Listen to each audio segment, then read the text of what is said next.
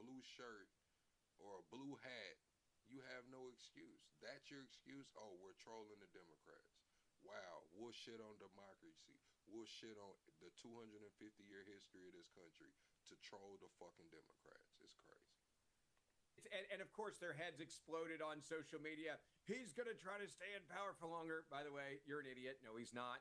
He's trying to become a king. Again, this is trolling you guys that are insane. He's not a king. We don't have a king in America. We don't need a Roger Federer or a Rory McIlroy for Rolex, okay? Like, we're the United States of America. Sometimes you win, sometimes you lose. That's how it works here, but we don't have kings here. So I agree. We got no kings in America. Democrats should be happy. Well, Mike Nellis, were you happy with Democrats in Congress roaring on the king of my country? Yeah, I think it was fine. I mean, I agree with something that Ben said, which is that the PR team that wrote that speech did a really good job. And maybe when Ben and Clay are looking for talking points to attack Democrats, they should hire that PR team instead of the one that's telling them to make the same joke about No King's Day, because I don't think that's going to get anywhere with the American people. That's a great joke. That is a really great joke. It's a great joke. No, it was a great joke. It was a great joke when I heard it. No. It was a great joke when I heard it the first time yesterday, and it wasn't a great joke 1,000 times later because it's the only thing that you guys have right now. So it's just sort of silly to me that you guys are going to repeat it over and over again. But look, somebody said it earlier that said it in the House. Seems like I have no problem with them respecting the king coming. When we say no kings, we mean for America only. What you doing over there, I really don't give a fuck. That's me personally. Now, we can talk about, well, what about the regime change? And what about all of this, Plug? What about spreading democracy across the world? I get it. I get y'all point. Point well taken. But for me, my personal opinion, I don't see anything wrong with them showing the king respect, either side. Trump came out. He had them dress up like revolutionary soldiers. I don't have a problem with them showing the king respect. But I honestly, I think it's the money that they're respecting. The reason, it was kind of a subtle disrespect, and then they overcompensated it for it. Because remember, they flew the Australian flag. King Charles was supposed to come. They put the Australian flag up, which is really disrespectful. And now I believe they're trying to overcompensate for it by having them dress up as like the Royal Guard and all that. Like kind of significant. I have to say, Mike. I didn't interrupt these guys. Can I get a chance to make my point? But I would just say, Mike, on that point, if the purpose, as Ben Ferguson said, was to troll the libs, you are sounding deeply trolled. No, I'm not. I'm not deeply trolled. I mean, I think the point that I was. No, I think the point that I was going to make, though, is somebody said earlier that Donald Trump was loving this whole thing over the last couple of days, which of course he is. Like, he loves it because he's at the center of the attention. He gets the idea of hosting the King of England, which makes him feel important. But nothing that's happened in Washington in the last couple of days has anything to do with the average American. And people are struggling right now, so they watch a lavish ball. Donald Trump's talking. Chad, we need 26 likes, man. We got 7 minutes to get 26 likes. Everyone double tap the screen, shut a live out, Chad. How do y'all feel about King Charles? Is he an influential figure or not, Chad? Influential figure or not? How do y'all feel about King Charles, man? We got to get these 24 likes before the next 7 minutes, though, Chad. Double tap that screen for me. Talking about building his ballroom now with taxpayer dollars, thanks to Republican members of Congress. I think people are frustrated when they see this stuff. So I thought King Charles did a great job. I thought it was great to have a real diplomat here give a good speech that actually made a little bit of sense and articulated the values I think the vast majority of Americans have. But I'd like to see this country get back to the actual work of improving this economy. And that's what I care about more than anything else. Clay, let's just switch gears slightly to this huge event, which has already, the news agenda's moved on, which indicates just how crazy the news agenda is these days. But the White House Correspondents' Dinner with this appalling latest assassination attempt, which could have been an absolute disaster and massacre. You have been criticised and praised, I have to say, probably in equal measure, for posting on X after leaving the dinner, after the shooting, leaving the White House Correspondents' Dinner, and look at the signs these left-wing CUNTs are holding up outside. And the image showed protesters holding signs saying, "Death to tyrants." Now, given all the debate about rhetoric and the rest of it, obviously you fired that off when you were genuinely angry, and I don't blame you. I think people are holding out signs saying "Death to tyrants" when someone's literally trying to kill half of the cabinet, as appeared to be the mission there, is, extremely triggering, I would think, for a lot of people that were guests there and were fearing for what may be happening. Do you have any regrets about what you posted, or do you double down on that? Mud Butters, what up? I would quadruple Darkin, down what on up? it. One of those signs said death to all of them, in addition to death to tyrants. No, I mean, AR, what up? Everybody welcome in. Everybody hit the like button on your way in. We're 22 likes away from 100. Let's hit 100 likes. We got 5 minutes to get to 100 likes. What's up, AR, Darkin and Butters? I hope y'all having a good day. if you look on the right side there, death to all of them. That's what I said. That's what I saw immediately when I came out of the White House Correspondents' Dinner. And I think, unfortunately, those two protesters are emblematic of the motivations that this 31-year-old, highly educated, two-family household, two-parent household, Democrat put in place to justify trying to kill President Trump. He accepted the rhetoric of these guys as justification. He thought that he was a hero. And look, Piers, we're talking about the history of the United States and Great Britain. I'm reading. I don't know. There's something to this guy, this shooter. They're saying that he didn't let off shots in the building, but there's something to this guy, man.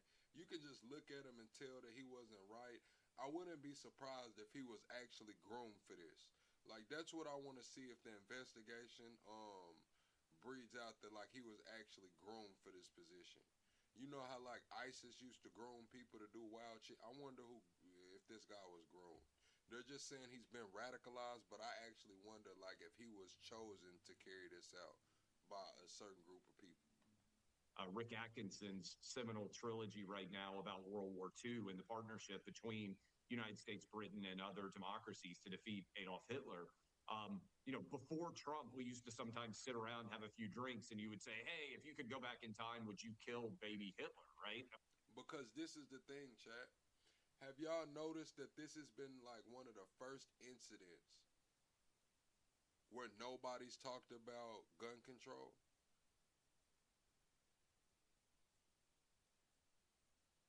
Nobody's talking. It went straight to the ballroom. It went straight to FISA, and the mass surveillance. Nobody talked about gun control. Every other shooting incident, every other attempt like this, gun control dominates the conversation. Nobody spoke about gun control in this situation. I mean, that was a real debate that people would have. And you would answer the question one way or the other. For 10 years, Democrats have been saying that Trump is Hitler, that he's an authoritarian, fascist dictator. And that might just be a rhetorical argument for some people. But this guy, I mean, he's kind of an interesting test case. He went on Twitter from mostly posting about playing video games and obviously being a bit of a science nerd to being willing to die.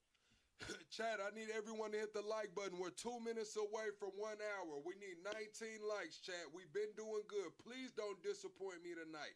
Everyone, double tap the screen. Go to the top, hit the 3 dots. We got to get to 100 likes right now. Trying to kill as many people from the Republican Party as possible. And let me say this, Piers. I was there too, so I understand his motivation. It didn't surprise me. Supreme Court, the Secret Service performance was indefensibly bad. And so I don't know why more people aren't talking about this. On video, a guy with a gun comes running full speed right by the guys who were supposed to be stopping him.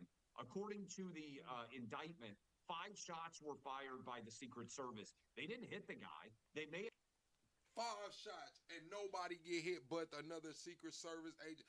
5 shots. This nigga just ran through here with a shotgun, a 38 revolver, and some damn knives. 5 shots rang off and he ain't fucking dead. Man, come on, Chad. Give me a break. Give me a break, bro. Give me a break, bro. 5 shots go off in here and ain't nobody's dead. They took this nigga without, might as well say without incident. Face down, shirt off. Zoomed in on the camera photo. 5 shots rang off and this nigga made it out. Secret Service, who is trained to shoot to kill. Secret Service, trained to shoot to kill. 5 shots, bro. 5 shots.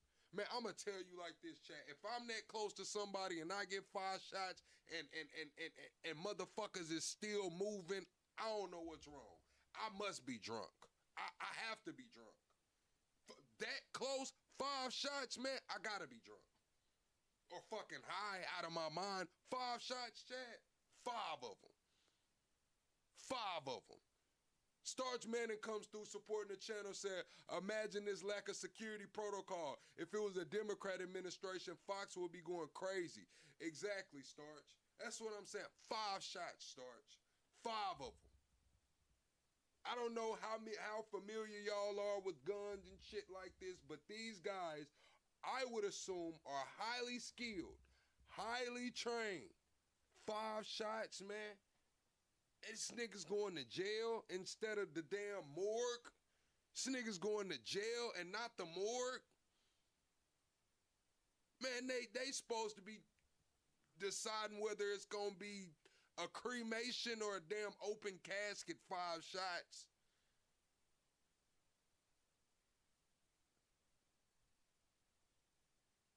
They have hit another Secret Service agent. We're not even exactly sure who did. And the guy might have gotten all the way down to the ballroom. We don't know if he hadn't tripped and fell.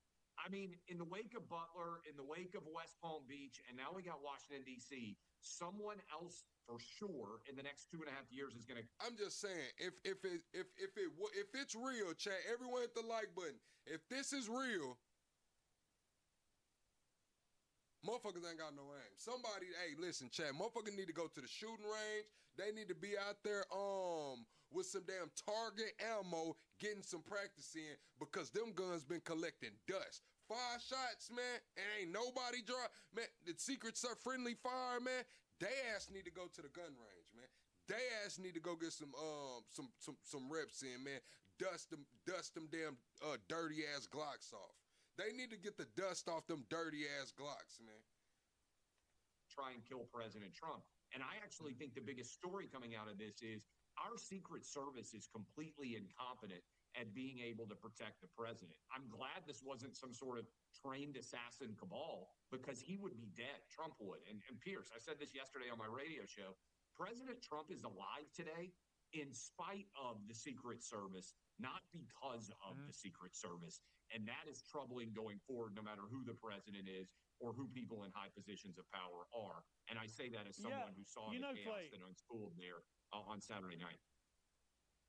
Yeah, I completely agree. And I think it is being said this, because if you think about it, the Butler, Pennsylvania shooting, where he actually got hit and somebody got killed, the first place. Chat, we're 7 likes away from 100. I need everyone to hit the like button right now, man. Y'all doing me dirty, chat. Y'all doing me dirty. You done came in the club. You done came in the house, took your shoes off, sat on the couch, looked around and shit, and ain't hit a like button. You didn't say what's up. You didn't speak to me or my chat. I don't know what's going on. Who raised y'all? Who raised y'all? Surely the Secret Service would check nobody was hiding. Yes. Would be a rooftop 125 yards away from the stage, right? And then the golf course one, which I still find I scratch my head about.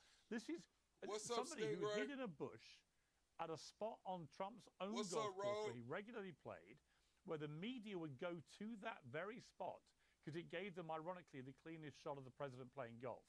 And if it hadn't been for one Secret Service. What's up, Tiffany and Matthew Steven? You can double tap your screen. If anybody's watching on the phone, you double tap the screen, or you can go to the top and check out the 3 dots. Thank you to everybody who's coming in here. If you're a first timer, put first timer in the chat, and my mods will make sure that you feel welcome, man. Welcome to Plug Nation, man. This agent who spotted the barrel of this rifle coming out of the bush, Trump would probably have been killed that day. And now, third time, you have this they guy. fired at him then, missed him. The only reason we caught him was because a woman in the parking lot wrote down his license plate number. That guy got in the car, drove away, and was like 50 miles away. We're not downplaying the sitting president getting shot at 3 times. We're not downplaying that. First of all, the FBI was blocking the investigation into Thomas Crooks. So we didn't downplay it. The administration downplayed it. We wanted to know about Thomas Crooks. We wanted to know everything from the moment that shit Hell, he was old enough to think on his own. We wanted to know about Thomas Crooks. The administration downplayed Thomas Crooks. Trump didn't even talk about Thomas Crooks anymore. He talked about NNA wars, but he never talked about getting shot in the fucking head. He never talked about it. He would get up there and do 3-4 hour speeches and just never talk about getting shot in the head. Oh, my bad, B1. I'm surprised. Right, it's infuriating to me nobody's talking about this. I agree. The point, to finish my point, is just that, okay, you got the rooftop would be the first place you'd check. Jerry says, you're a loser, and you're sitting here watching me. So what does that make you, Jerry? What does that make you, Jerry? I'm going to ask you to unhand my shit, Jerry. It seems to me like you might be a little too frisky in here, Jerry. Okay. That part of his golf course would be the second place you'd check, but they didn't. And here you've got a guy who's checked himself into the hotel on the Friday, armed to the teeth. And you're like, how is that even possible? This is bureaucracy. Let me give you an example. I wish I had said this before. I go to the Atlanta Braves baseball team, Major League Baseball. My kids are Monster fans. I'm a fan. There is a hotel with room. Chat, I seen the other day you could have bought tickets to the Mets versus the Nationals baseball game for cheaper than a Crunchwrap Supreme. A Crunchwrap Supreme costs more than tickets to a damn Major League Baseball game. That's crazy. Rooms that overlook the stadium. The Atlanta Braves security comes and checks the rooms to make sure you don't have guns in those rooms before every Atlanta Brave baseball game. How the hell do the Atlanta Braves have better security than the President of the United States? They didn't go around to the hotel rooms and check and see, hey, let me make sure that there's no one with guns or, God forbid, bombs staying in this hotel. It's crazy to me. Yeah. You said the Mets and Nationals are cheap. Man, listen, I don't give a damn if it was a Little League game, man. Then we talking about going to watch a professional baseball team play for cheaper than a Crunchwrap Supreme. I don't care if they ass or not. Them being ass isn't the problem. A Crunchwrap Supreme being damn near $7 is the problem. That's the damn problem, chat. I'm going to tell you, chat. Where the hell did I go?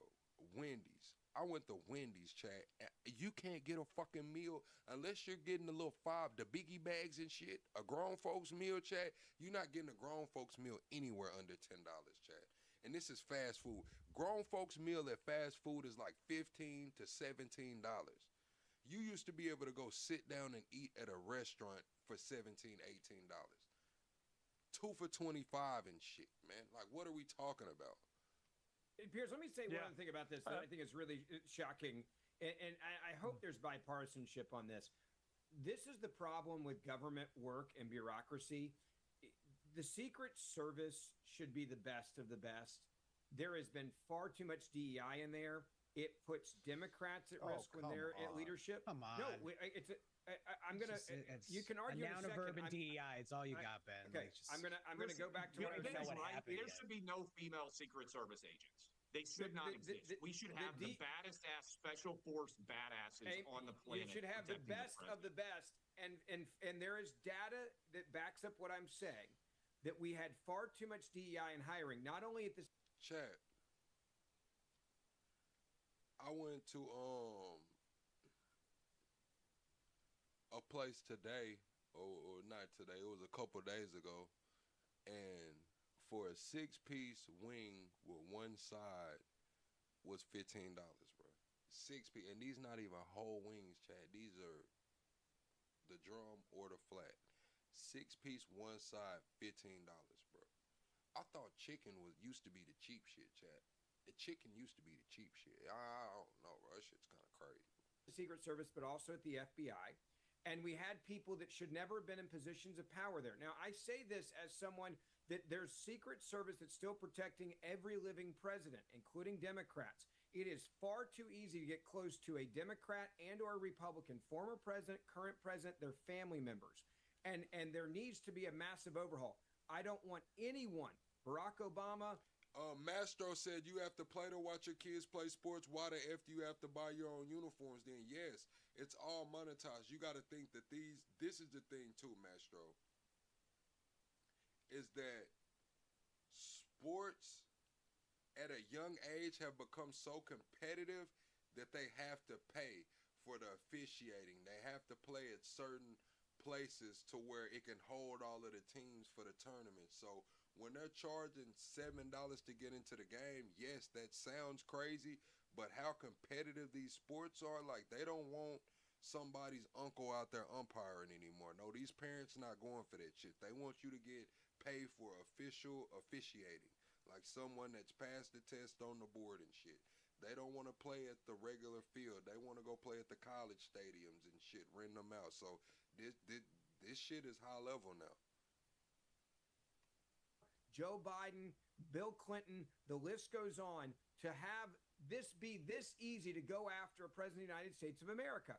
And part of this is clearly a massive failure.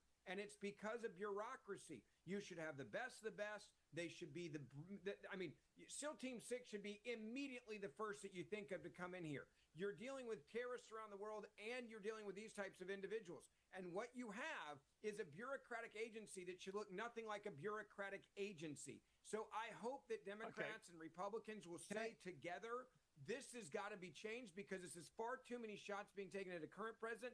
And by the way, there will be a Democratic president. I want them to have the baddest ass people around them, no matter who in here on the fake big niche profile. Who in here on the fake big niche profile? That's crazy, big niche. You got a doppelganger in here. Somebody on the fake big niche profile is crazy. Kamala Harris in there. I want them to be safe as they can possibly be everywhere they go, including their staff, including their cabinet members, including the vice president. I don't care about politics. They need to be safe, and clearly right now there's a massive lapse. Can I jump in here for a second? Because Okay. Mike Nethers first, then check. Yeah. Yeah, I mean, look, I agree that the Secret Service should be the best of the best, and I think we should wait to find out what actually happened instead of making assumptions based on the limited information that we have right now about what happened Saturday night. You got a video of the dude running past. Are you saying yeah, that was good security? Congratulations. You can look at a video, Ben, but Donald Trump and the rest of the administration are saying the Secret Service did their job, so why don't we let there be an investigation? Before you guys do what you always do, you blame it on DEI. When the plane crashed just a few weeks after Donald Trump was inaugurated, I was in D.C. that day, they blamed it on DEI too, so it's just ridiculous. Like, let's figure out what actually happened and then make a determination. And they fired 5 times Mike and missed him. And may have been another Secret Service agent. And may have only captured him because he tripped. Why don't you just wait and let the people whose job it is to figure out what happened actually figure it out, instead of just making an assumption and going back to the bullshit talking points? Like, it's ridiculous. Let law enforcement do their job and let them make their improvements. It's not a bullshit talking point. Us wanting to protect Democratic president is not a bullshit talking point. The problem is you guys want to make assumptions about everything. Like, it's just lazy. So what grade would you give? You said no one made the world hate America but your president, Donald Duck Trump. Man, y'all been hating America. Let's cut the shit. Let's cut the shit. Now Trump amplified it. We're not gonna bullshit. Yes, Trump amplified it, but let's cut the shit. Y'all been not liking America, man. Just say the shit, bro. Yeah, but Mike, let me ask this. Wait, let me ask this. What grade would you give the Secret Service over the last? Chat, everyone hit the like button. Last 2 years, would you give them an A or a B? No, or I wouldn't. C? I wouldn't give them. No. I wouldn't give them an A. I'm not saying the Secret Service is doing a good job, but I don't know what I would give them. I don't have access to the information. You guys are the ones that are just making. A guy on a roof, give him an F, like whatever. The president, and no one watching that roof. You can't grade that as an F. I agree. This is why I say it's DEI. You guys are obsessed with. No, you see, you're blaming it on DEI. You don't have anything to back that up. It's just lazy. You guys have the same 3. That's what I'm saying. Kind of like what he's saying right here. That's the word. Even before Trump, y'all would call Americans lazy. Y'all would call Americans stupid. Y'all would call America all this and that, bro. Like, let's not act like this is just some new shit, bro. Y'all been saying we've been bullying the world. Y'all, let's cut the shit. Cut it out. Cut it out, man. Cut it out. Chat, hit the like button. Cut it out, man.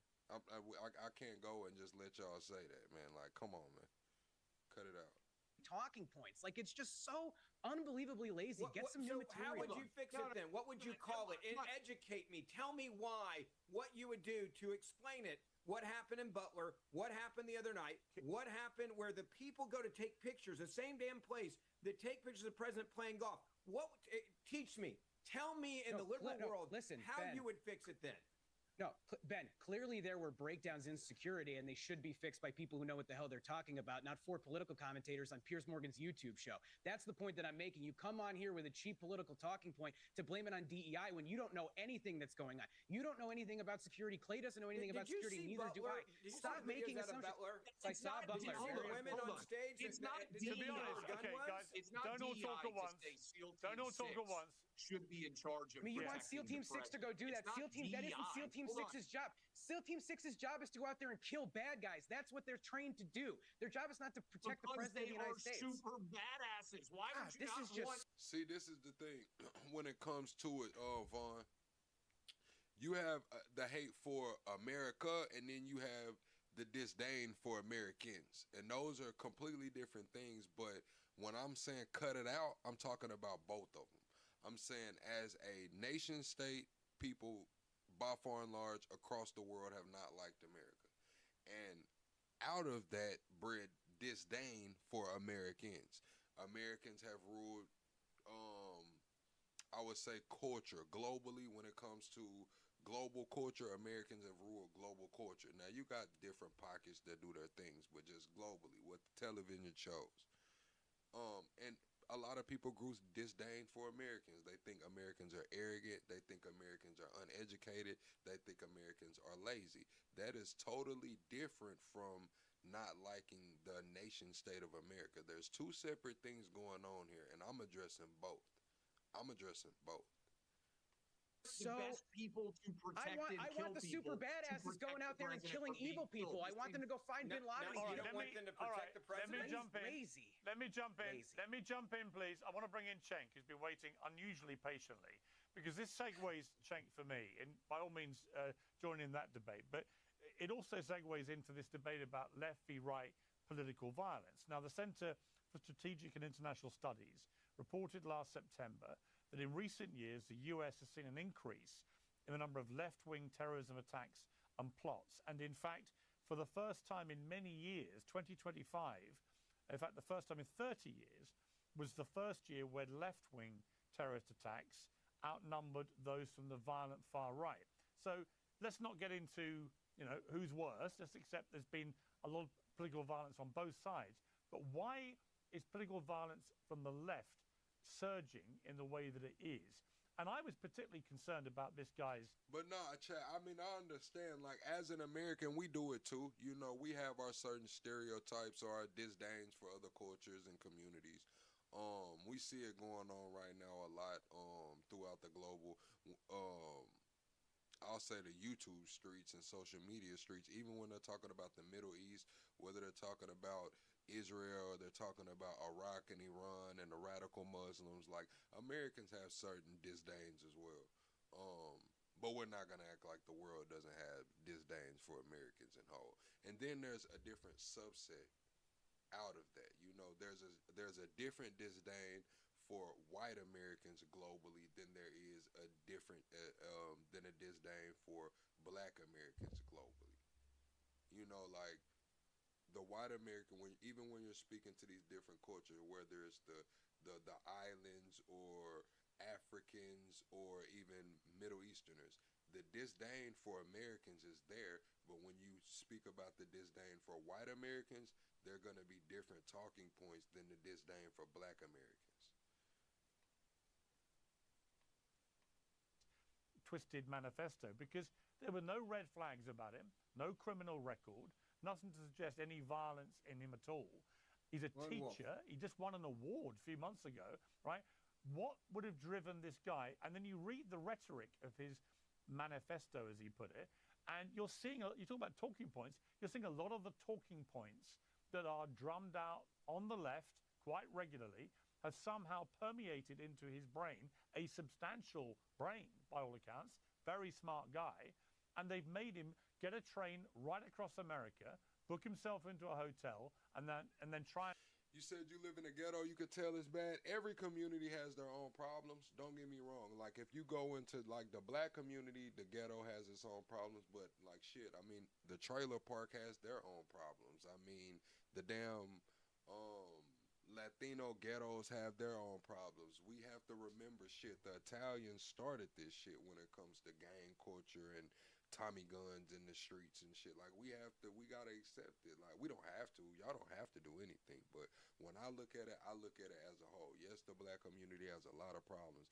These are generational traumas. I'm not gonna shy away from that.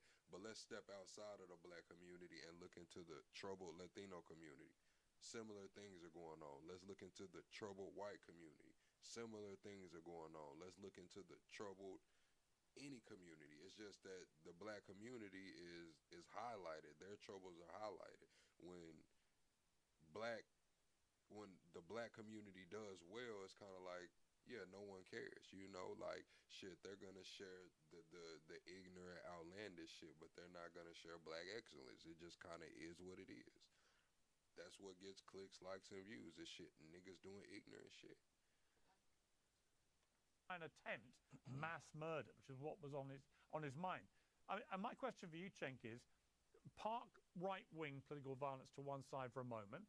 I'm not pretending they don't have a similar issue. It hasn't been worse historically in the last 30 years. Focus just for this on this particular guy. And I'm just saying, no matter which community you go into, in an impoverished community, there's going to be the same things. There's going to be rampant prostitution. There's going to be rampant drug use. There's going to be broken homes, and there's going to be violence. It doesn't matter what race you put on it. It's poverty. It's poverty. That's what it is. That's what happens in impoverished areas. It's just that the whites aren't going to highlight their impoverished areas. Why would they? The Latinos, some Latinos highlight their impoverished area, but those are the Latinos that kind of align with black culture.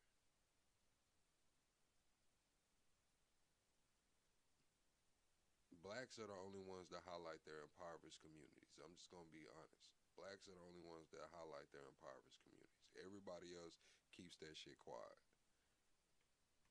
Coming off the back of a year where left-wing political violence has overtaken right-wing violence for the first time in 3 decades.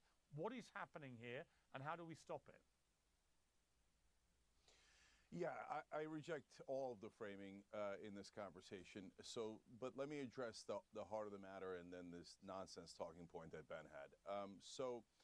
Number one, I abhor violence. Political violence is intellectual surrender. That's saying I'm pathetic. I don't know how to win a debate, so I'll resort to being a savage and doing violence or terrorism instead. So I hate it on the right, I hate it on the left.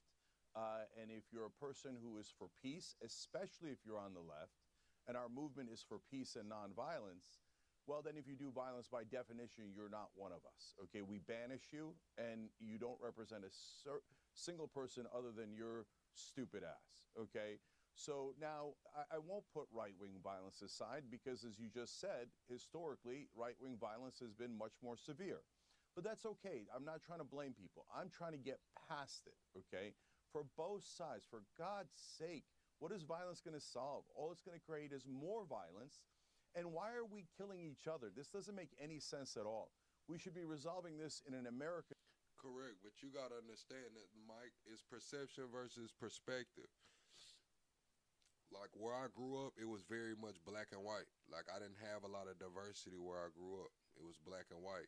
Now I got a friend that I just spoke with him earlier today, and he in LA right now. Like, he's in Cali, and like the neighborhood that he lives in is Mexicans, and they don't fuck with the blacks over there. So every time he goes outside, like, he has his hoodie on, he's in and out. Like, when he's on his way into his crib, like, he makes it straight into the crib and shit. Like, he just said he seen a black dude with his head with his damn brains blowing out, laying in the damn middle of the breezeway. This was probably like 3 months ago. I told him he need to move out of the neighborhood, but he's a victim of circumstance right now. He just can't move around. Way, and that's through debate and politics and winning the day through your arguments. So, and both sides have gotten out of hand, but who, on the left, are there people egging on violence? I literally never see that, right? That doesn't mean that it doesn't exist, and now I'm disheartened to see people on the left doing it. On the right, we all know Donald Trump has historically said violence is great, that you should beat up people who he disagrees with, and he'll pay the legal costs. And Donald Trump encourages kind of rhetoric from day one, and I don't think it's healthy. I don't think it's healthy for him or for anyone else. Now, I do think that Secret Service failings. Well, hang on. Yeah. Hang on. On that point, I know it's relevant to what you just said, because we actually have a mashup of Donald Trump talking in the way that you're describing. Let's just watch this. Knock the crap out of him, would you? Seriously. Okay? Just knock the hell. I promise you, I will pay for the legal fees. I promise. All right, chat. We're 25 likes away from the next like goal. Let's smash through the next like goal, chat. Double tap that screen for me like this. Or go to the top and make sure that you click the 3 dots and hit the like button, man. Chat. The enemy from within. Make sure y'all do that for me. And me. the enemy from within, in my opinion, is more dangerous than China, Russia, and all these countries. Now, if I don't get elected, it's going to be a bloodbath for the whole. That's going to be the least of it. It's going to be a bloodbath for the. So, they're saying Putin's giving pushback, saying if Trump resumes military strikes, he's going to have grave consequences, and he's in support of Iran. China's also saying that if Trump doesn't remove the blockade of Cuba, well, they're requesting that he remove the blockade of Cuba, and said that they're there to support Cuba, defends its sovereignty, and help Cuba with security. So, Trump's response to that is a long-term blockade, as of the messaging that's been coming across as of today and the last few days.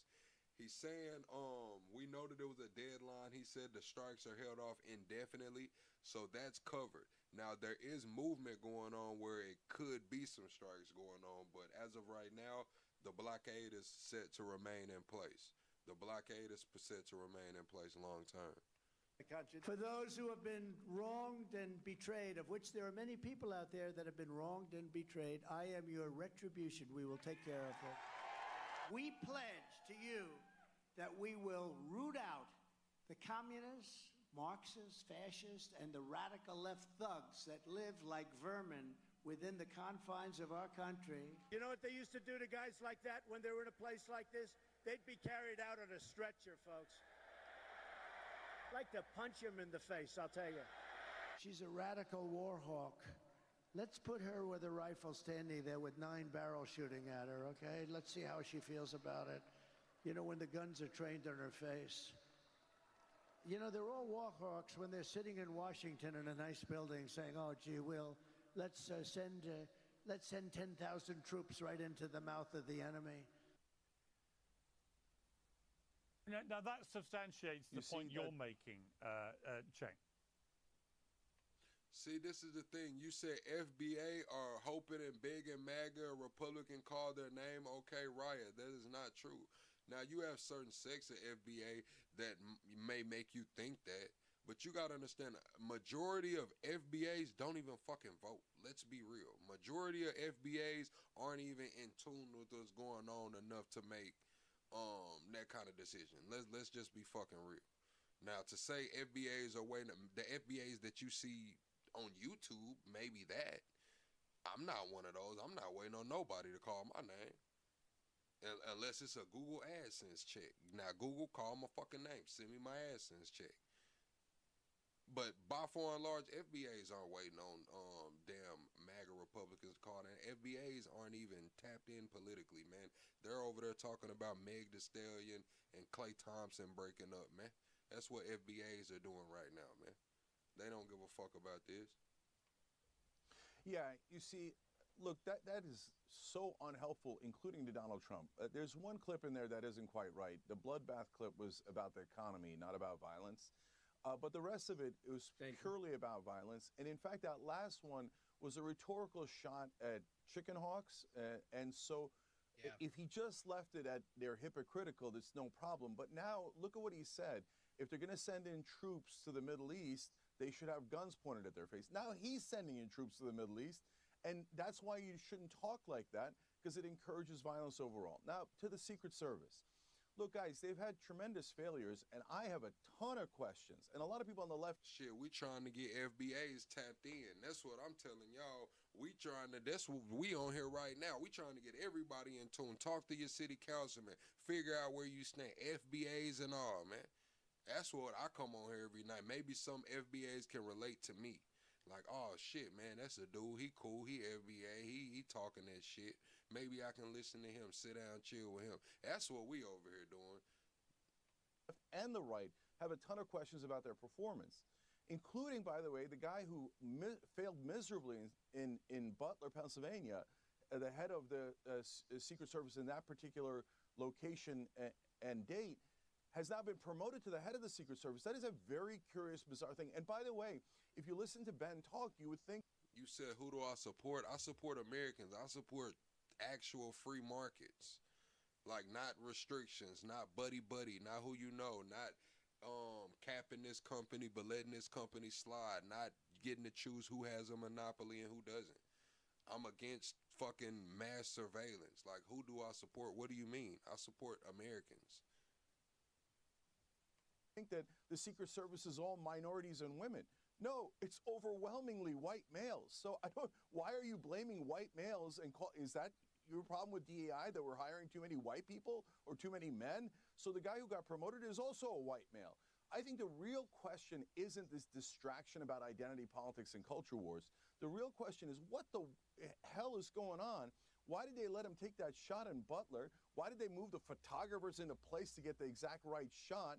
There's a lot of people on the right as well as the left going, that Butler, Pennsylvania shooting makes no sense at all. And we're not saying we know who did it and what happened. What we're asking is, why isn't our government... See, this is the thing, Jason Braun. You say, am I right or the left? I'm neither. I'm the voice of the politically homeless. I don't care if you far left, far right, liberal, conservative, alien, Marxist, fascist, alien, and NPC, man. I don't give a damn about any of that. I'm not here to be clicky, buddy. I don't need a friend.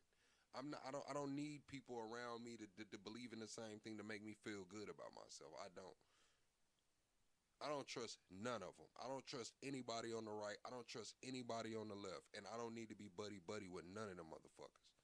Honestly. A lot of this shit, tribalism, is because motherfuckers didn't have any friends. Motherfuckers never had a true friend, was never a part of something, couldn't make the basketball team and shit. Now they feel like they have a place to belong. Motherfuckers should have joined a book club or something. Care about shooting of the president. Why doesn't Trump care? Trump never talks about it. Normally, Trump would be going crazy about what a hero he is, etc. When I talk about bureaucracy and DEI, it's not just women. There's social promotion of men of certain, whether it's skin color or political beliefs. You've made that agency. But the Secret Service is overwhelmingly white, Ben. So, like, is it... Let me at least finish what I'm saying. If you're getting promoted because you're a bureaucrat, because you're a liberal white guy, okay? Oh, God. Then that's you think there's DEI for liberal white guys in the Secret Service? The white guys are liberals. That have been in our government have been promoted. Is there no bounds of reason? I do. I absolutely believe. This is like, come on, like, let's look at this panel right here, chat. Like, let's be honest, chat. It's not a fucking cool kid on the panel. I'm just gonna be honest, chat. And that's what I mean by the sense of belonging. We can say, oh, Plug, that's so surface level, but look how surface level politics have become in 2026. Look how surface level this administration is, man. This shit is buddy, clicky. Who's gonna wear the Sperry's with the fucking Nike socks pulled to the top in school, man? Let's be honest, man. Look at this panel, chat. Who do you think was fucking cool in school, man? It might be one person on the panel that was cool. It might be one person, bro, that had some fucking friends, man. Everybody else was at the lunch table eating their goddamn apple alone, man, drinking the white milk. Let's be fucking real, bro. You guys are getting creamed in the midterms right now. You have nothing. Nothing. I'm going to finish my point. I'm going to finish what I was saying. Nothing but culture war crap. It is a failure. Culture war bullshit, identity politics nonsense, nothing.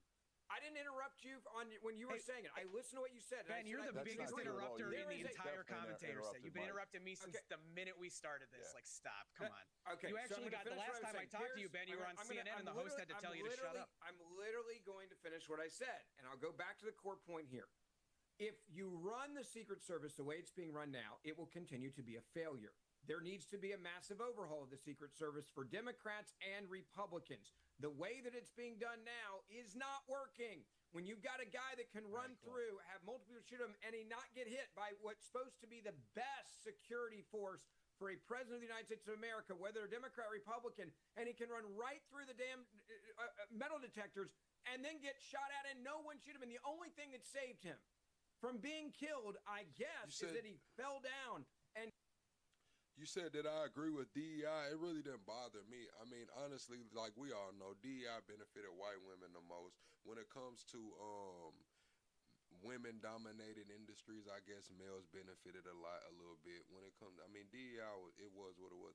It was supposed to serve a specific purpose. I believe everybody should get a shot. Now, if everybody's not getting a fair look because of what would I call it? People hire and want to work with people who they identify with. So in theory, yes, DEI was supposed to be there to give everybody a shot to at least showcase their talents or whatever. But honestly, I mean, the shit didn't benefit me. But the way they handled DEI afterwards is kind of crazy. It's like after DEI ended, thank you, Starch Manning, comes through supporting the channel. I'm gonna read that comment in just a second, Starch. But when it comes to DEI, it was the aftermath for me with the DEI. It was the true racism and what it really meant showed after the fact, with the removal of all of the history, all of the civil rights history, the removal of statues, just the even the rhetoric. It was like, oh shit, was it really about merit-based or was it some other shit? You know what I'm saying? Like, because the whole DEI thing encompassed a lot, and a lot happened after the fact, and I think people just don't look at that. Starch Manning says Trump non-qualified ass administration is worse than what these guys think DEI does. DEI was just a safe way to say racist comment. Thanks, Starch Manning. Most definitely, man. Like I said, in theory, DEI was supposed to be everybody got an equal shot, but it's like shit, after they removed DEI, like I said, the policy, you just seen what kind of happened afterwards. It was like, oh shit, that's how you really felt. And save people's lives in that room. Like, let's not act like the Secret Service is above reproach here. And there has to be a moment where we say, no one is saying that they're above reproach, Ben. Ben, nobody is saying that the Secret Service is above reproach. You're just making it about stupid identity politics because it's all you have. Let me jump in. I want, because we've got a very slight delay from me to you guys, so I just want to make sure we can get to other stuff here. Clay, obviously Trump says a lot of incendiary things, and his language about Iran, for example, talking about wiping out the whole country and all this kind of thing. All of that is what I would categorize as unnecessarily over-the-top political violent rhetoric. And all of it permeates down to disturbed minds in some way. I'm a firm believer in that. See, this is the thing. You said truth is no Republicans have ever made racist remarks. You're fucking lying. That's what I hate worse. I hate an undercover racist, man. I'd rather you just be overt with it, man. All that covert racism and shit, what you scared for?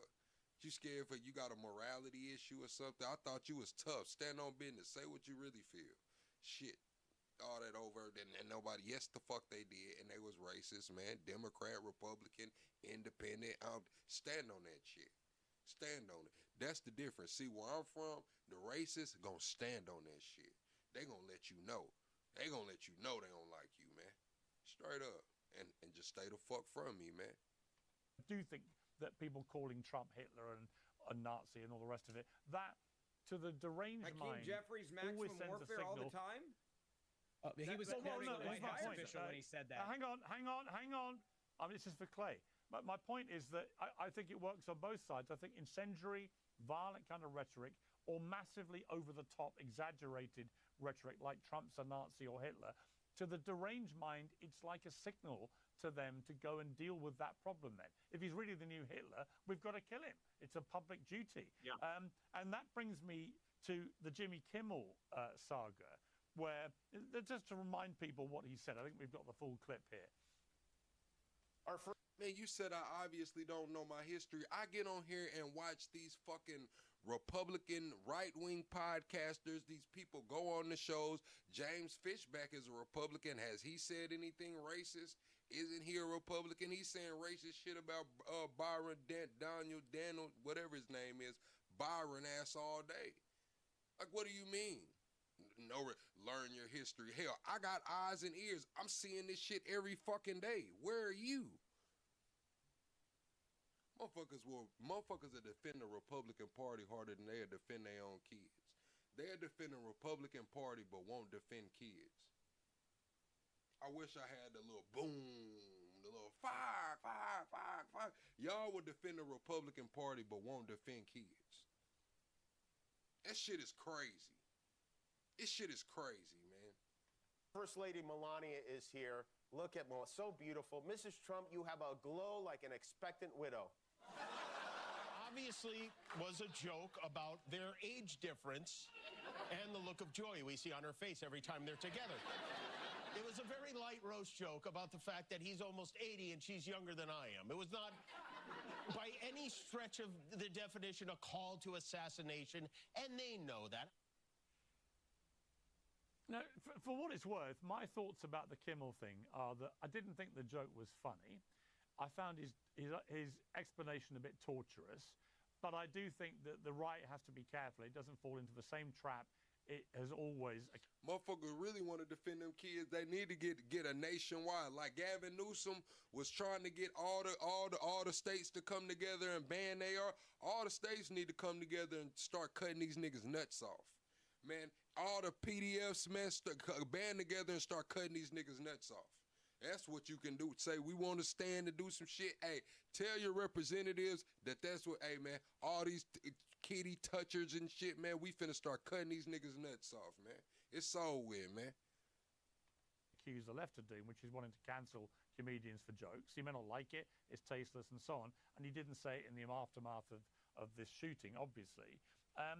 But at the same time, Clay, it plays into this whole debate that everyone's having about violent rhetoric. And I would say that Kimmel's a hypocrite because he wouldn't have said that about Michelle Obama or about Jill Biden. He wouldn't. He wouldn't have done that joke. And he could easily have done it about Jill Biden. Exactly the same joke. When it was obvious that Joe Biden... See, when I get to saying that real shit, everybody want to leave. They don't want to hear that, man. They don't want to hear that because they know they got some fucking touchers around them. They know that one of their cousins or their uncles or something, man, might just be a fucking toucher, man. So when I get on here and I say some shit like, hey, look, Louisiana cutting these niggas nuts off. They doing physical and chemical castration for all of these kitty touchers, man. That's some shit that we can get. What do we need? 2/3 of the states to sign off on it? Nah, motherfuckers want to leave. Now you want to swipe up on the live or go click on something else because you know you got a little cousin that's freaky as hell over there and you don't want to see him get his nuts cut off. You know your little brother or uncle or something might be fucking around. You want him to have his nuts and shit, man, so you leave. You swipe up, man. Yeah, shit hit a little too close to home. Biden was a walking zombie and Jill's a lot younger than him. But he never did.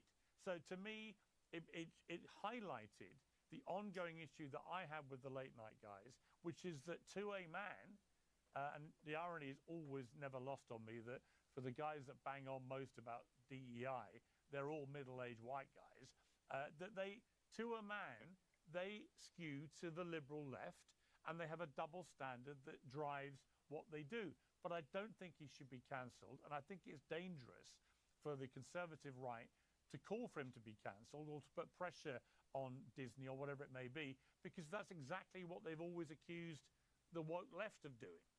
Your thoughts? Yeah, look, the punchline is Melania hates President Trump and is going to be excited when he actually dies, whether it's of old age or whether it's because somebody kills him, right? I don't think that's a very good punchline. I don't think it's a particularly funny joke. And I agree with you, Piers. Never would have been said about Michelle Obama, Laura Bush, or certainly Jill Biden. Now, they probably... So what I'm saying, Chad, that's one thing we can't get behind. It's already precedent set, Chad. That's one thing Louisiana's already doing it, man.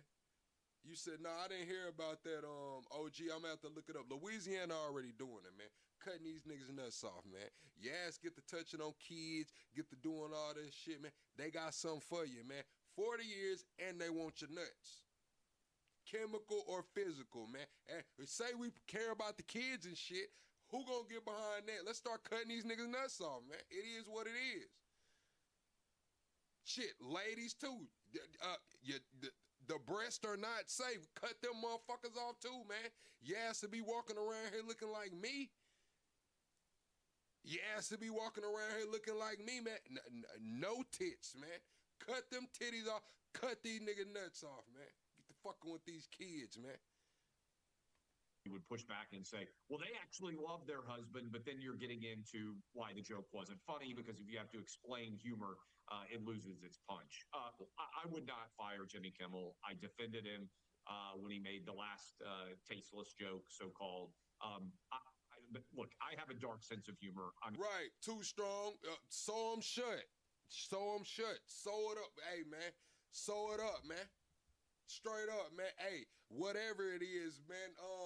The damn barbarism, hell yeah. Louisiana cutting these niggas. Ain't no way else to protect the kids. Motherfuckers touching kids, getting convicted of raping kids, man, and getting out in 6 months with their nuts fully intact. Talking about they spiritual leaders and shit. No, hell no. Hell no, man. Hell no. Because when we cut them nuts off, you ain't going to want to come out of jail.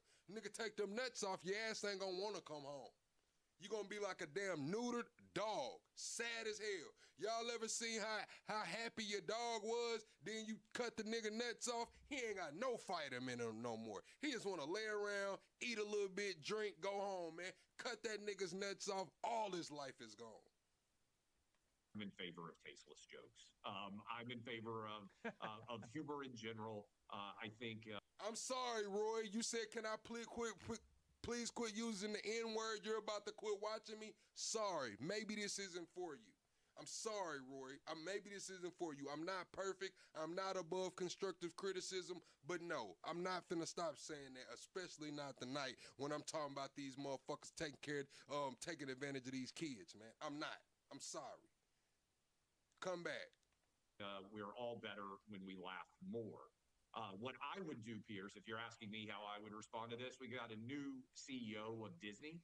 I would actually defend Jimmy Kimmel by setting forth the new precedent, and that is we're not going to fire people for Hit the like button, or because cancel culture comes for them. I've got 2 examples recently inside of...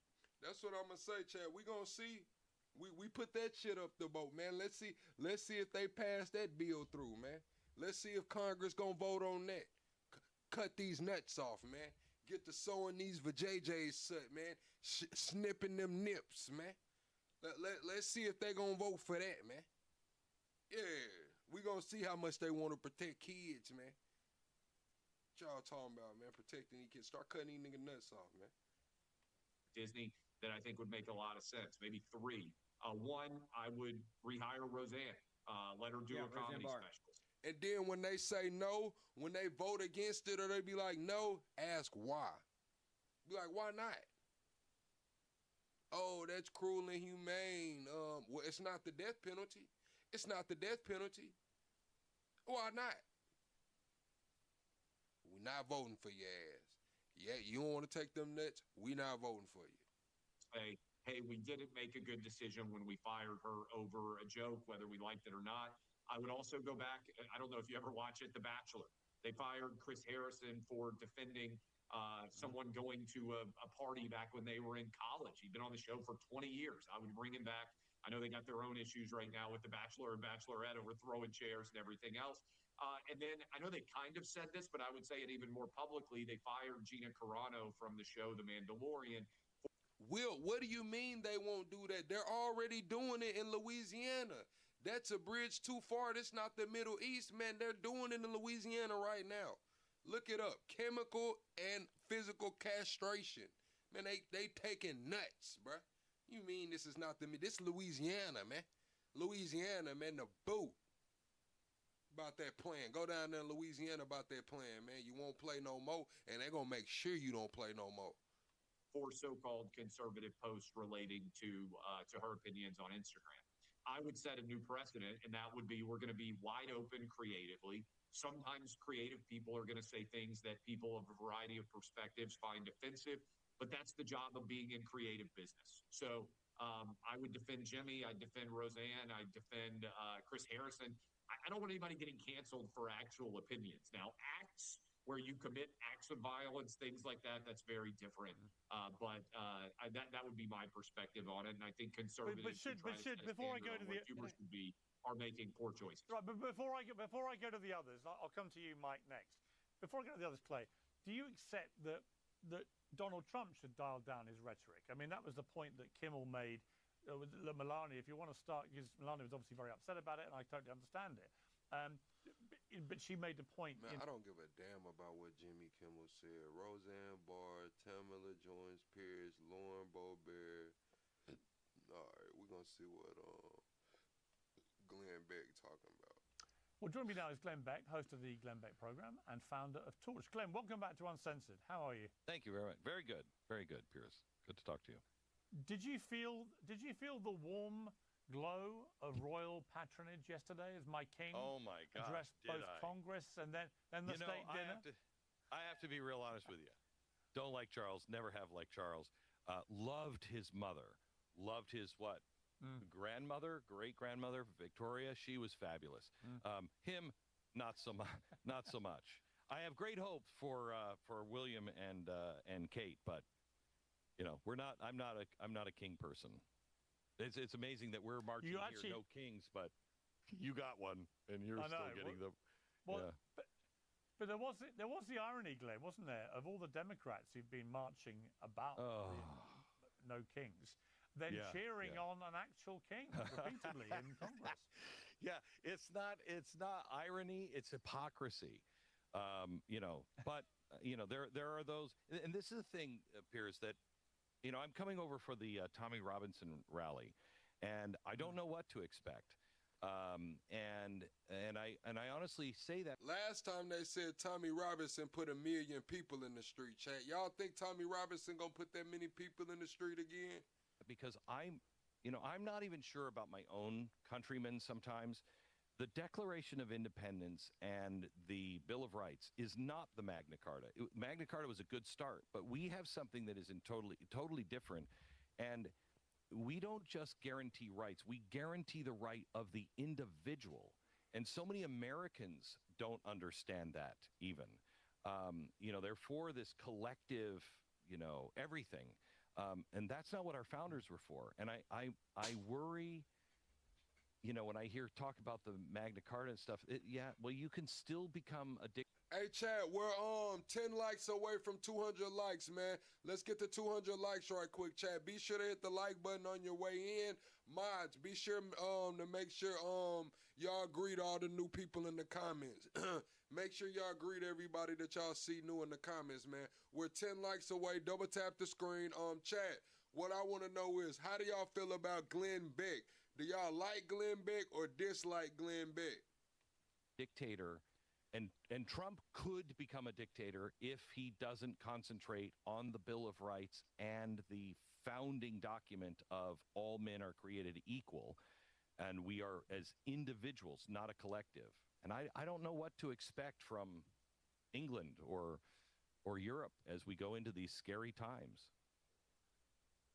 Well, let's talk about Tommy Robinson then, because I saw that you posted, I'm going to head to stand shoulder to shoulder with Tommy Robinson at Unite the Kingdom rally on May the 16th. What's up, AJ? Excited and proud to do so. How much do you know about Tommy Robinson? I think I know enough, but not as much as you know. I've seen him over the years change a great deal. I think we all have. And I'm gonna say this, man. It looked like Glenn will sell a lot of chicken, bro. It looked like Glenn will slang some chicken buckets out that window, man. Glenn looked like he'll sell a good used car too, Chad. I mean, I'm talking about low mileage. You probably got another 300,000 out that bad boy, man.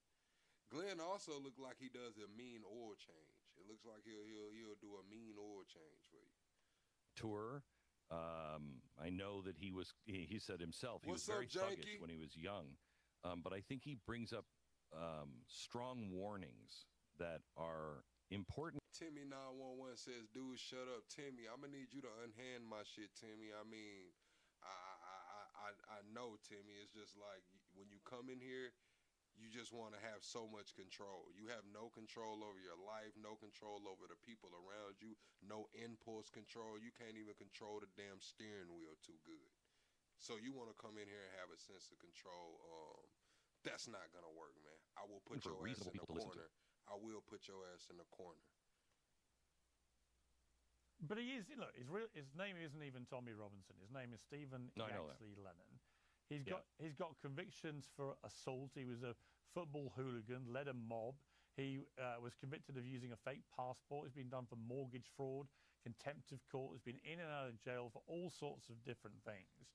And I've got a feeling that most of America, most of the conservative right on the American side, sort of either don't really know this about him or just are prepared to turn a blind eye because they're kind of locked in. And forgive me, if I don't want to include you if you don't recognize this characterization, but there's a growing sense, I said it on Hannity's show last night, of Britain being overrun by Muslims, overtaken, we're becoming an Islamic state, and so on. To which I say, well, we have 5% of our population is currently Muslim. And I live in London, which is an incredibly multicultural city with... You said Glenn is not a conservative. What is he, a libertarian? What is he? Several million Muslims living in it. I just don't recognize this portrayal of my country or my capital city as being overrun by Muslims. But this is what Tommy Robinson wants America to think. And he's over here all the time, doing podcasts and interviews, talking about the country being invaded, being overtaken. Now, there are legitimate questions about immigration. You said Glenn looked like he wore a do-rag too long. I can see Glenn on a Harley, man, or a gold wing, man. I can see Glenn on a gold wing, chat. You know what I'm saying? The gold wing, boss hogging the lane, got the speakers blaring and shit, do-rag on. I could see that. Immigration, both legal and illegal, which I absolutely agree with. I also think, and I've said this before, that Robinson was one of the louder voices calling out this absolute disgrace of the grooming rape gangs, and he was right to do so. But I'm not sure I'd be comfortable when even Nigel Farage, head of the Reform Party here in the UK, I'm in New York at the moment, but even he doesn't stand shoulder to shoulder with Tommy Robinson. Does that not give you pause for thought, Glenn Beck? Sure, it gives me pause for thought. I've talked to Tommy. I mean, he has told me all of the things that you just said. He called himself a hooligan, said that he had made huge mistakes, et cetera, et cetera. Oh, yeah, Chad, we're 25 likes away from the next like goal. Sylvia, we got to hit the like goals, man. Thank y'all for 200 likes, but we got to hit 500 on this stream. We go for 500 goal like every night, man. We go for the 500 like goal every night. So double tap that screen, chat. Boom, boom. Go to the top. Make sure you have hit the like button. But I don't know what he's standing for that I would object to. I mean, I'm a recovering alcoholic. I've made huge mistakes in my life. We all can make mistakes in our life. But I'm not sure, you know, because what I see here is an unequal application to the law and a warning of Sharia law. I don't have a problem with Muslims. I don't have a problem with people coming into the country. If, you know, as long as you want to become, in America, it may be different. I could move over to England and I'd never be an Englishman. You can move over to America and adopt our country and become a citizen, and you will become an American. So it's different. And I want that, but I don't want Sharia law. And that I think is the warning that he is giving, and the warning that people should pay attention to all over the West. You are seeing a group of people. I just saw, was it Denmark? 48% of those who are living as a newcomer and is Islamic, 48% want Sharia law. That's incompatible with the West. And that's the warning that I think people should hear. See, this is the thing, like that's a hot topic of conversation. And even when I was speaking last night, that y'all asked me about how I felt about Nick Fuentes, and I was speaking about that ism, I went and I looked into like the ism that he's putting down, and it's not good to me, Chad. Like, for me, he's saying he wants police in the streets. He no protest, like that's, we have a right to protest, like that's, and he's saying like all of that protest shit is over with. He wants police in the streets. Mass deportations, get everybody the fuck out. So yeah, like I said, as a content creator, he has a fan base. But when I go and I do my research, I look at like, okay, what is this movement about? What is the ism? Because when you look at these, not every streamer or podcaster, but a lot of these big names, bigger names, they do have an ism. Whether they tell you it's an ism or whether it's implied.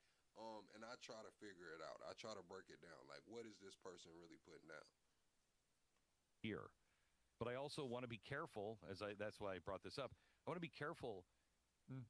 You can go wrong quickly if you get into us versus them. You can go wrong quickly if you are not understanding universal individual rights. We have to stand. What kept America from going fascist for so long has been we understand the individual right. And that I don't know how to judge in Germany or Europe or any place else, because you don't have, that's bred into us. We're losing it, but a lot of us still have it bred right deeply into us, that individual strength and love of individual rights that I don't know if the rest of the country has. I mean, my issue with Robinson, he refuses to come on. You said, how is London in trouble? See, this the difference, H-Buster. See, when we talking about America, you know, they say we're a nation built on immigration and shit. When we're talking about Europe, like, y'all can't even say that y'all a nation really just built on immigration. Like, this shit new to y'all, man. And I'm gonna be honest with you, H-Buster, them white folks scared over there, man. They don't want all them Muslims and Middle Easterns and Africans over there, man. Let's be honest. Call this shit how it is, man. That shit's unprecedented, man. My show, because he knows I'm going to ask him stuff he doesn't get asked when he does American shows, and he knows he doesn't want to get into that because it might even send him back to prison because he'll repeat. Shit, Europe is the final frontier, nigga. I don't know what you thought, H-Buster. They looking at it like Europe is the final frontier. You know, Europe is the final frontier. Michael Thomas said, would you? I don't have a fucking choice. Michael, what do you mean? Shit, it's America. They let everybody. This nation was built on letting everybody in. What are you talking about, man? You go through the proper paperwork and shit. I'm just gonna be honest. It's not my choice. Hell, if y'all want to know the honest to God truth, the raw and uncut plug, I don't want to live next to none of you motherfuckers. I don't like neighbors. I want to step out on my porch and piss in the morning.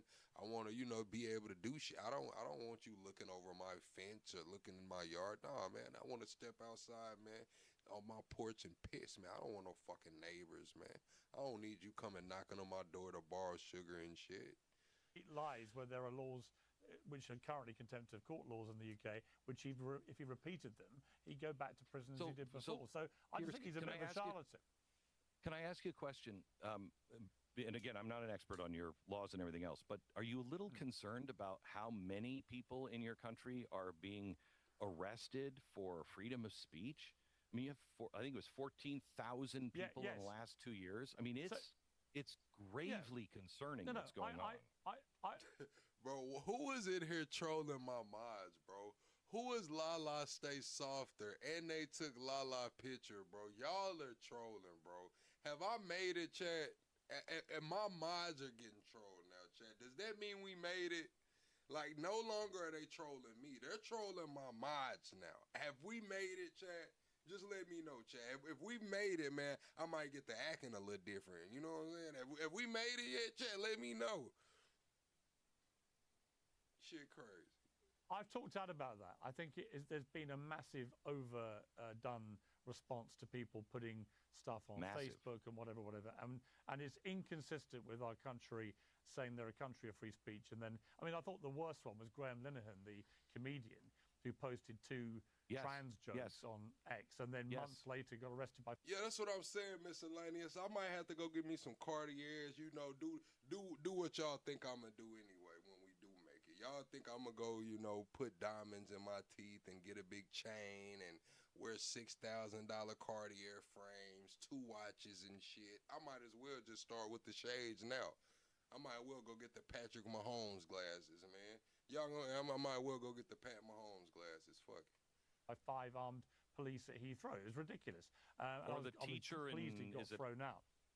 Teacher in Ireland, I think, that is just, I think, got life in prison. I mean, that's craziness. That's craziness.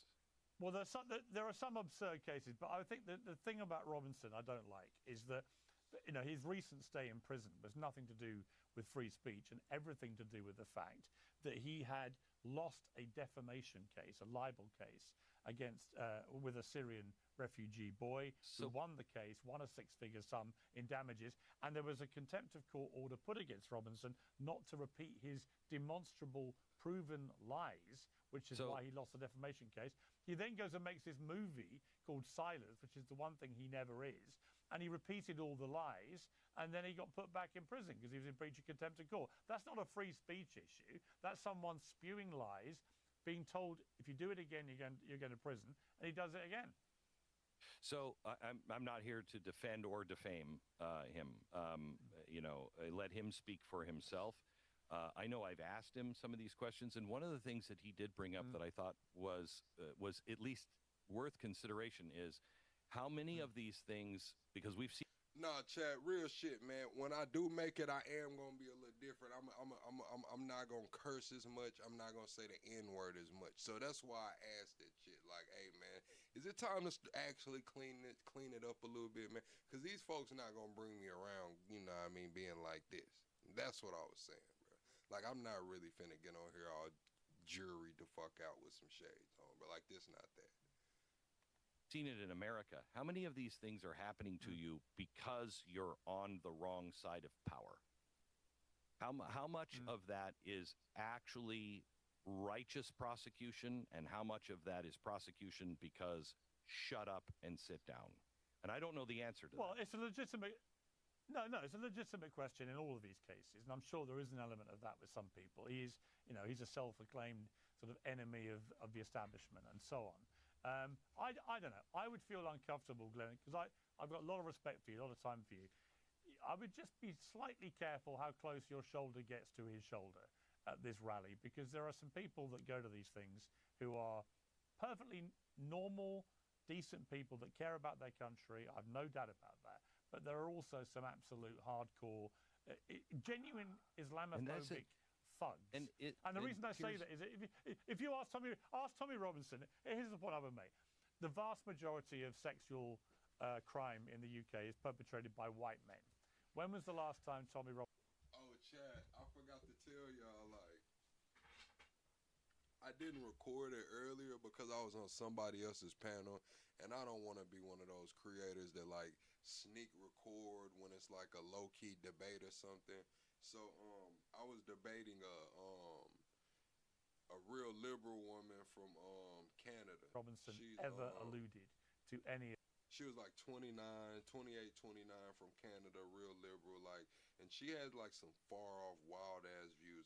We ended up agreeing on a few things, but I was just telling her like the view that she has of America is like not America, but Americans. That's why earlier I was speaking on like the disdain the world has for Americans, and like the way she was talking, like, fuck, bro, like it's a lot of disdain for Americans from Canada right now.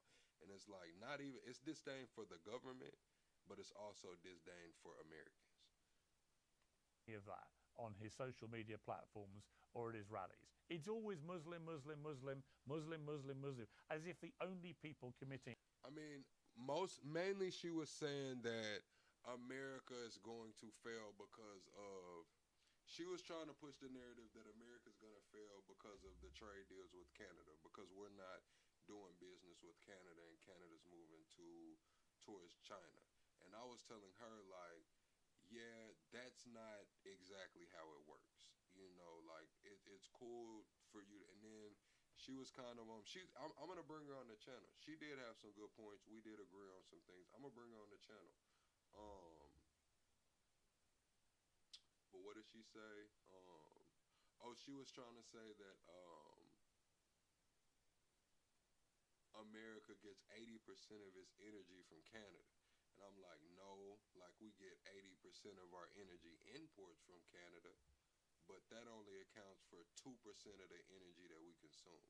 So yeah, the 80% that we get from Canada is imports.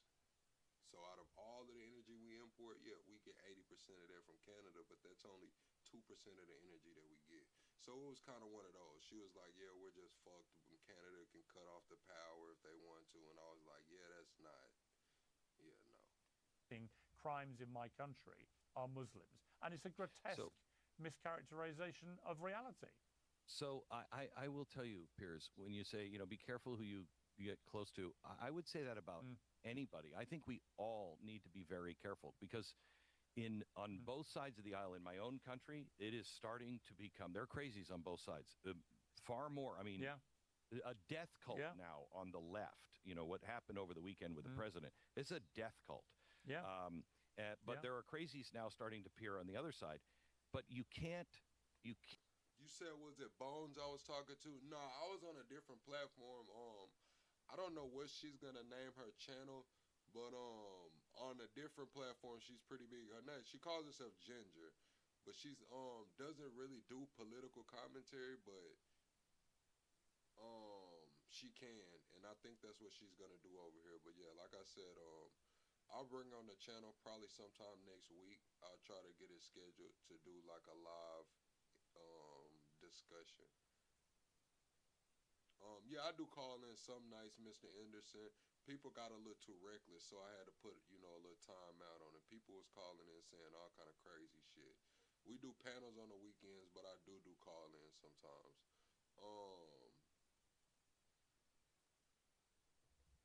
But yeah, it wasn't Miss Bones though. You have to be brave enough to say, I am an individual, and this is what I believe.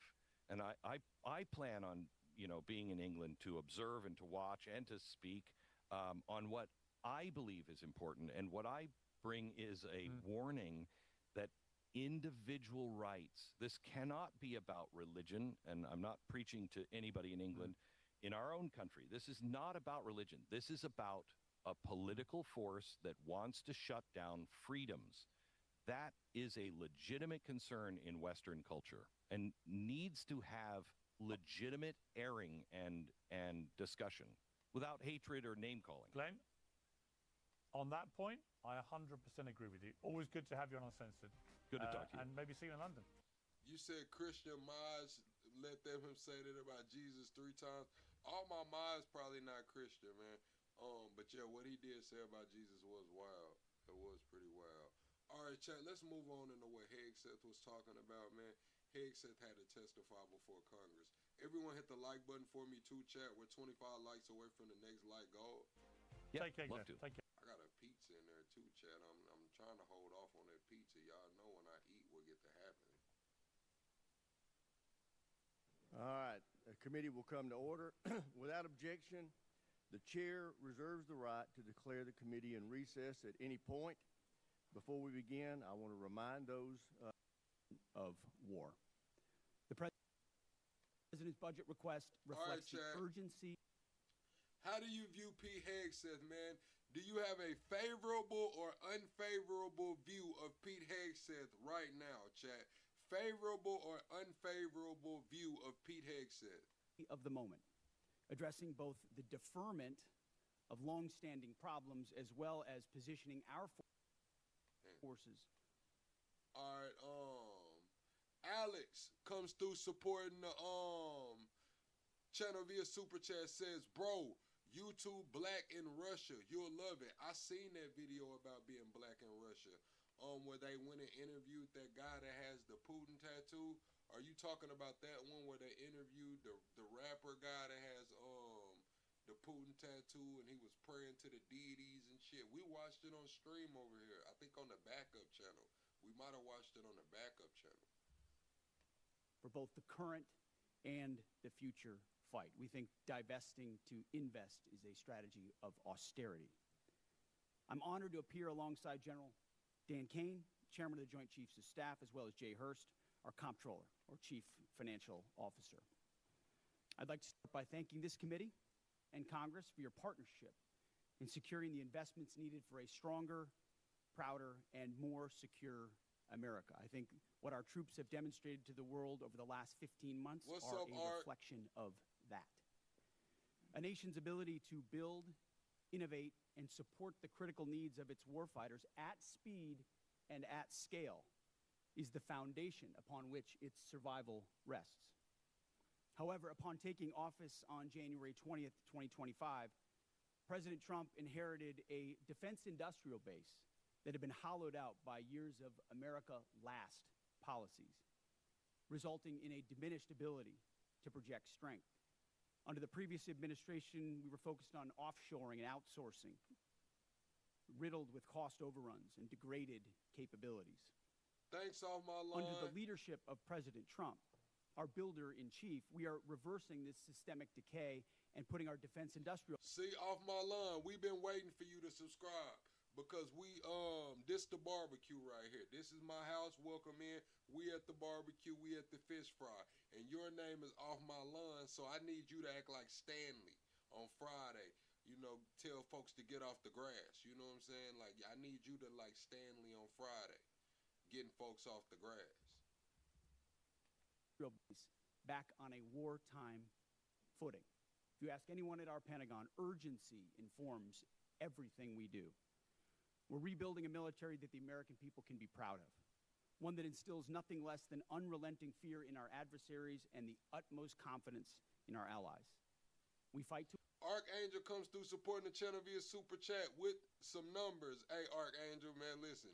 I seen you drop them numbers, man. That's crazy, man. You know they just picked up James Comey for that shit, man. You know they just went picked up Comey for that shit. To win in every scenario. The $1.5 trillion FY27 budget put forward by the president will build upon the historic $1 trillion FY26 top line and continue to reverse the 4 years of underinvestment and mismanagement of the Biden administration.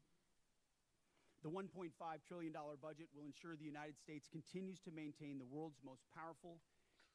Bottom cat serious backlash. Oh my gosh, bro. Who has the time to troll all my mods, chat? Who actually has the time to troll all my mods? Archangel comes through supporting the chat via Super Chat with some laughing faces. Yeah, they locked Comey ass up for that shit. They locked them up for that. But bottom cat, serious blackish. It's wild, bro. I'm not gonna lie, it's crazy, bro. It's crazy. And capable military as we grapple with a complex threat environment across multiple theaters. Not to mention, this budget also includes a historic troop pay increase, 7% for lower enlisted, and the budget eliminates all poor or failing barracks. Quality of life for our troops is front and center in this budget as well. By supercharging our industrial capability and transforming how the department does business, we're restoring American commercial dominance at a pace unseen in generations, transforming the defense industrial base from a broken, slow-moving system of the past. We have flipped the Pentagon acquisition process from a bureaucratic model to a business model, 180, decisively moving from an acquisition environment paralyzed by bureaucratic red tape into an outcomes-driven organization focused on delivering the most. That's not good, Chad. Oh my, are y'all listening to this man, Chad? Oh my God, bro. All of our protections are gone. Like, all of the safeguards are gone. Like, try it now, ask questions later. Like, this shit is not good, bro. What? Listen to this dude, Chad. Listen to this dude. And the budget eliminates all poor or failing barracks. Quality of life for our troops is front and center in this budget as well. By supercharging our industrial capability and transforming how the department does business, we're restoring American commercial dominance at a pace unseen in generations, transforming the defense industrial base from a broken, slow-moving system of the past. We have flipped the Pentagon acquisition process from a bureaucratic model to a business model, 180, decisively moving from... That means for the money, chat, we're all fucked, man. That means that there's no politicians that can save us, Chad. I just want y'all to know there's no judges, there's no what he's saying is, and nobody's fucking coming to save you. We switched this shit from a bureaucratic process to a business model, man. Watch the fuck out. An acquisition environment paralyzed by bureaucratic red tape into an outcomes-driven organization focused on delivering the most at cost, at scale for taxpayer dollars.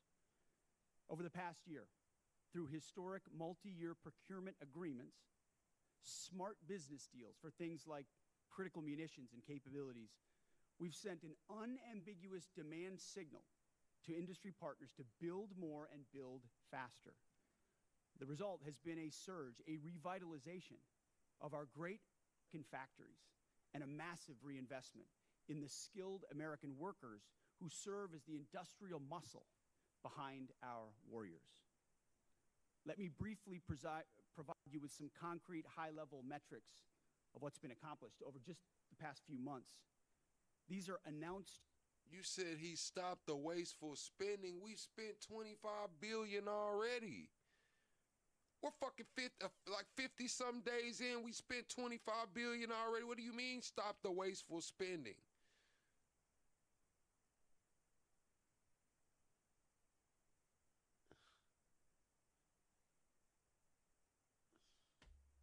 New facilities and investments to support American warfighters, and I would refer you to the screen.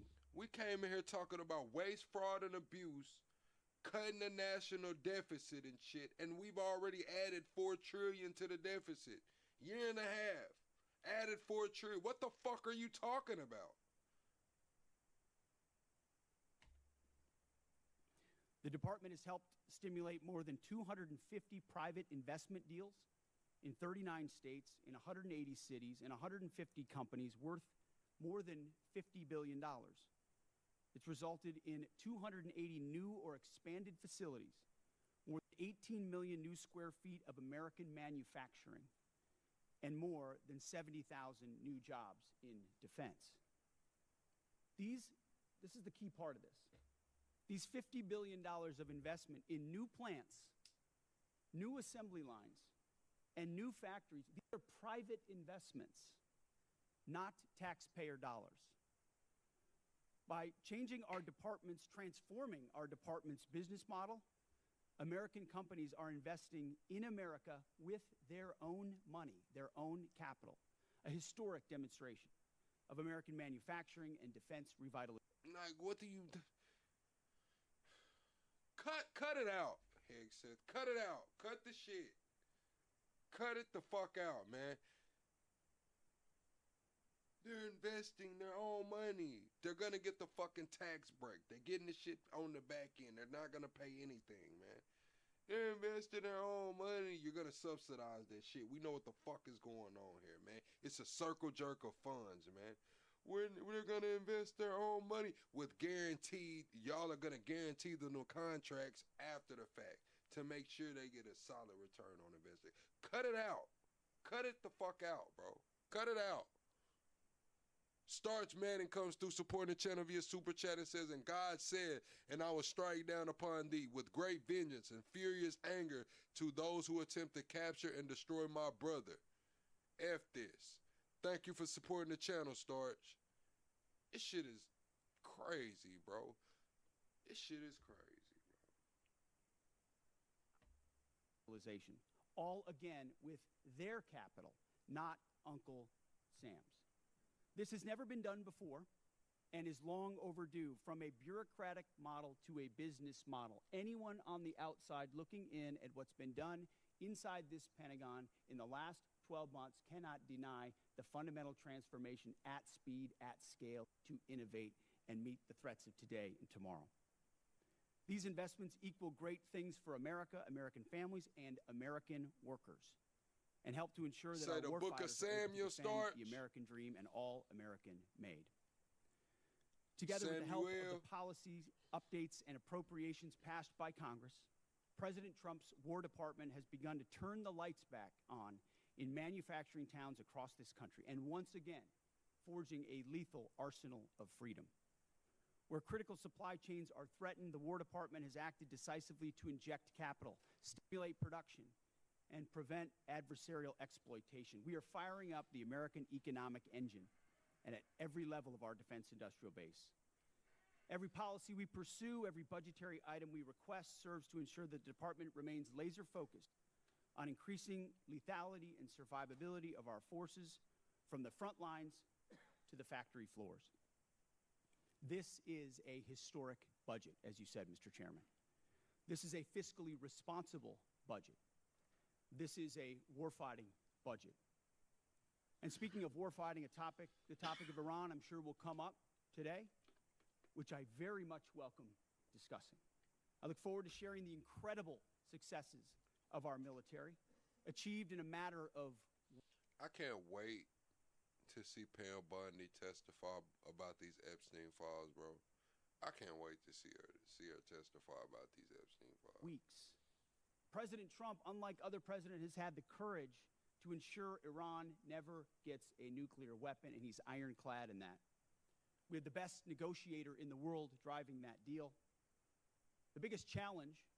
This is the thing. When he says cut out all that bureaucracy and shit, we seen what Anthropic said that they were trying to do.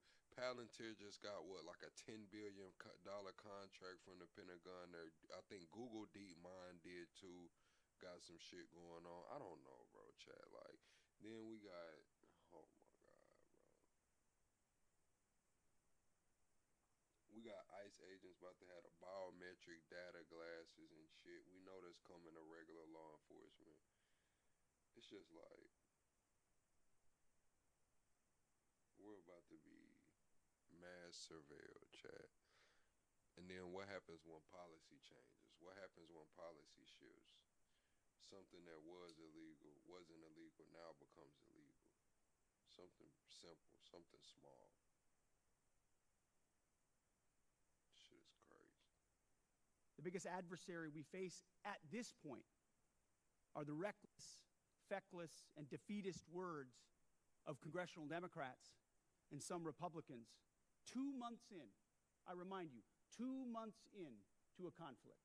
Lest I remind you, and my generation understands how long we were in Iraq, how long we were in Afghanistan, how long we were in Vietnam. 2 months in, on an existential fight for the safety of the American people, Iran cannot have a nuclear bomb. We are proud of this undertaking. I am proud that President Trump has had the courage to do it, and I look forward to sharing more about what our troops have accomplished. So I thank you again for the opportunity to address this committee. I ask that that God would continue to watch over our troops in harm's way, and those that have fallen are always in our memory, and we fight to ensure their legacy. Look forward to answering the questions of this committee. Thank you, Mr. Secretary. General Kane, you're recognized. Thank you, Chairman Rogers, Ranking Member Smith, and members of this committee. Thanks for having me today. I'm honored to be here today alongside the Honorable Pete Hegseth and Honorable Jay Hurst to testify on the President's fiscal year 2027 budget. I'm grateful for the opportunity to testify today, and I'm thankful for your continued partnership in support of our warfighters defending the homeland and our interests around the world. It's a privilege to speak with you today about the foundation of America. To fund other things operationally. This budget stops that cycle and both invests in sustainment and modernization, which is something that's critically important. So without that reconciliation bill, I think, Mr. Chairman, we'd be in a very different place. So thank you for that. Great. Well, as you are aware, the expansion of the defense industrial base is the principal focus of this year's NDAA. So in addition to enacting this budget request that's been submitted, we want to work with you to enhance the department's statutory authorities. See, this is the thing, Bug. You talking about mass surveil for 2 decades, but consequences and repercussions weren't immediate and instant. See, when you got to look at what Anthropic said. Anthropic told the Pentagon no. The Pentagon designated them a supply chain risk. Anthropic CEO did a full sit-down, a full interview. He said his 2 hardline no's was mass surveillance of United States citizens and the power to autonomously fire weapons with the system. put those two together, you don't think law enforcement, they're going to shoot your ass down immediately, man. Make his own decision. It's not no human oversight. To improve the capacity of our DIB, what additional changes in law, such as the additional multi-year block buy authority, would you recommend that we pursue in this year's NDAA? A few aspects of the acquisition transformation that's been undertaken by Undersecretary Duffy in acquisitions and sustainment. So there's some aspects of that we'd like to codify even more. But you mentioned it. Multi-year procurement is incredibly important and one of the most important parts of this bill. When this committee and this Congress funds those things, companies are already breaking ground on tens of billions of dollars of new plants. You name we've got 14. Alex comes through supporting the channel via Super Set. Said, you and Denzel Washington, two brothers I love and like, man. Appreciate you for supporting the channel, Alex. In our ammunition council that we're focusing on certain ammunitions, there are 14 that are critical. You know, PAC-3s, SM-3s, SM-6s, THAADs, Patriots, Tomahawks, AMRAAMs, JASSMs, you name PRISMs, you name them. We were building them at too slow and too low a level. Now the companies are going to pay for those factories and those production lines. And when Congress gives those 5 to 7 year demand signals, they'll then fund it, not just, hey, can we get 10 more per month, but can we 2x, 3x, 4x the production, pay for it now, and the companies invest accordingly. So it's been a critical aspect of some of what we've done so far, but we need more of those 5 to 7 year investments. Great. General Kane, what does the $1.5 trillion budget mean for the warfighter and our ability to project forces and secure our interest around the globe? Chairman, you know, in my view, this represents a historic down payment on future security. If the budget is approved and ultimately deployed, as we look at the character of warfare changing very, very fast, what's layered in to this budget by our chat, how do y'all feel about the $1.5 trillion budget, man? The $1.5 trillion budget they're talking civilian about. leaders The will defense allow bill. us to start getting ahead of where technology is evolving. And as I mentioned, the character of warfighting is changing pretty quickly. Mass, simultaneity, autonomy, undersea, space, cyber, information, all of those ways that are now manifesting themselves. Oh, chat, we're 4 likes away from 250, chat. Everyone double tap the screen right now. Share the live out, chat. We're 2 likes away from 250. We're 10 subscribers away from the next sub goal, man.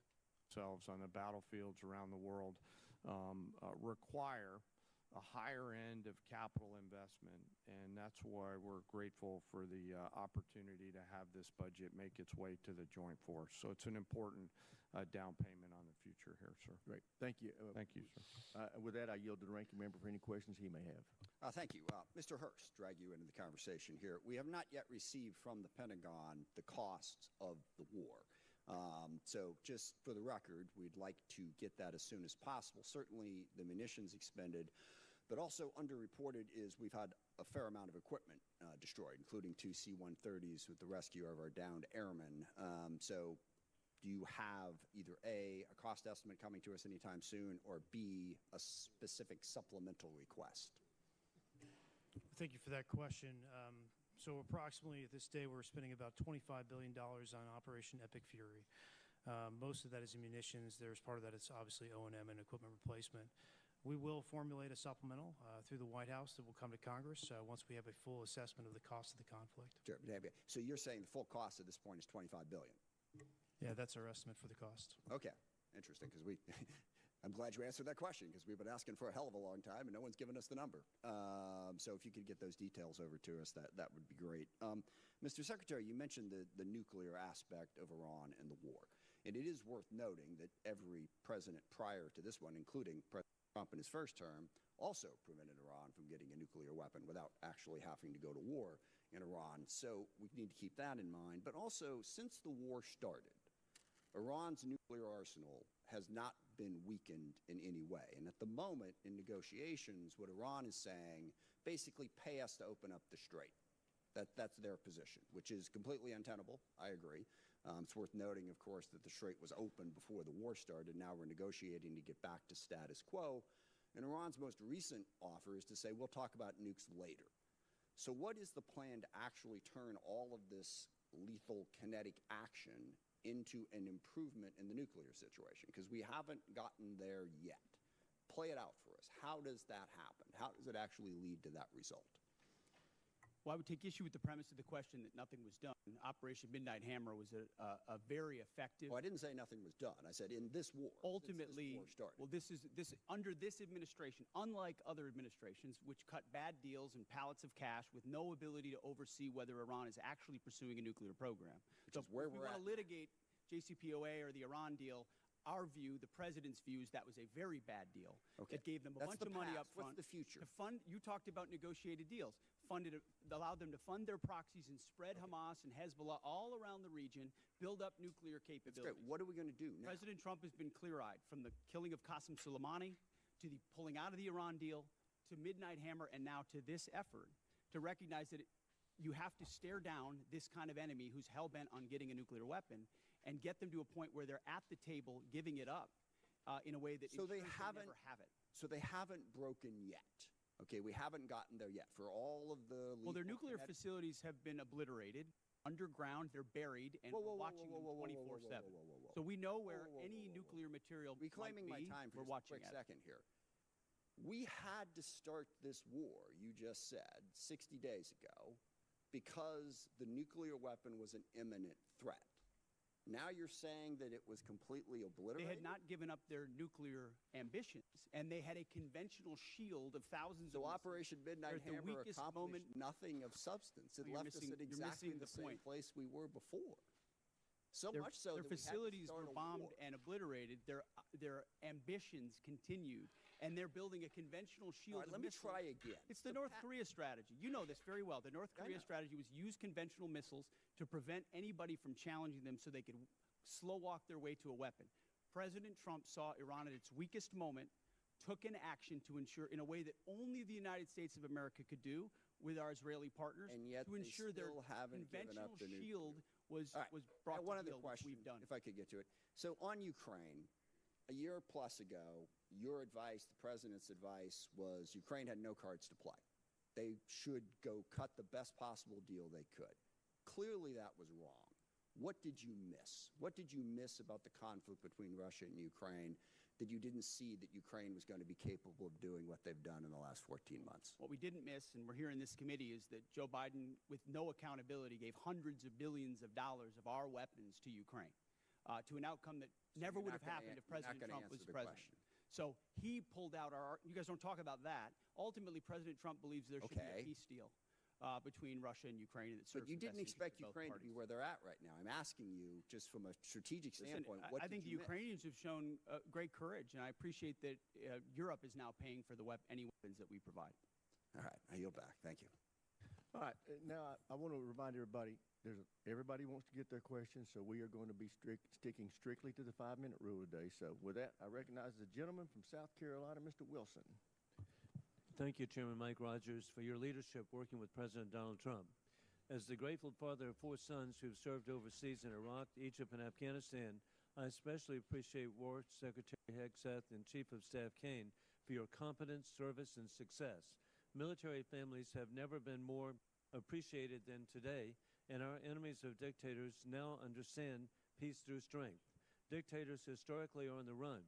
With your leadership, President Trump has given Syria a chance with President al-Shara replacing dictator Assad from Damascus, who now lives in Moscow.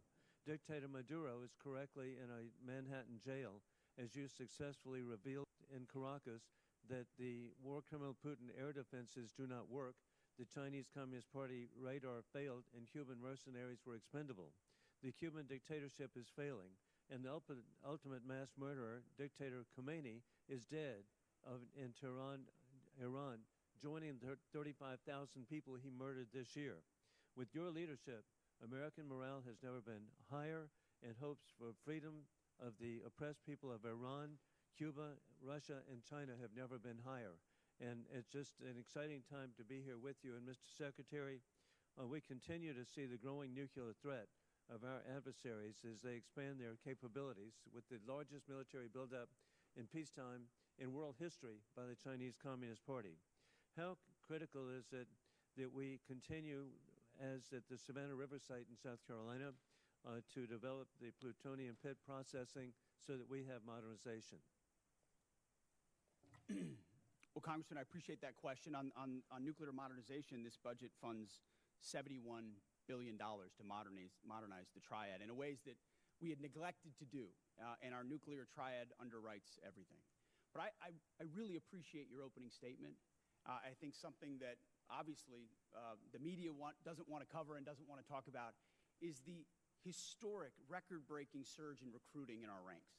30-year record in recruiting of Americans wanting to join our joint force, wanting to put the uniform on. We're meeting recruiting goals halfway through the year. We couldn't meet our recruiting goals under the previous administration. Under Joe Biden, Americans didn't want to join the military. We couldn't get it. Now we have to turn people away and push them to the next fiscal year. That's why this budget grows our force by almost 50,000, ultimately. Additional troops into the force that we believe we can recruit. That's the best vote of confidence I can imagine. Well, hey, even better, hey, Mr. Secretary, you're really understating. Leaving no airmen behind. Hey, what an inspiration on Easter Day. God bless y'all and what you've achieved. With that in mind, too, General Kane, with your VMI military perspective, War Colonel Putin is losing in Ukraine as his 30-day special mission is now 4 years of, as the Secretary has identified, courageous Ukrainian success led by President Vladimir Zelensky. I appreciate that NATO and the EU have unified for Ukraine as the U.S. ranks 17th per GDP in assistance for Ukraine. Ukraine is frontline, stopping War Colonel Putin from resurrecting the failed Soviet Union, rigging elections in Belarus, invading Ukraine, keeping troops in Moldova, and with the Indivashvili invading and rigging elections in the Republic of Georgia. As we're transitioning greater responsibility to our NATO allies, how do we ensure seamless integration to deterrence during this shift? Congressman, we're very fortunate to have great leaders out in the European theater right now. General Grinkovich and his leadership team are committed to ensuring that integration and transition takes place in a most combat capable and effective way. Very entrepreneurial leaders out there across the components, and with General Grinkovich, and he's doing a great job out there as the committee. Oh, AJ, welcome in, AJ. Thank you for the gifted membership, AJ. I hope you've been doing all right, girl. I hope you've been doing all right. Thank you, AJ, for the gifted membership, chat. He knows. And indeed, as we conclude, historically, President Trump, Mr. Secretary. Oh, AJ said continue to get the likes up, chat. We're 25 likes away from the next like goal. Be sure to hit that like button on the way in, and we're 20 subscribers away from the next sub goal. General, you have united the Middle East nations unprecedented to ally with the United States. You have united Latin America unprecedented to ally with the United States. You've united the Indo-Pacific unprecedented to ally with the United States, and united NATO and EU unprecedented to ally with the United States. You're achieving peace and deterrence through strength. I yield back. Gentleman yields back. Chair not recognized. Gentleman from Connecticut, Mr. Courtney. Thank you, Mr. Chairman. Mr. Secretary and General Kane, this morning's Wall Street Journal's lead headline reads, quote, Trump tells aides to prepare for an extended blockade of Iran.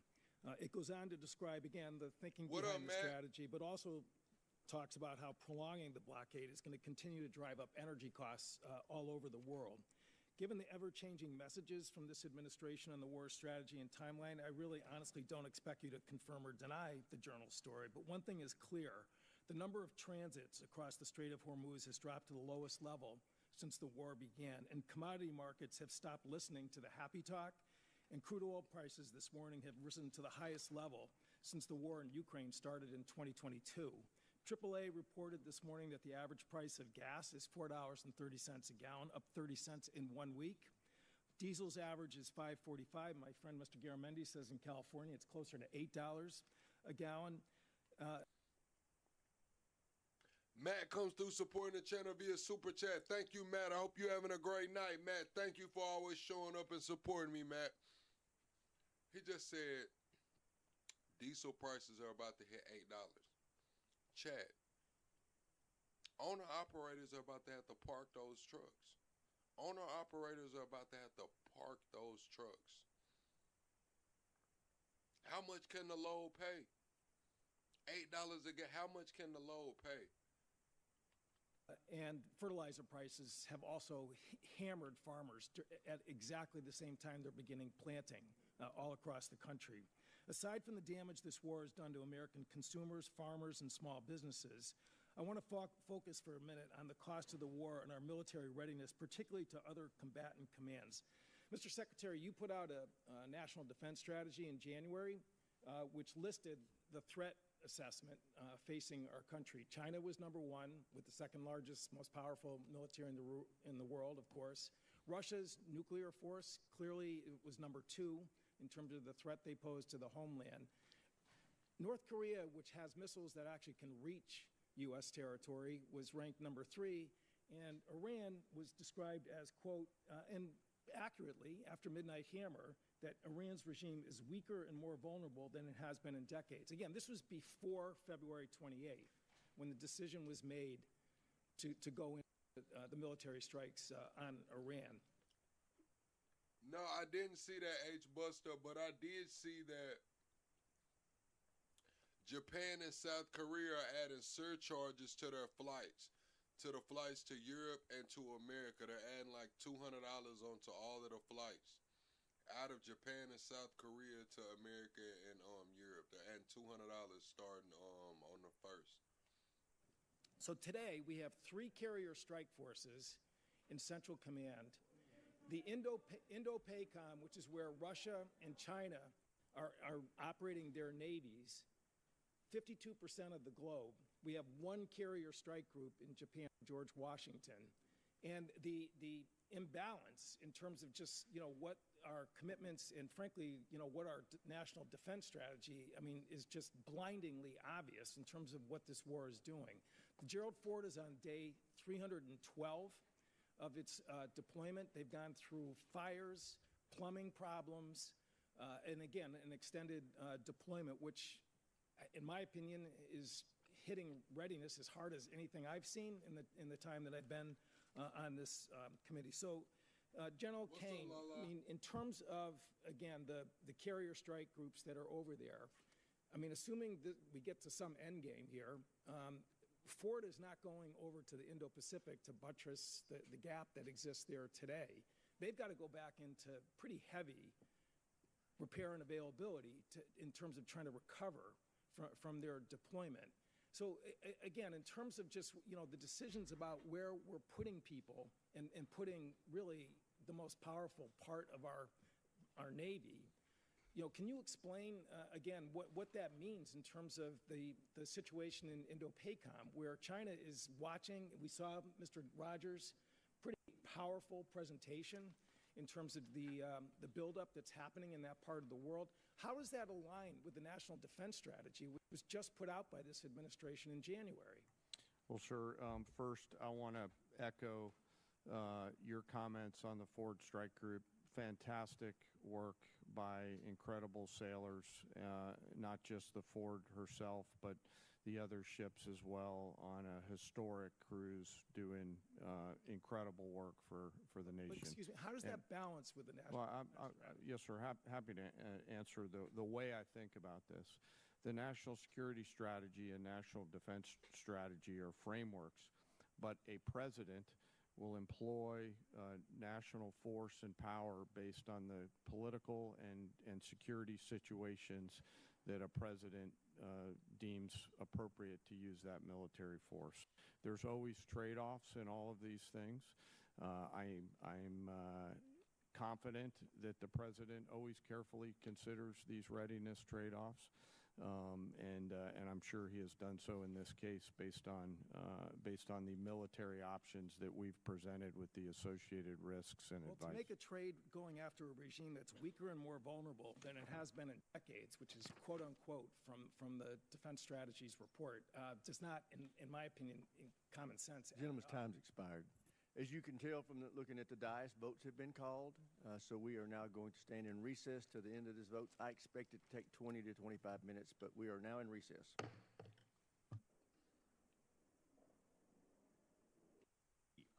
Received a standing ovation when he implored this body to continue our support for Ukraine.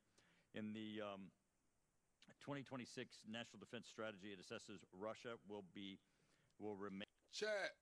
Do you think we should continue to support Ukraine in their war against Russia, chat? Yes or no, chat? Do you think America should continue to support Ukraine? A persistent, manageable threat. It specifically identifies Russia's continued threat to Ukraine, and we have, of course, currently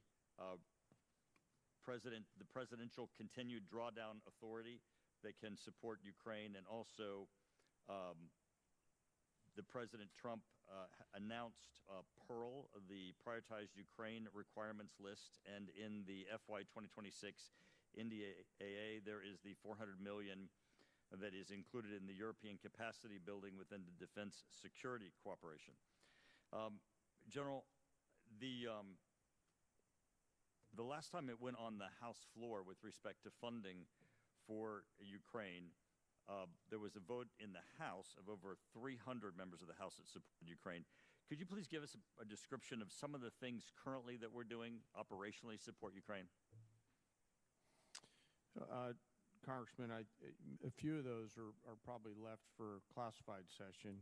We continue through our security assistance group Ukraine to assist with some information sharing matters. UCOM continues. But you would describe it as continuous and ongoing and essential for Ukraine. Here we go. With U.S. support.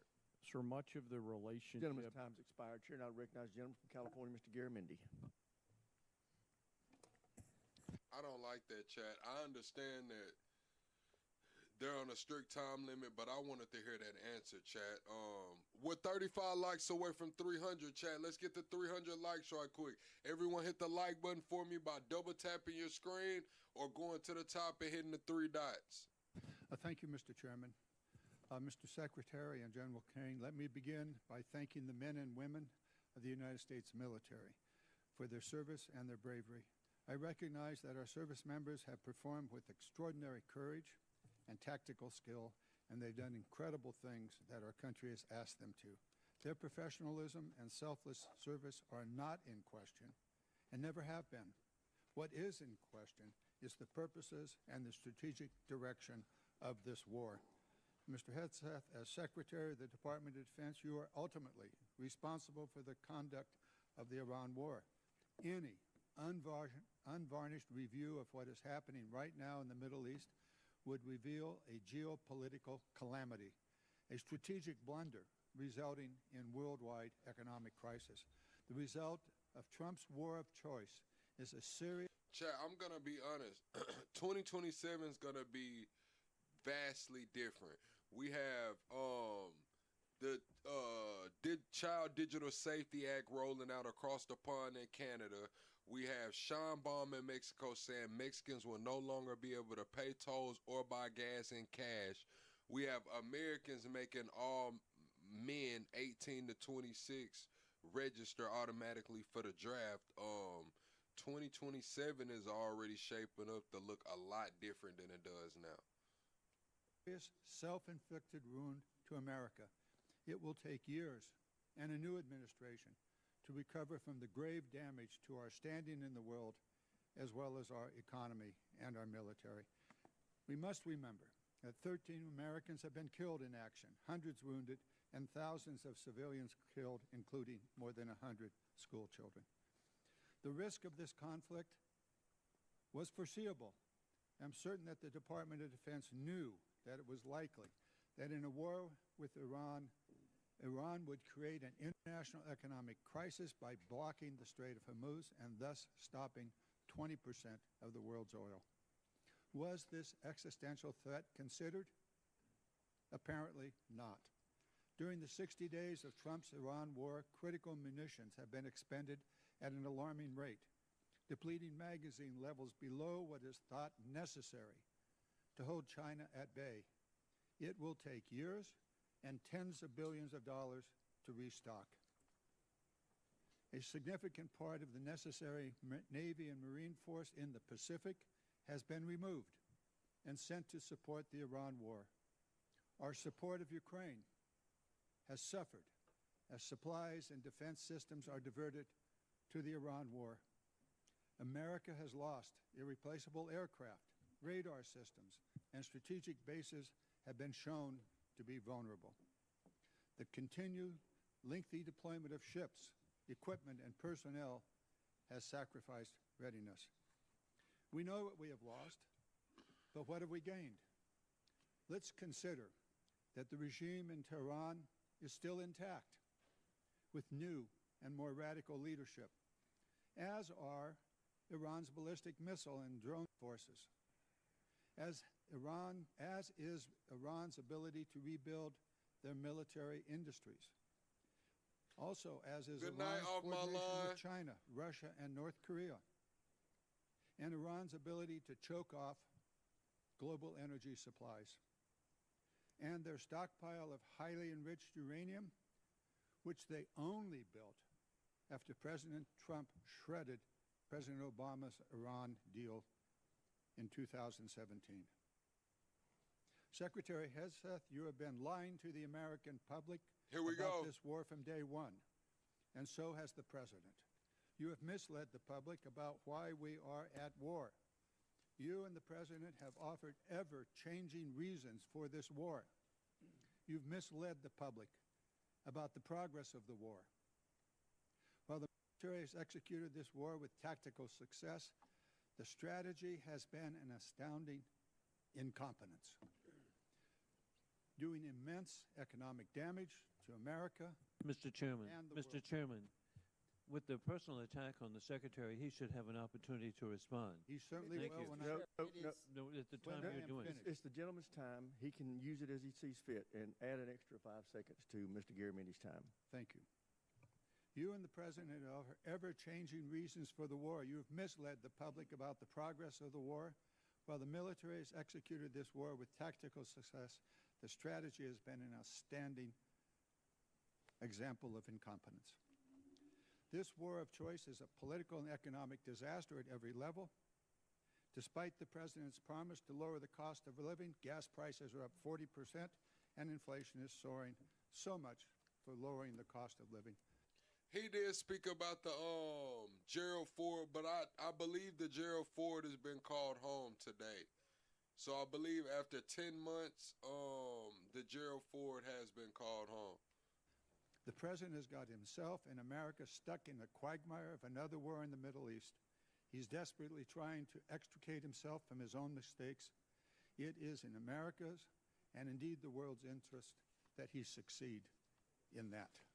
I yield back. Gentleman yields back. Chair, and I recognize the gentleman from Virginia, Mr. Whitman.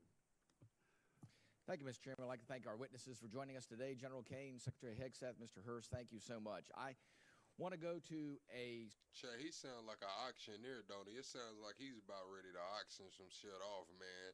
55, 55, 45, 55, 55, 60, 65, 65, 65, 70, 75, 80, 85, 90, 95. So, sound like he's about ready to auction some shit off in there, man. Statement I've been making here for the last several years, and that is we are in the most dangerous national security position that this world has been in since 1939.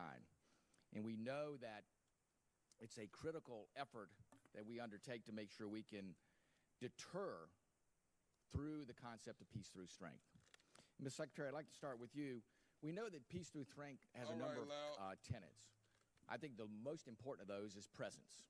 And we know that the United States has the Marine Corps Amphibious Ready Group, Marine Corps Expeditionary Unit, that provides us that presence.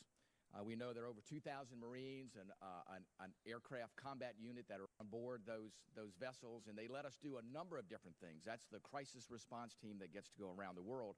Today, as we speak, we have 3 ARGMUs that are deployed around the world. Unfortunately, that's an anomaly. It should be standard. Secretary Hegseth, the President and the combatant commanders need maximum flexibility to respond in multiple places at multiple times to combat and deter these threats. See, Alex, that shit is dead, man. That shit's over with. You said 1950, families, kids talking at our neighbors. That shit is gone, long gone. I don't know. A lot of people haven't came to that realization yet, but that shit's gone. In the 1950s, Granny G and them, man, Granny didn't have much to choose from. Granny ass probably stayed at home, maybe went off to college, or maybe she didn't, man. But Granny had a select few suitable men in the town, right? Granny had, you know, she could pick Mr. Charles from up the street, she could pick Billy Bob down yonder, or she could pick Mike. That was about all Granny G had. Nowadays we have a global world, man. We got passport bros, we got women traveling abroad saying they're done with Americans, and it's a lot more coming. All that shit's done, bro. The internet killed that. It used to be weird. It used to be weird to look for love online or date online. Now, majority of relationships are started online. That shit's over with, man. That shit's over with. I just want to get your perspective on your goal to make sure we have a persistent 3.0 ARGMU presence, and to look at how we're going to make sure through our shipbuilding plans that we assure that we have the adequate number of amphibs that are being built. I think that number is probably right around 40. And then what are we going to do to make sure, too, that the A-sub-O, the operational availability, is going to be at the level where we can maintain an ARGMU 3.0 with the effort we have to put in to maintain these ships? So thank you for the question, the substantive question. Ultimately, we support 3.0 ARGMU. That presence right now gives us a lot of flexibility. And this budget supports moving in that direction to ensure that this administration and future administrations have that kind of strategic flexibility with the incredible... See, H-Buster, it wasn't hard to find a date back in the days without the internet. Motherfuckers just didn't play around. They didn't feel like, oh, I can go find somebody. They didn't feel like they had an inbox full of 100 different people that they could see what was up to. They didn't have 5,000 Facebook friends. They didn't have 10,000 Instagram followers. They didn't have that shit back then. So shit, they got what they got, and they got the fuck out the way. They got what they got, and they got the fuck out the way, and tried to keep what they got. Capabilities the ARGMU provides. We saw it in Southern Spear. We saw it on the Maduro raid. We see it right now. It's a persistent capability. So I think you'll find our shipbuilding investments to meet that as well. But if I may, sure. I didn't get a chance. I didn't see a question in the statement from the congressman. I hope you appreciate how reckless it is. When I said reckless, feckless, and defeatist of congressional Democrats at the beginning, that came after watching you say the same thing on CNN this morning, a quagmire.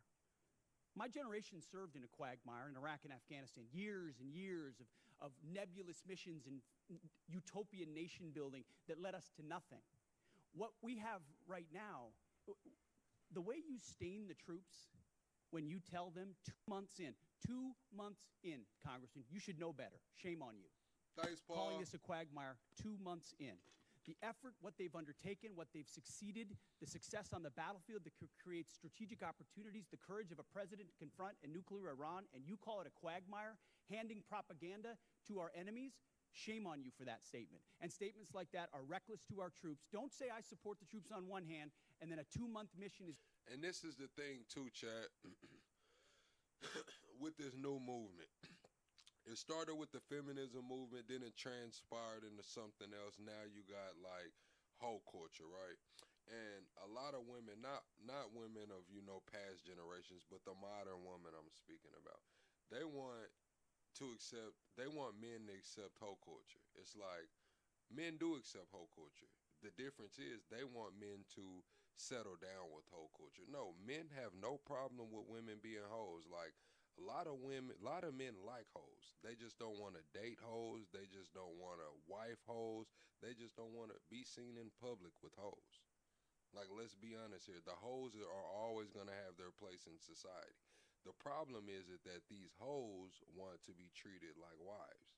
Like, that's the difference. Is a quagmire. That's a false equivalation. Who are you cheering for here? Who are you pulling for? Our troops are doing incredible work. They've done incredible things for the entirety of this mission and achieved incredible battlefield successes. And you sit there and go on TV for your clickbait about quagmires. It undermines the mission. Your hatred for President Trump blinds you to the truth of the success of this mission and the historic stakes that the president is addressing, which the American people support. Iran's been at war with us for 47 years. You want to talk about a forever war? For 2 months, this president has stared them down. He's going to get a better deal than anyone ever has and ensure that Iran never has a nuclear weapon. I know the American people support that mission despite your loose talk and words like quagmire. Thank you. Thank you, Mr. Secretary. General Kane, I want to quickly go to you. We know all about the need for exquisite platforms. That's what I'm saying, chat. Like, nobody gets talked about for dealing with the hoes. You know what I'm saying? They only get talked about when they wife the hoe, they impregnate the hoe, or they're just, championing the hoe. Nobody get like when hoes are just getting passed around, nobody has anything to say. Oh, he's not taking her serious. He's going to hit it and quit. But when somebody starts taking them serious, they're like, damn, he doesn't know she's a hoe.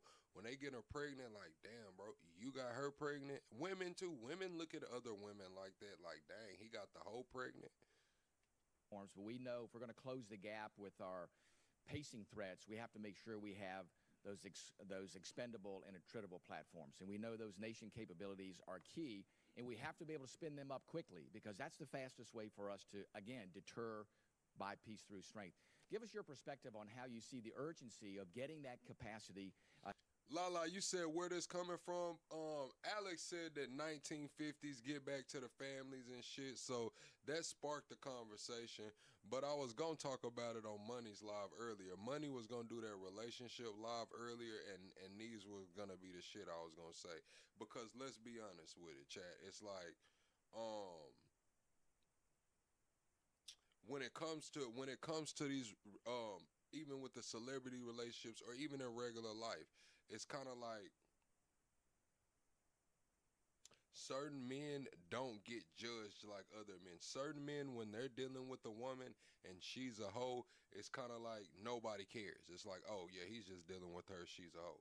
But then it's other men, quote unquote, simps or men that women think are lame. They're like, when he gets with the woman and it doesn't go right, they're like, oh, he fumbled.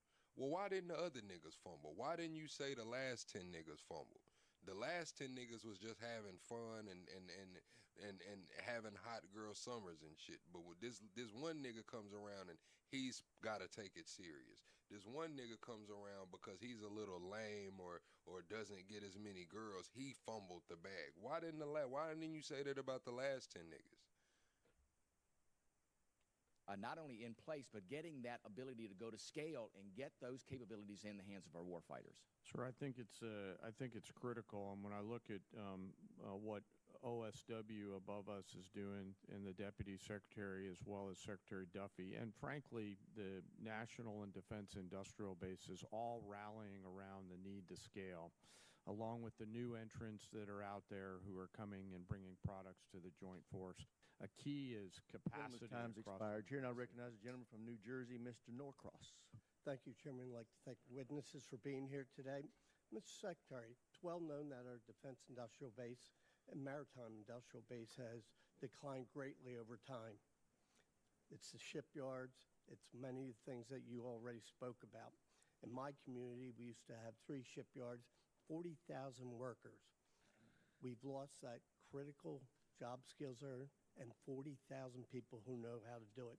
And quite frankly, most of it went overseas because it was cheaper. Well, cheaper doesn't buy the security we need for our industrial base. The efficiency and effectiveness of employees at the point of their impact.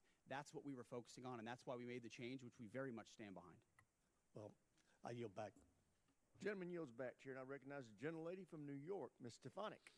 Thank you, Mr. Chairman. Secretary Hegseth, I appreciate the department and the administration's focus on expansion and innovation in the defense industrial base. That's particularly important for emerging technologies. For years on this committee, my office has led the effort to ban the procurement of Chinese communist drones, which pose a significant national security threat. And last year, after years of work, this committee finally passed my Countering CCP Drones Act, or Section 1709 of the NDAA, which was fully implemented in December. How does the FY27 budget scale domestic production and deployment of drone systems to ensure the U.S. has the decisive advantage against our U.S. enemies? Well, thank you for the question. First of all, thank you for your work on that. Critically important when you look under the hood of the ways in which China. But this is what I don't get about it. It's like when it comes to the drones, that's it. But when it comes to the chips and the CHIPS Act, it's like, okay, Altman went and asked the Saudis for $7 trillion to make this, make the chips factories and do all of those things. The Saudis were either going to give them that much or close to it because the Biden administration blocked that deal. When the Biden administration blocked that deal, what reasons did they cite? They cited too much Chinese influence, right? And they cited lack of quality products. Trump came in, he had Altman, Elon, and it was Trump at that meeting. And what did they say? Oh, we just secured that deal. And I believe it was for exactly $7 trillion. And now, when it comes to the drones, it's just not a problem. Like, none of that shit's a problem. The chip's not a problem in the Saudis. The Chinese influence is just gone for purposes of that deal. I don't get it. China is trying to use critical elements of our defense industrial base and supply chain against us, or capabilities in the future that could hamstring us with options for a future president. It's staggering. So drones is one that not only have we recognized, but thanks to your leadership and the leadership of others, we are supercharging in this budget. Conservatively, $54 billion in drone and drone dominance and counter UAS. Jay just slid me a piece of paper. If you add it all up, it could be closer to $74 billion. We started a defense autonomous warfare group, to focus on this, but we're going to do even more. We will shortly announce a sub-unified command, autonomous warfare. Drones are so central. Sub-unified command of autonomous warfare.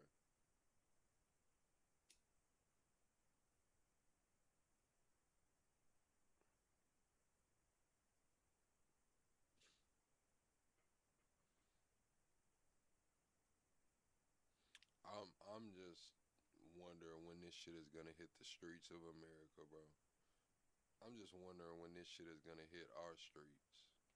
Central to the future of warfare and where we get them from, that we have to be able to both make the exquisite ones better than anybody else and also the attritable swarm, and then the ability to defeat them ahead of our adversary, learning from battlefields like Ukraine and Epic Fury. So thank you for your leadership. It is front and center in this budget. I very much appreciate all that the department is doing under your leadership. One of the concerns I have is recent reporting indicates that while DJI, which is a communist Chinese drone company, is prohibited from receiving new FCC authorizations, there are still DJI products such as the DJI Avata 360 widely available in the.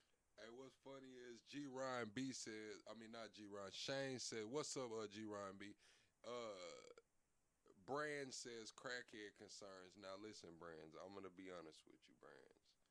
I don't know where y'all get this narrative like this shit is still the 80s. I'm just going to be honest with you. Majority of the crack smokers left in America are white.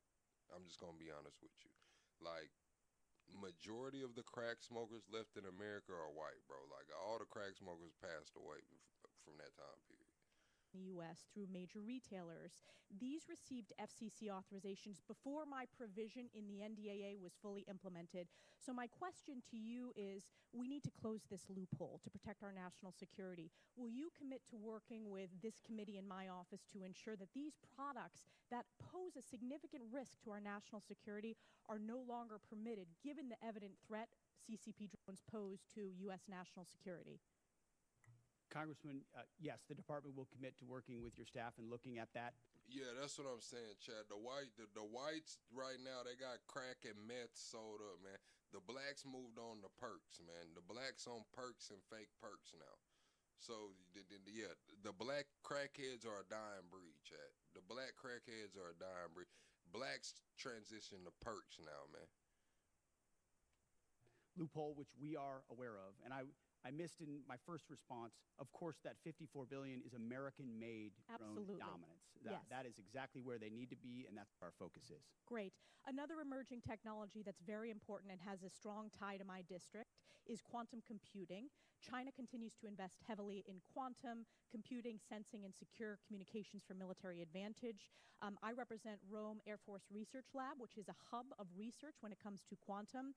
Secretary Hegseth, how does the budget proposal position the U.S. to maintain leadership in operationally relevant quantum technologies? The country that dominates in quantum will dominate the future in C2, in comms, in every way that we fight. And so this makes the maximal investment possible. See, this the thing, Loki.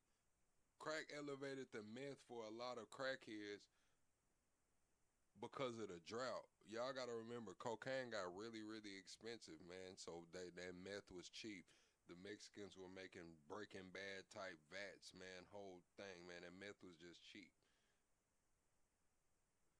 That's what got the black community on it. Then the black community transitioned. They realized that meth was taking them down faster than crack. So they switched to perks, man. Switched to perks.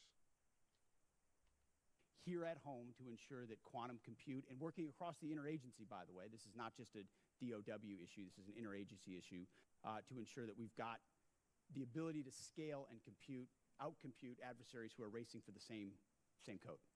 General Kane, throughout my time in Congress, I've pushed for the... No, the blacks are not sipping syrup, bro. The blacks are not sipping syrup. Listen, man, that shit be fake, Chad. That shit be fake, man. Unless it's the rappers now, rappers and people who haven't... That shit's not cheap, Chad. Like, when y'all seeing these people pour up that syrup and shit, man, most of that shit is fake. Or soda pop, man. That shit ain't cheap, Chad. It's just not cheap.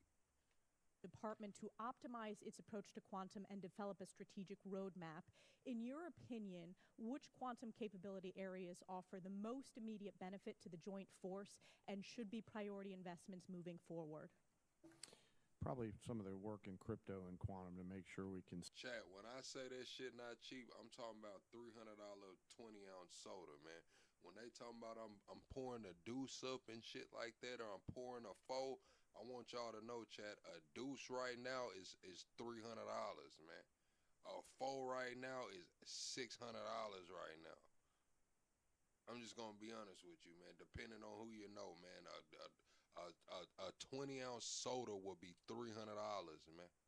And so when y'all see these people talking about they're sipping leaning, that shit is fake, bro. That shit's fake, man. See sense, understand, defeat, and protect our own stuff. So that's where I'm most interested in it right now, ma'am. Great, and I also want to use my remaining time. I just want to invite both of you to visit Fort Drum, home of the 10th Mountain Division, the most deployed division in the U.S. Army since 9/11. In the first Trump administration, I had the honor of hosting President Trump, where he signed the NDAA in my district, and it's been a privilege to represent them. So encourage you to visit that installation before the end of this year. Thank you very much, and I yield back. Gentlelady yields back. Chair now recognizes a gentleman from Massachusetts, Mr. Moulton. Nah, a line not going for $400-500, Vaughn. Them was pandemic prices. Out of the pandemic, yeah, lines was going for like $300 for real. But a deuce is all right. So you know, I'm not finna explain that, but I'll explain it on a different live, man. But that just know a 20-ounce soda pop, man, costs you about $300. Thank you very much, Mr. Chairman. Mr. Secretary, you and I agree that Iran is a national security threat to us and our allies. Now, earlier you called us feckless for questioning your war. Do you think Congress was smart or feckless when it failed to ask tough questions of the Bush administration and gave them a blank check for Iraq? Well, if you're trying to compare this war to the Iraq I'm just asking war, you, do you think the it was president smart or was the first feckless? one to call a stupid war, then it's a false comparison. Okay, well, probably a good idea to ask tough questions. So let me just ask you a few questions. Did you advise the president that we should attack Iran? We were, first of all, in this position in the cabinet, we never talk about what we would advise the president to do or Well, not. do you think the president or I've been you in deserves more? I've been in every meeting. I understand with that, the Mr. chairman and Secretary. everybody else as those Mr. Secretary, critical I'm asking decisions the were questions. made, and he got every perspective possible when it came. I'm to just asking what your perspective is. Are you afraid to take ownership of this? Do you Well, think it was a good idea or not? As I've consulted the president, do I think it's a good idea to confront a nuclear bomb To start in this the war. hands of the? Imagine what the world would look like right now if Iran had a nuclear weapon. Okay, so let's just imagine. Which, by the way, if every they had one, every which the previous Obama deal was administration, going to allow them including to do. the first What's up, Trump Michael? administration, They had one. prevented them from having a nuclear weapon. So, listen, how is this war going? Do you think we're winning? Militarily on the battlefield, it's been an astounding military success. No, but are we winning the war? Absolutely. Okay, so do you call Iran closing the Strait of Hormuz winning? Man, forget that, chat. I already done my time for that shit, man. I'm clean record. So listen, chat. This is what it is, man. You got a pint bottle, 16 ounces, bro. It's a big bottle. It's a bottle like that, the big pint bottle. Then you got 8s, which is 8 ounces. You got 4s, right? The pint bottle of lean, the pint bottle, it's like $5,000 now. It's just like $5,000 for a bottle, man.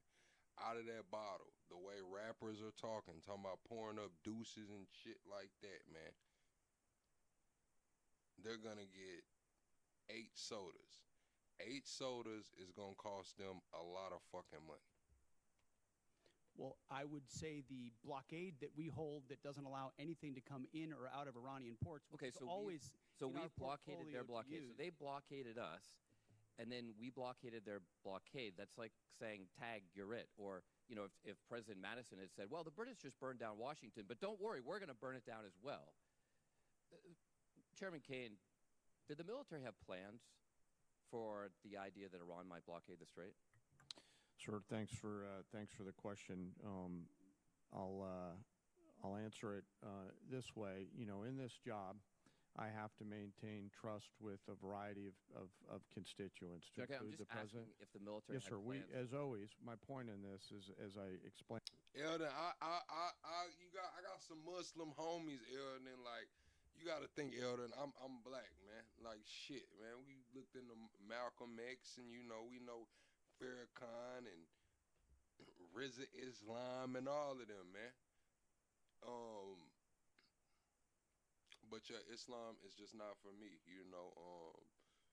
I've seen Islam do good for put structure in people's lives that actually needed structure, but yeah, Islam just isn't for me, man. Playing the role. My point in this is we always offer a full range of military options that are carefully considered with the associated risks with those options and the considerations therein. So, and Mr. we always Secretary, do that. did you consider this risk? Of course, this department has looked at all aspects of this risk. And So then why because did you this send the department looks, minesweepers, the only minesweepers we had in the Gulf, to Singapore weeks before the war started? we have lots of capabilities that you may or may not be aware of at the classified level. Okay, and to deal so, with, to deal with by the way, would mines. the Trump-class battleships have helped with this? You're talking about a Minesweeping. prospective future battleship, which we welcome in the fleet. Okay, so you're supportive of the battleships? Yes, sir. Okay.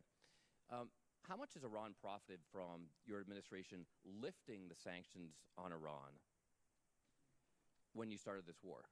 I can tell you Iran is financially devastated right now. In Okay, well, conjunction with the they've Treasury earned about and $14 billion. Operation Economic Fury, they're at a point where between the blockade and what we've done to them militarily, remember, they don't have a Navy. They can't contest the blockade. Okay. Between what we've done to them What kind of militarily a and Navy can financially, they buy they're at a for place $14 billion? where they have very few options. How many Chinese missiles can they buy for $14 billion? Does that sound like winning?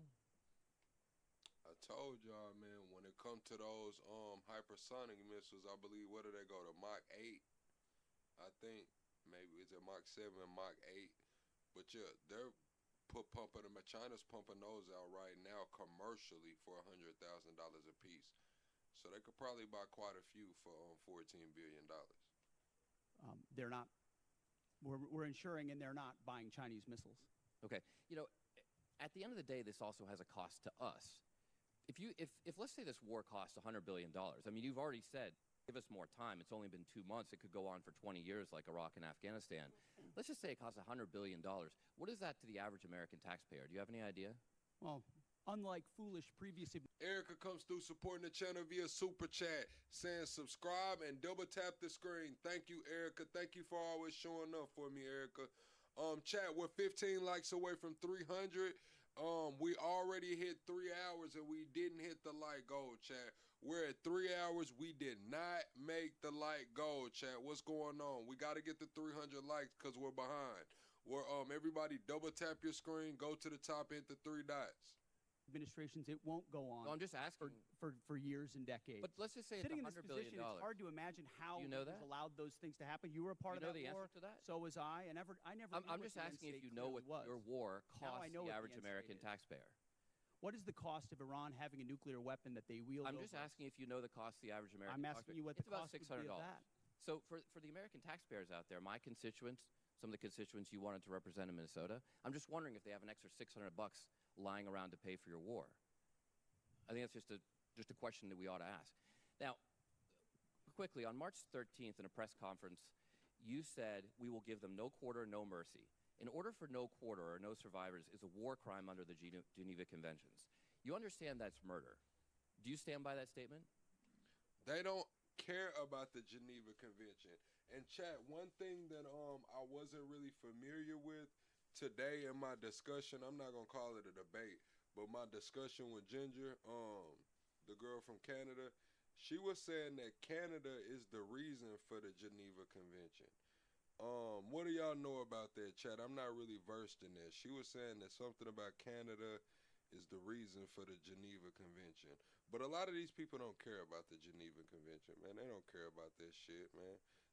They said the 2 people that put the ICC warrants on Netanyahu, they just got debanked. They can't bank. They can't have Visa or MasterCard. Crazy.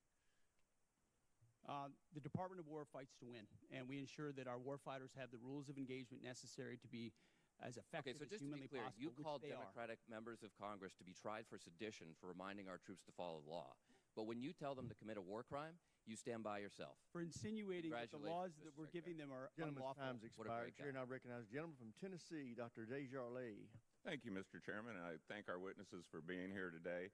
And I'd like to thank you for your commitment to our advancement in space, Golden Dome, and nuclear modernization, all which are critical. And also, I understand we're going to start some reproduction of the MQ-9. How do y'all feel about Netanyahu declining Trump's invitation? How do y'all feel about Netanyahu declining Trump's invitation? I think that's a little weird. The first thing I thought was like, man, maybe he is dead, man. Maybe he is dead. But yeah, they said Netanyahu had his corruption trial. I believe it was supposed to start at 9 o'clock. He didn't show up till 9:30 or 10. And he said he had to be at IDF headquarters at 10:30. So he showed up to court for 30 minutes and said he had to leave, so it was pushed back, allegedly. 9 Reaper drones, which you, Mr. Secretary, and Ms. Secretary share my great state of Tennessee, and we know the 118th Air Wing, the National Guard, operate Berry Field and conduct many of these missions, and they do so with great precision. So thank you for that. Secretary Hegseth, you commissioned as an infantry officer in the U.S. Army National Guard in 2003. You've been deployed to Iraq, Afghanistan, Guantanamo Bay. You have been awarded 2 Bronze Stars, the Combat Infantryman Badge, Joint Commendation Medals, 2 Army Commendation Medals, among other recognitions. You have seen military actions from both an operational and service member perspective. Have you ever seen operations with the scope and scale and complexity of Midnight Hammer, Operation Absolute Resolve, and Operation Epic Fury? Thank you for the question, Mr. Congressman. Not only have I... No, I believe that happened because they said the Israeli president Chat, we're 25 likes away from the next like goal. Double tap that screen, hit the like button. But I believe it because the Israeli president didn't pardon Netanyahu. Netanyahu asked for a pardon. Remember, Trump even asked for a pardon on Netanyahu's behalf. Remember, Trump said, oh, you ought to give him a pardon. He's a wartime prime minister. He deserves a pardon. I think you should give him a pardon. Remember, Trump campaigned for Netanyahu's pardon. Netanyahu requested a pardon, but the Israeli president did not issue Netanyahu the pardon. Have I not seen missions like that? But if you ask, if you earnestly go into our formations right now, and you talk to colonels and majors and staff sergeants and two-star generals, and you ask them about the environment of our military right now and its capabilities right now, compared to under the Biden administration, under Obama, they will tell you it is night and day. Even the ranking member acknowledged that the troops performed incredibly well over the past 15 months and have demonstrated to the world. These are not new troops in a lot of cases. These are the same troops with new leadership under President Trump, who gives them every authority, under a department that ensures they have what they need. I have operators looking at me saying, for the first time ever, we have everything we need to accomplish the mission, both in equipment and in authorities. That matters when you go 37 hours around the world for midnight hammers. That matters when you go downtown in Venezuela and grab the indicted dictator of a country in the middle of the night in the most fortified location. That matters at the outset of the Iran conflict. It matters during Operation Rough Rider, which there's a reason why the Houthis aren't on in this fight right now, because they experienced 50 days of the American military under President Trump. That matters in the Caribbean and our fight against designated terror organizations. This military is unleashed, and morale is at a level that this country has not seen for decades and decades because of the leadership of President Trump and because this War Department allows them to get back to basics. No more distractions, no more debris. It's simple accountability, training, standards, lethality, and they respond to it.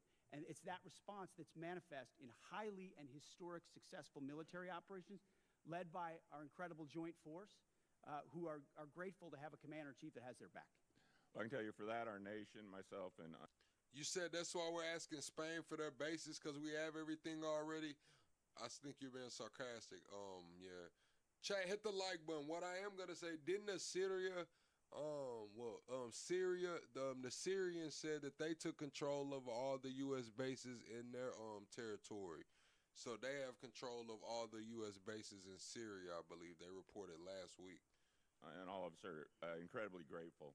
Secretary Hegseth and General Kane, with your vision and steadfast commitment to our nation's service members, you have both overseen the beginning of a generational transformation of our armed services.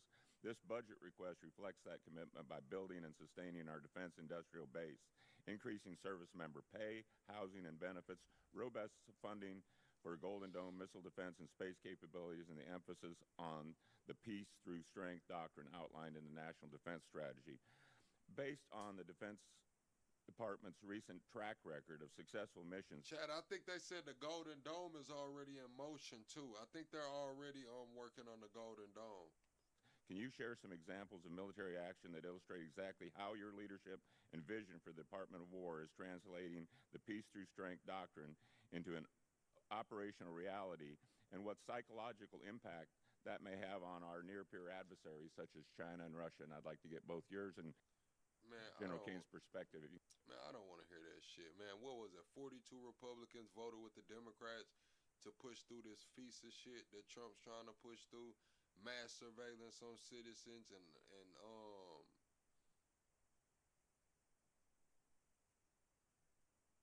shit, I forgot what else it is. Hold on. Let me get it. I'll pull it up right here.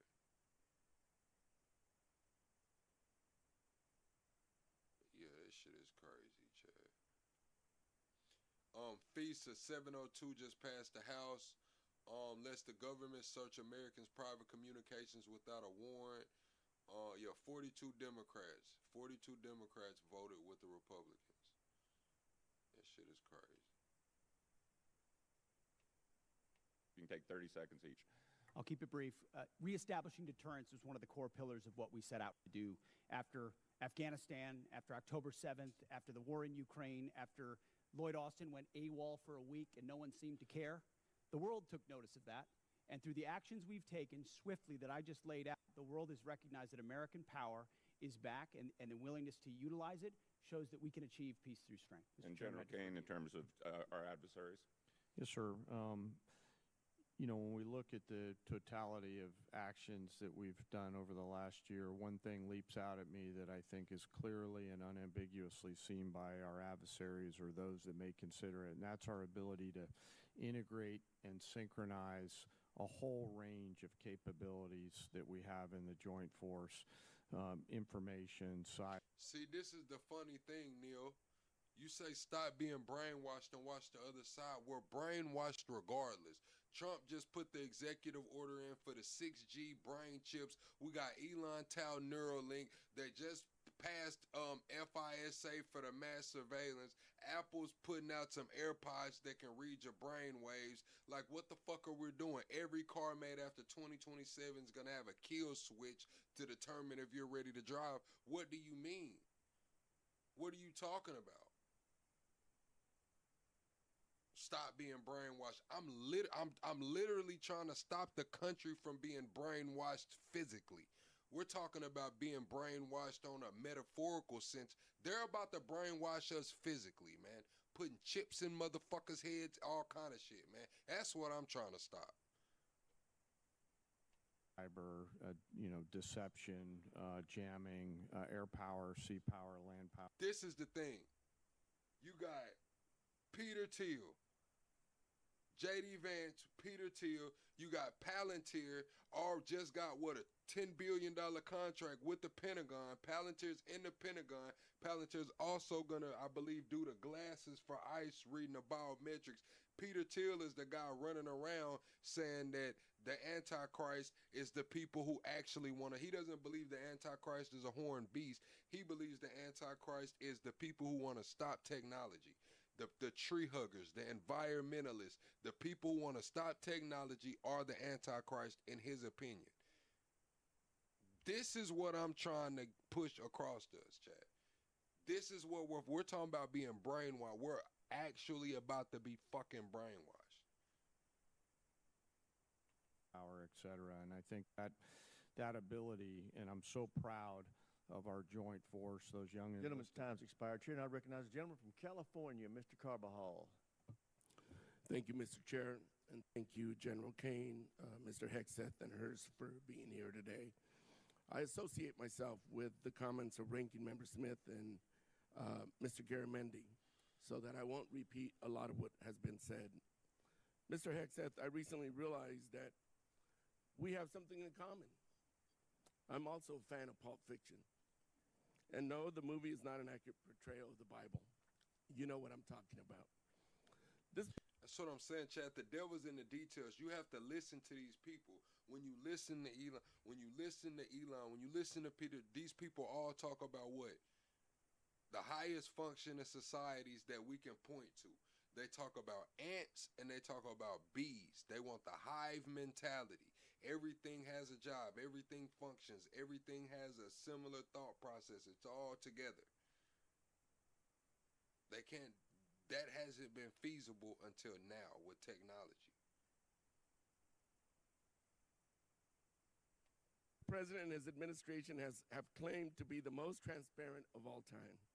With that in mind, I'd love to get some straightforward answers today. Some estimates show that the Trump administration's war of choice in Iran is costing taxpayers around $1 billion every day. In addition to spending taxpayer money on a war they don't want, it is also driving up costs. The cost of gas, while the cost of living is skyrocketing under this administration's policies. To me, and I assume to the American people, it is unclear why we started this war, how it will end, and what anyone gained from it. Mr. Hexeth, about how much money has been spent on this war to date, and how much more do you anticipate spending?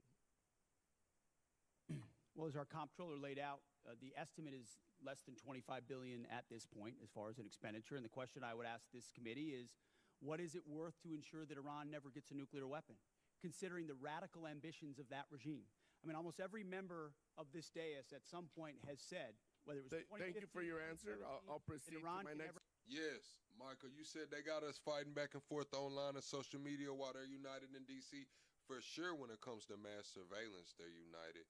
For sure, when it comes to that, they're united. When it comes to the own nothing and be happy, the digital ID, man, these people sold us the fuck out, man. They don't care. They've already got their seat at the graduation dinner. They're already etched into the high functioning society. They're gonna be the ones in the bunkers and shit, chat. That's what they believe. So they sold us the fuck out to the technology, man. A lot of people don't realize it, but there are people already worshiping the AI. Like AI is already taking a religion. There are people out there right now that are worshiping the AI because they believe that sooner rather than later the AI will control everything. And they want to be on record that they were always loyal. Have a nuclear weapon. Thank you for your answer. President Trump is the one that's willing to make sure it doesn't happen. Supposedly, we had taken care of the nuclear capability last time around. And now this war, we're at it again, because obviously we said we did, but we didn't. In a way that we know, the United States military can do. I want to reclaim my time. We know that the cost of oil and gas has gone up as a direct result of this war, and the American people are feeling that pain at the pump.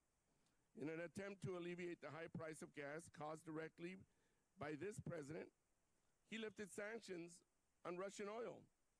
The way I see it, this is a massive gift to Putin and Russia's struggling economy. Mr. Hegseth, is there any concern that easing sanctions against Russia?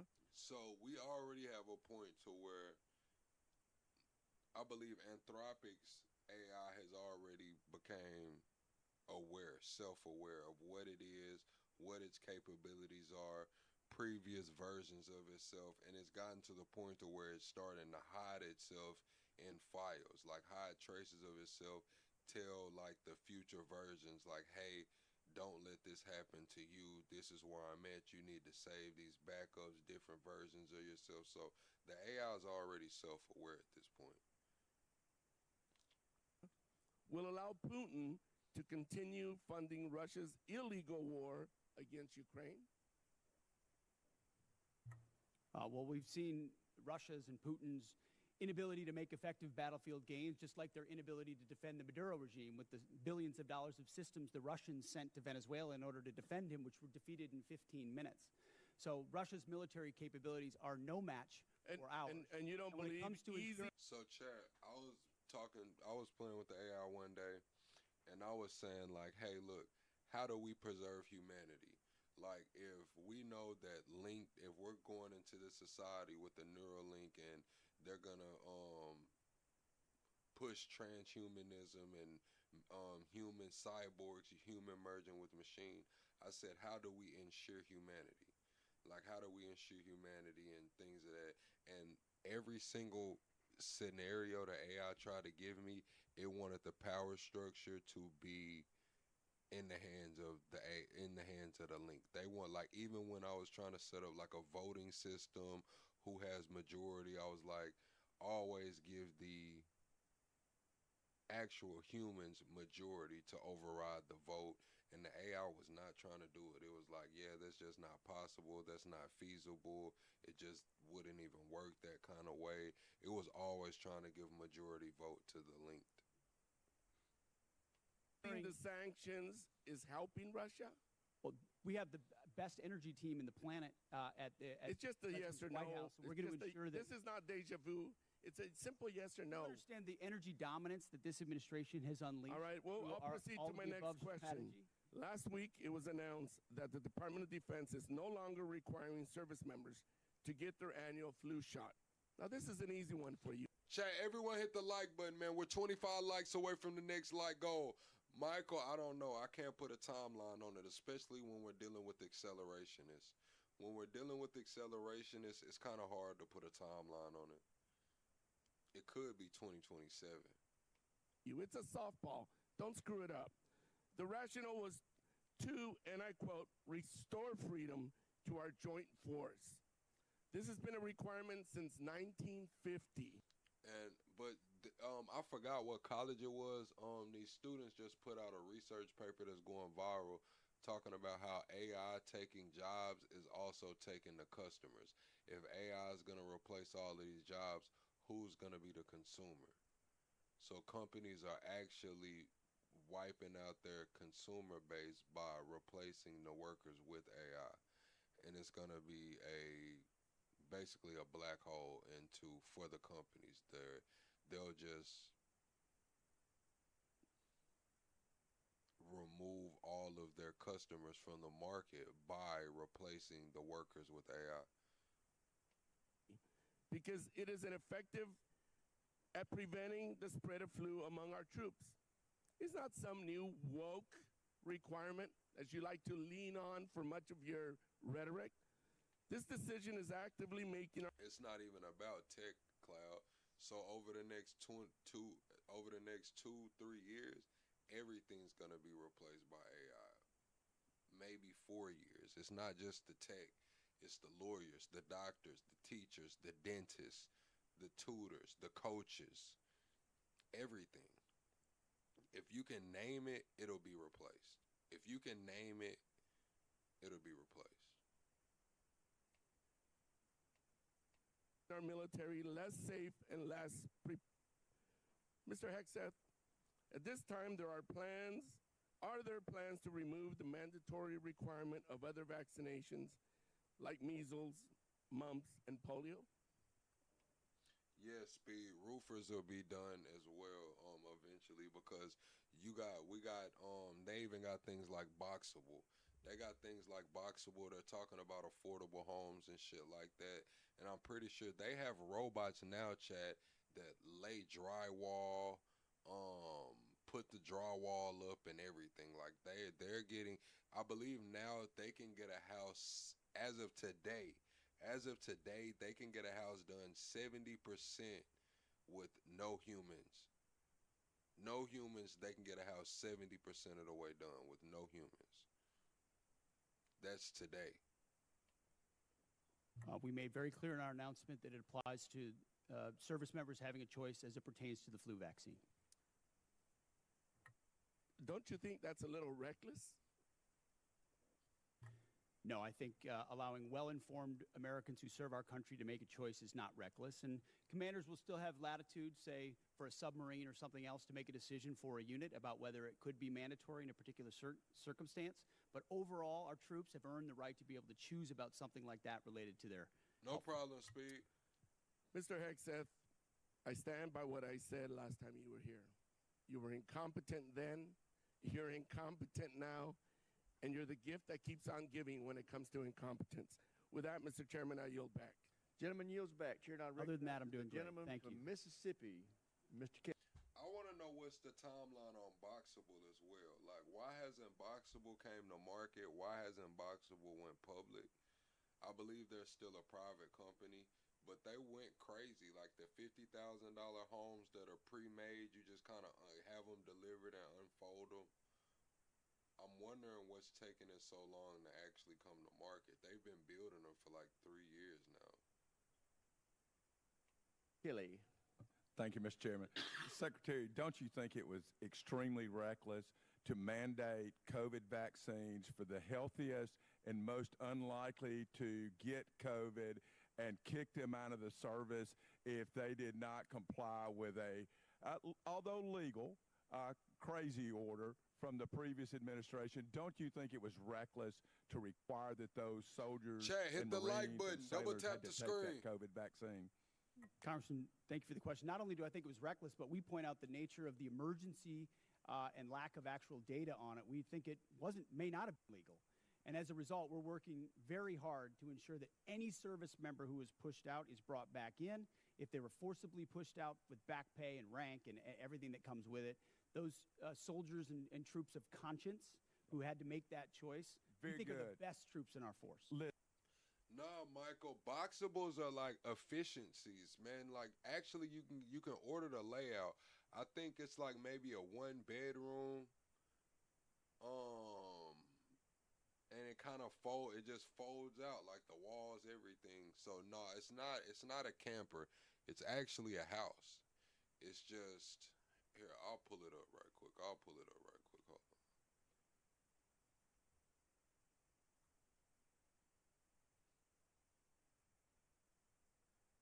We'll come right back to that chat.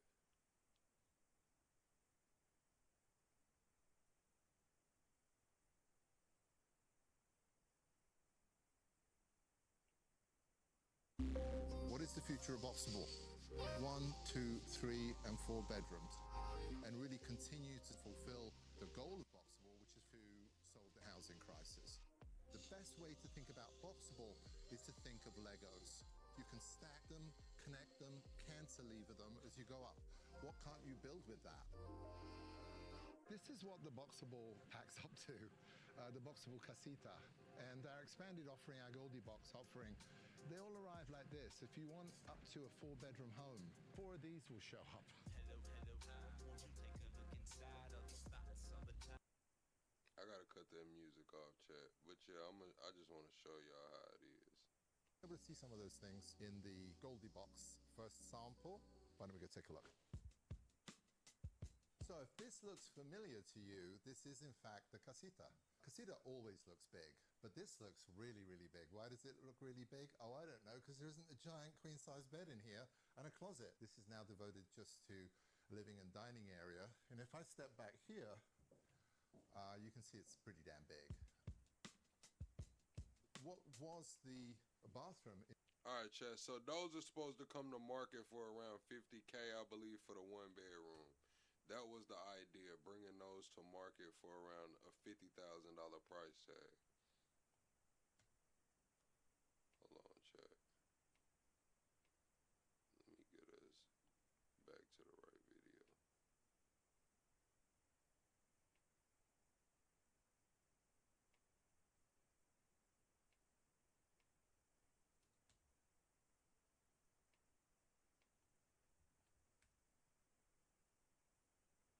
And lack of actual data on it, we think it may not have been legal.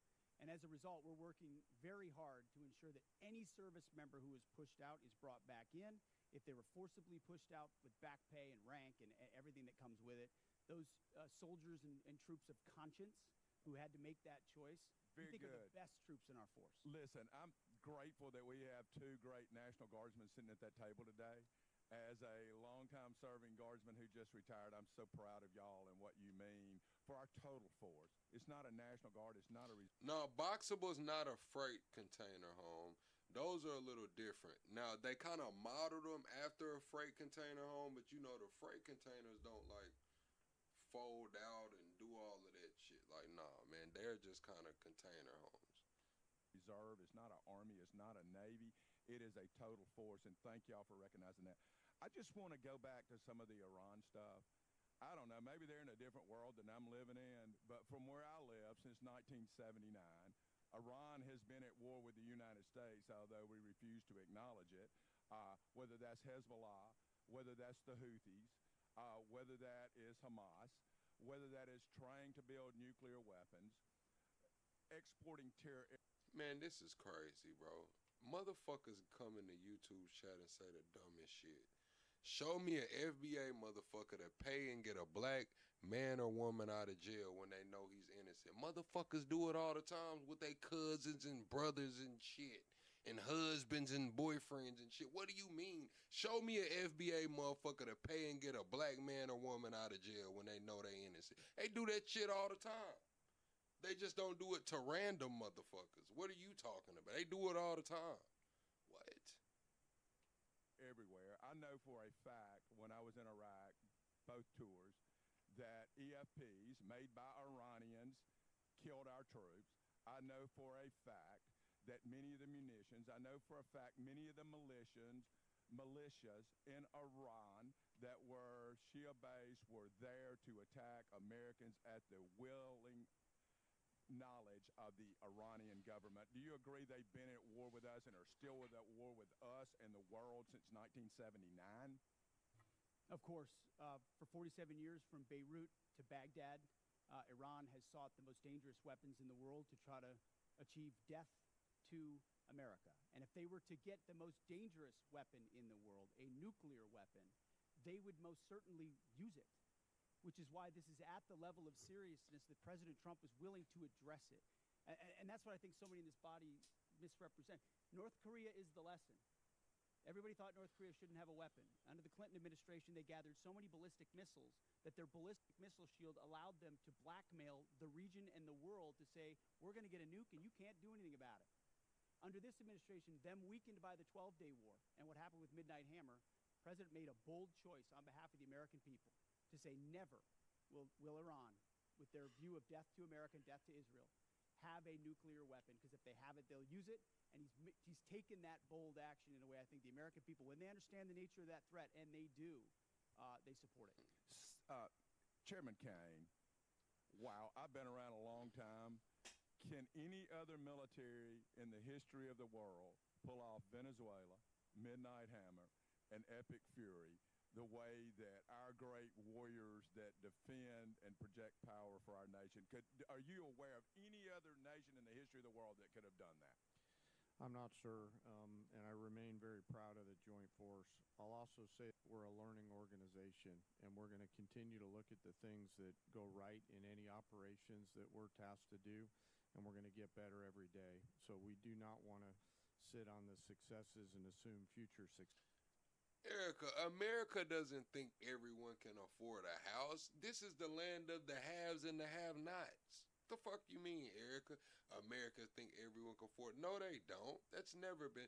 That hasn't been the name of the game in like 20 years, man. Since what? Damn, 08.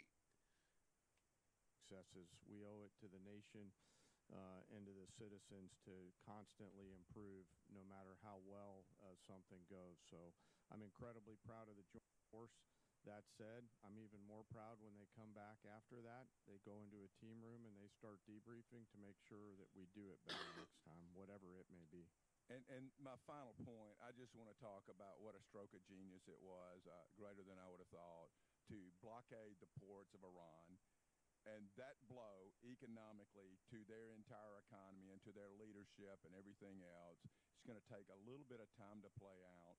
But that was so smart, because it is more effective than any bombs, and those bombs were effective in Midnight Hammer. They continue to be. But until we kill their will to create a nuclear weapon, they will always be a nuclear threat because they've advanced far enough along. But that blockade was so important. And it amazes me now we're crying about high gas prices when they were $2 a gallon more just 4 years ago or 5 years ago under the previous administration. And with that, I yield back. Gentleman yields back. Chair now recognizes the gentleman from California, Mr. Khanna. Thank you, Mr. Chairman. Secretary Hegseth, tomorrow is 2 months since the war has begun. You've testified that it was $25 billion in cost in terms of the munitions we used and what we paid for it. But when you add to that the damage that was done to our bases and today's dollars for buying replacement munitions and replacement aircrafts, what has the total cost been over the last 60 days? That number right now reflects the total cost that we're seeing. Including buying in today's dollars the new weapons and replacements, and including the damage there? That's your testimony. If there's adjustments to that, I would defer to the comptroller on that. And how much are you seeing in terms of, are you asking in terms of supplemental funding just for the Iran mission from this committee? If and when a supplemental is submitted, the majority of it would not just be for, would not be for what would be the Fury, it would be ballpark for Iran?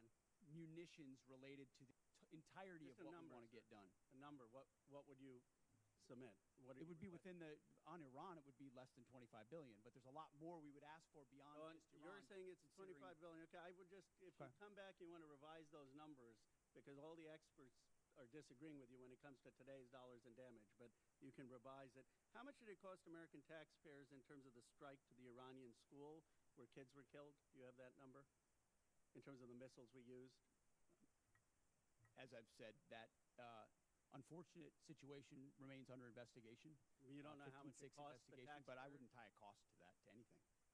It's a reasonable question, no, sir? I mean, our taxpayer money was going there. Do you know how much it will cost Americans in terms of their increased cost in gas and food over the next year because of the Iran war? I would simply ask you what the cost is of an Iranian nuclear bomb. I'm going to give you that opportunity. I would simply ask you what the. Yeah, you're but playing gotcha sir, questions sir, about no, it's domestic not. things. I'm not. You're saying it's a gotcha question to ask what it's going to be in terms of the increased Why cost won't of you gas answer what and it food? costs to prevent Iran from getting a nuclear I bomb? give you that, sir. But let me. What you would can it just cost? ask my- What would you pay to ensure Iran doesn't But get a nuclear can you- bomb? Do you? What would Sir, you pay? I reclaim my time. Do you not know? You had no one do the analysis of what the increased cost of gas and food on the American people are going to be? What is the cost of Iran let me holding give you that the number. straight at Let me issue give with you the nuclear number. weapons?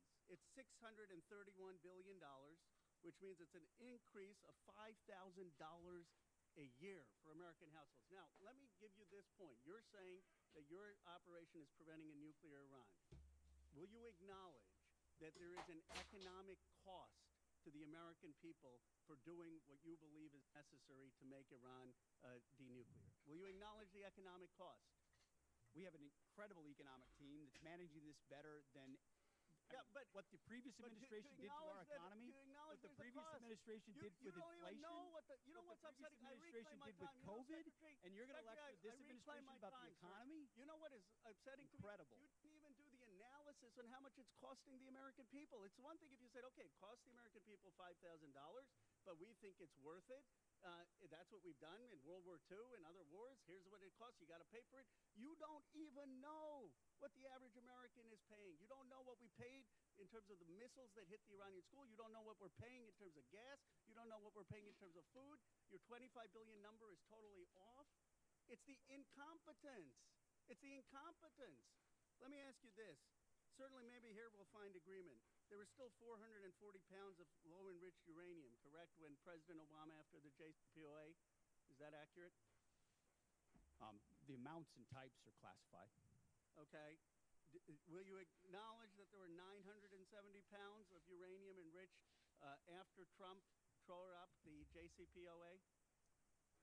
The JCPOA was a terrible deal that allowed Iran a path to a nuclear bomb. You deal with vague platitudes. I'm asking you about numbers. Like, you don't know what gas costs, you don't know what food costs, you don't know what the operation costs. You know, I get sound bites, but how about numbers? Do you know how much the enriched uranium was after you ripped up the JCPOA? Damn, Chad, I might be a little racist, bro. I might be a little racist, Chad. Hold on, bro. I thought that was Rokana. Chad. Damn, is that Rokana, Chad? If that's not Rokana, man, I might be a little racist, bro. Oh, yeah, it is. I see it, Mr. Kana. Okay.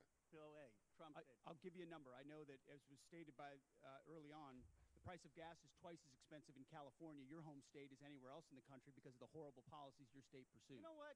It used to be that type of stuff worked, and then you started to lose the people that you campaigned you wanted to be for, because you said you wouldn't get us into bad wars.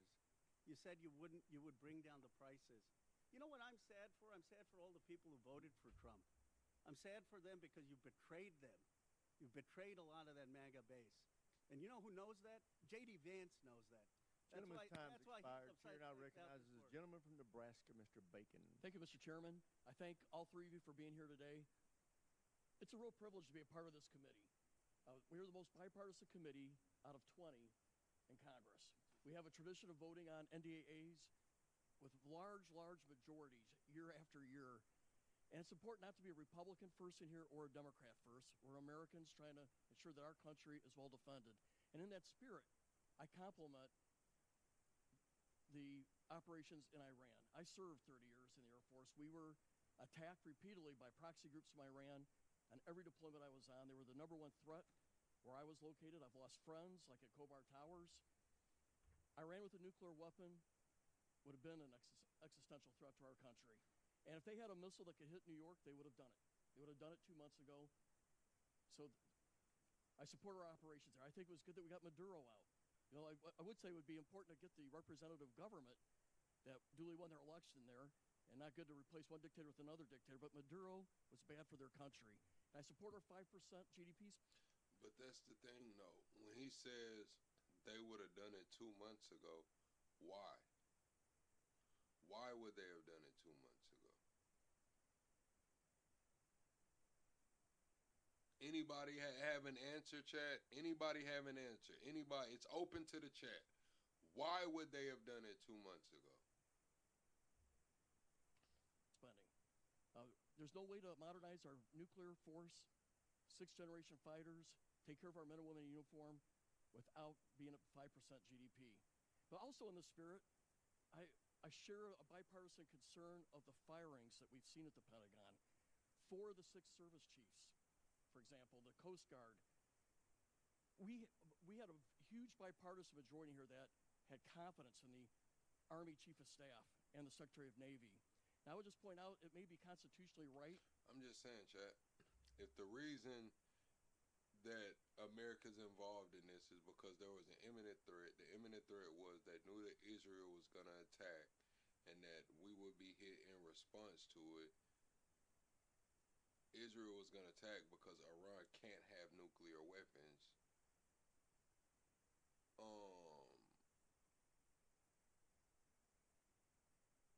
I think that scenario wouldn't have happened. If they already had nuclear weapons, why would Israel attack, or why would we be going over there to shit they already got it? I don't know. You have the constitutional right to do these things, but it doesn't make it right or wise.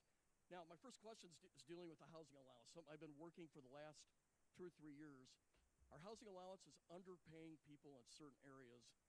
And the department, and it hasn't started under this administration, it's been going on for a while, they take out 5% of the housing allowance. They send it to other needs. But that means we're underpaying our servicemen and women living off base by 5%. So we tried to fix it with a $2.9 billion line item to fix housing allowance. But that money was moved.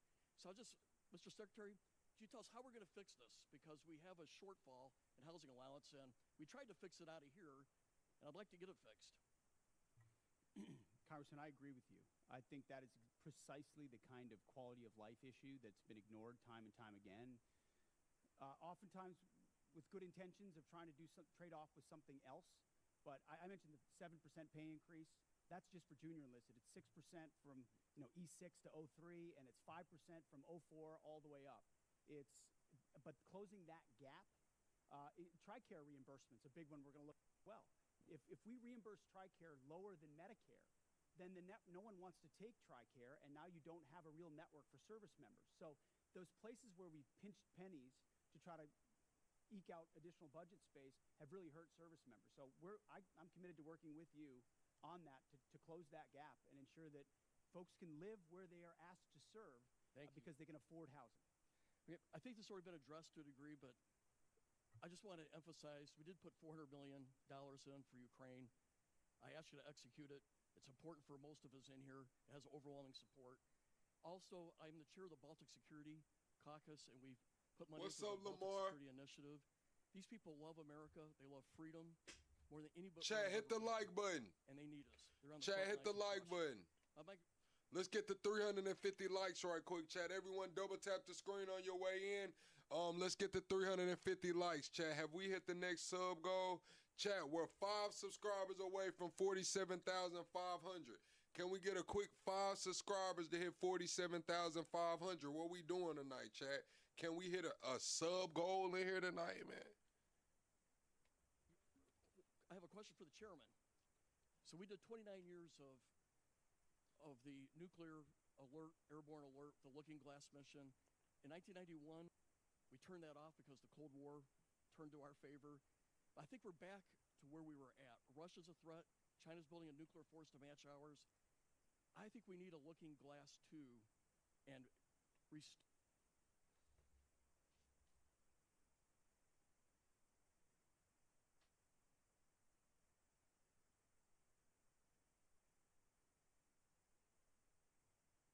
Did he just say, I think we need a looking glass too? Like, child, are these people playing in our face, bro? They talking about the Gaddafi shit and Saddam. Administration has been going on for a while. They take out 5% of the housing allowance. They send it to other needs.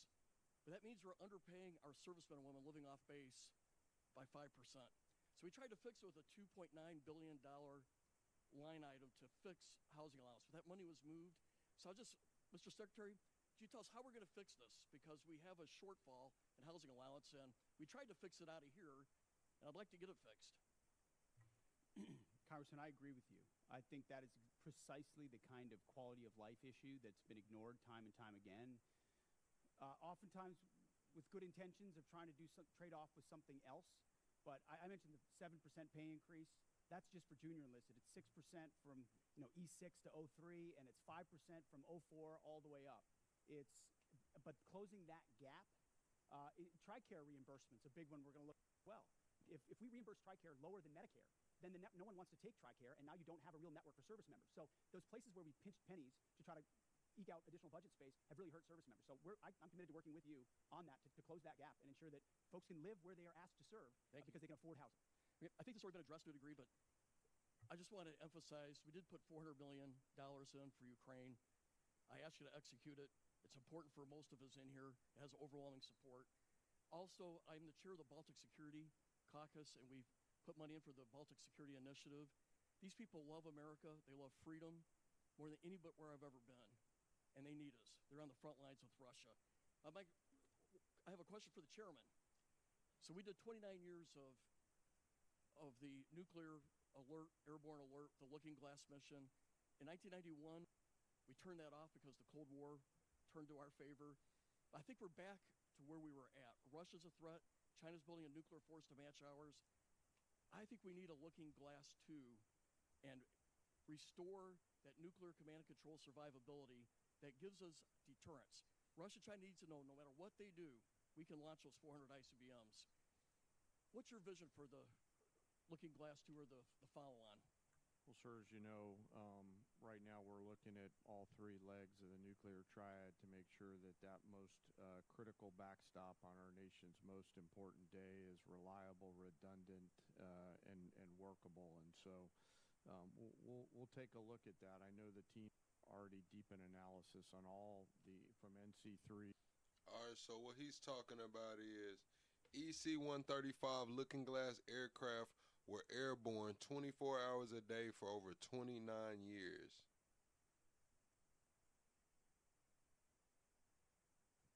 Damn, they want to put some planes in the air for 29 years? 24 hours a day? To the end state, but what I want you to know is the most important thing is the ability to execute. This was today, Lamar. And we can. You know, for 29 years we had a plane airborne with the general on board, and it gave the Pentagon, the White House, STRATCOM the assurance that we had a backup.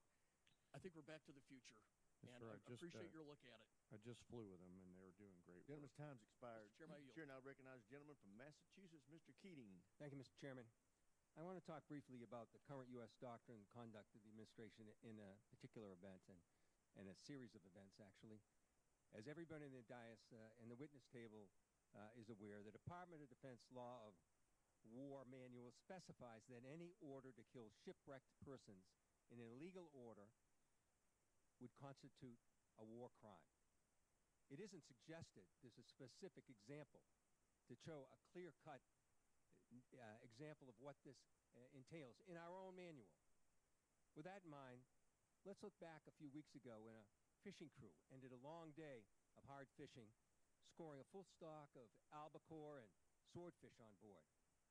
Without any warning or expectation, this small Ecuadorian fishing vessel, operating about 200 nautical miles off the Galapagos Islands, was militarily engaged by U.S. forces. It was hit once, then it was hit again. Not a warning shot, not an interdiction, 2 drone strikes. Survivors described chaos and severe injuries. Our U.S. forces then handcuffed the crew at gunpoint, placed black hoods over their heads, seized and scrubbed their devices, and then held them for days. Ultimately, the crew was released, given there was no evidence to support any narco activity or any charges that may be against them. So to recap, we struck a vessel, we struck it again, set fire to it as it was sinking, and as public reports say, even drank their beer. We detained the survivors, and then we let them go. This should be eye-opening. Now let's go to another example, the double tap or 2-strike attack that took place on September 2nd in the Caribbean. A vessel was struck, disabled, and then struck again, killing all but 2 survivors that were left clinging to the wreckage. And this is the thing. We know this happened.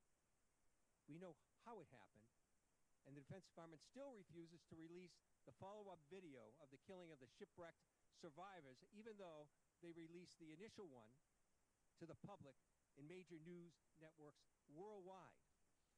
No difference in sources and methods in the 2 videos, but still not released to the public. Of course, the backlash was severe at the time and perhaps is being forgotten. And in predictable but ignoble display of character from this administration, fingers were pointed at one another as everyone scurried to cover, in a tacit acknowledgement that this was an issue potentially violating international law. Now, I've reviewed what's been available, the phony rationale that these attacks are about fentanyl trafficking, when we know fentanyl comes from China, India, through Mexico. Here we go. Then the baseless argument that this was about narco-terrorism. You know, I don't believe a word of it. This was to create leverage for regime change in Venezuela. And now the president acknowledged that was about oil. Beyond the simple need for justice and exercising American values, it's important for us to discuss what the U.S. belligerence in the world stage means to our security, our ability to marshal cooperation with our allies, and most importantly, not to normalize these actions that could endanger the lives of our own service members put in similar peril. Let me be clear about one thing.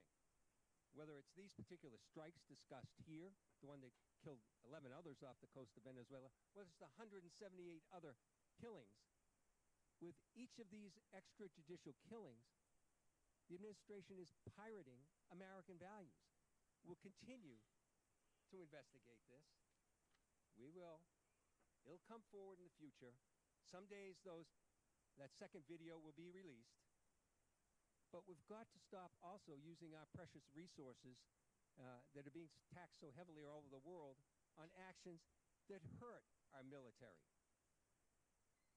They hurt our military and they hurt our standing internationally. Hey, chat. Mods, drop the Discord, chat. We're gonna start the book club too, chat. I gotta get my damn book too. The first is tomorrow, so we're gonna be reading Fahrenheit 451. So I'm gonna make the tab in the Discord, and I gotta get my damn book. So we got the book club's gonna start tomorrow. We'll probably have our first book club meeting on Saturday, just to let everybody know what we're going to be reading, kind of a synopsis, and just do all of that. So we'll have a Discord meeting on Saturday to start the book club, probably be Saturday morning. So mods, drop the Discord and be sure to join the Discord chat. And they're hurting our standard here at home. I hope that we can move forward. I hope we can review whether these are justified, because I found no justification. We were given classified information on the second strike. I can't discuss it, but I must tell you, it's the most convoluted bullshit I ever heard in my life. This should be public. This is our honor. This is what it makes American a difference maker. This is what we're It's an proud incredible of. array of false accusations. And I yield back Incredible. my time. Gentleman yields back. Chair now recognizes the gentleman from Texas, Dr. Jackson. Thank you, Mr. Chairman. Thank you, Secretary Hegseth and General Kane and Mr. Hurst, for your bold leadership and for your time today. I really appreciate it. Hey, Jeb, don't come in here but with that damn plan, Jeb. You know who the fuck I am, Jeb. You come in here and say what's up to my chat and say what's up to me. You talking about Set smoking some drugs and shit. My name is Plug. Shout out to Set and what he has going over there, but this not that, man. You know who the fuck I am, Jeb. You come here every night. I can't tell you how awesome this hearing is today. It's fantastic. After someone from someone who stood up here for 4 years during the last administration, this is a great day. Despite some of the crazy and disrespectful comments from some in this room, the Department of War is back. Today is a win because we are discussing American power and dominance, national security, and making America great again. There may be differences in how we go about that, but at least we are not wasting all of our time talking about how to restructure the Department of War Yeah, into that's a better, social Jared. experiment that appeases the far-left woke agenda that existed for the last 4 years. Thank God those 4 years of the disastrous Biden administration are done. On behalf of someone who served 25 years on active duty and almost everyone I know currently serving in uniform, thank you, Mr. Secretary, for saving the department. Okay, my question. The U.S. Special Operations Command budget has been relatively flat over the past decade, failing to keep pace with inflation and reducing the command's purchasing power by 14%. I was disappointed to see that SOCOM's FY27 budget request was only $223 million. A war of your suggestion to this president, a war of your choice, a war you executed without congressional consultation. And so it shouldn't be shocking, sir, Mr. Secretary, that we have questions. Indeed, it's constitutionally our right to do so. So to be clear, despite a brilliant performance by our men and women in uniform, despite thousands of tactical successes, Iran still has nuclear material, still has air defenses, still has small boats, and still has the Strait. So despite the fact that your recent comments indicate that operations appear to be finished, there clearly is more work that needs to be done. As mentioned, today is indeed 60 days. So, Mr. Secretary, how many more months, just order of magnitude, do you think that you're going to need to be able to conclude operations successfully? And how many more billions of dollars do you think you're going to ask this body for?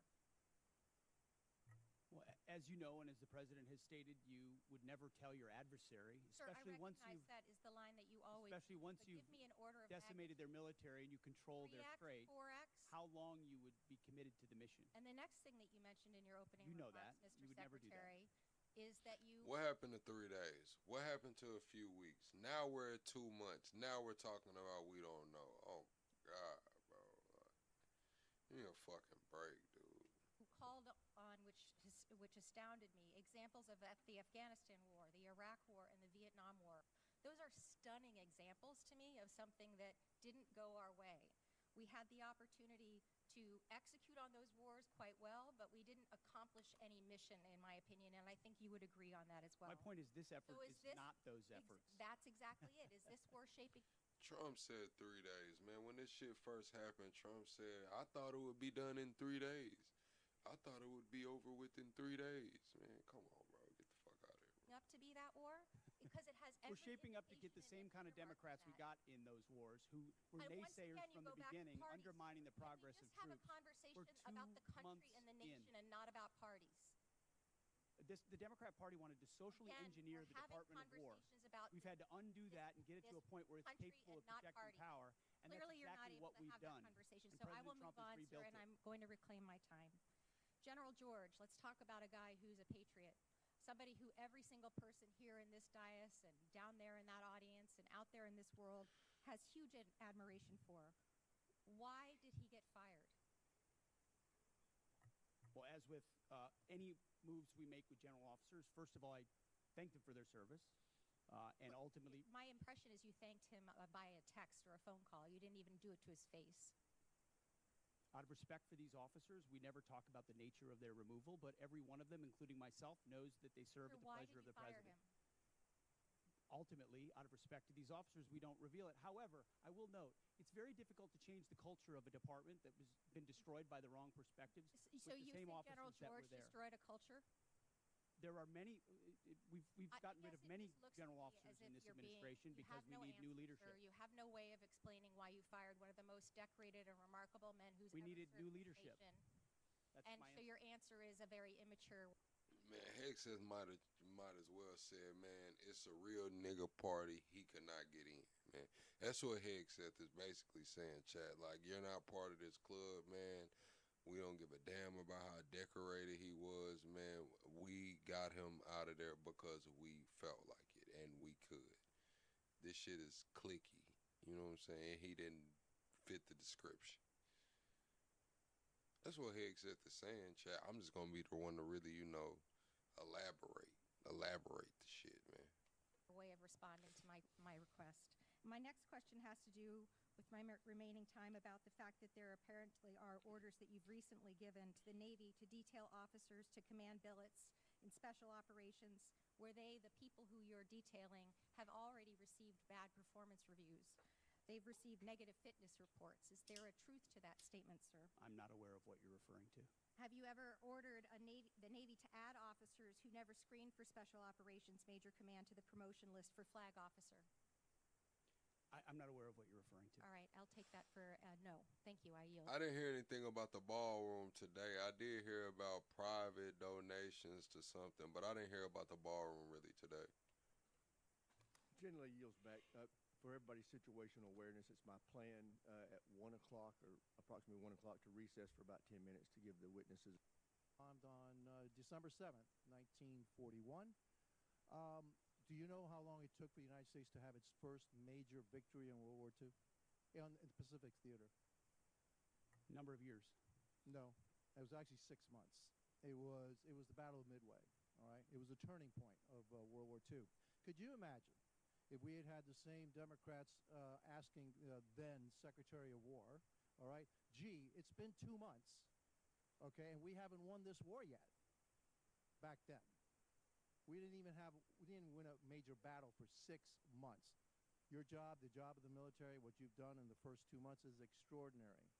And so, again, for a couple of final questions. Do you know how much money we spent on Ukraine?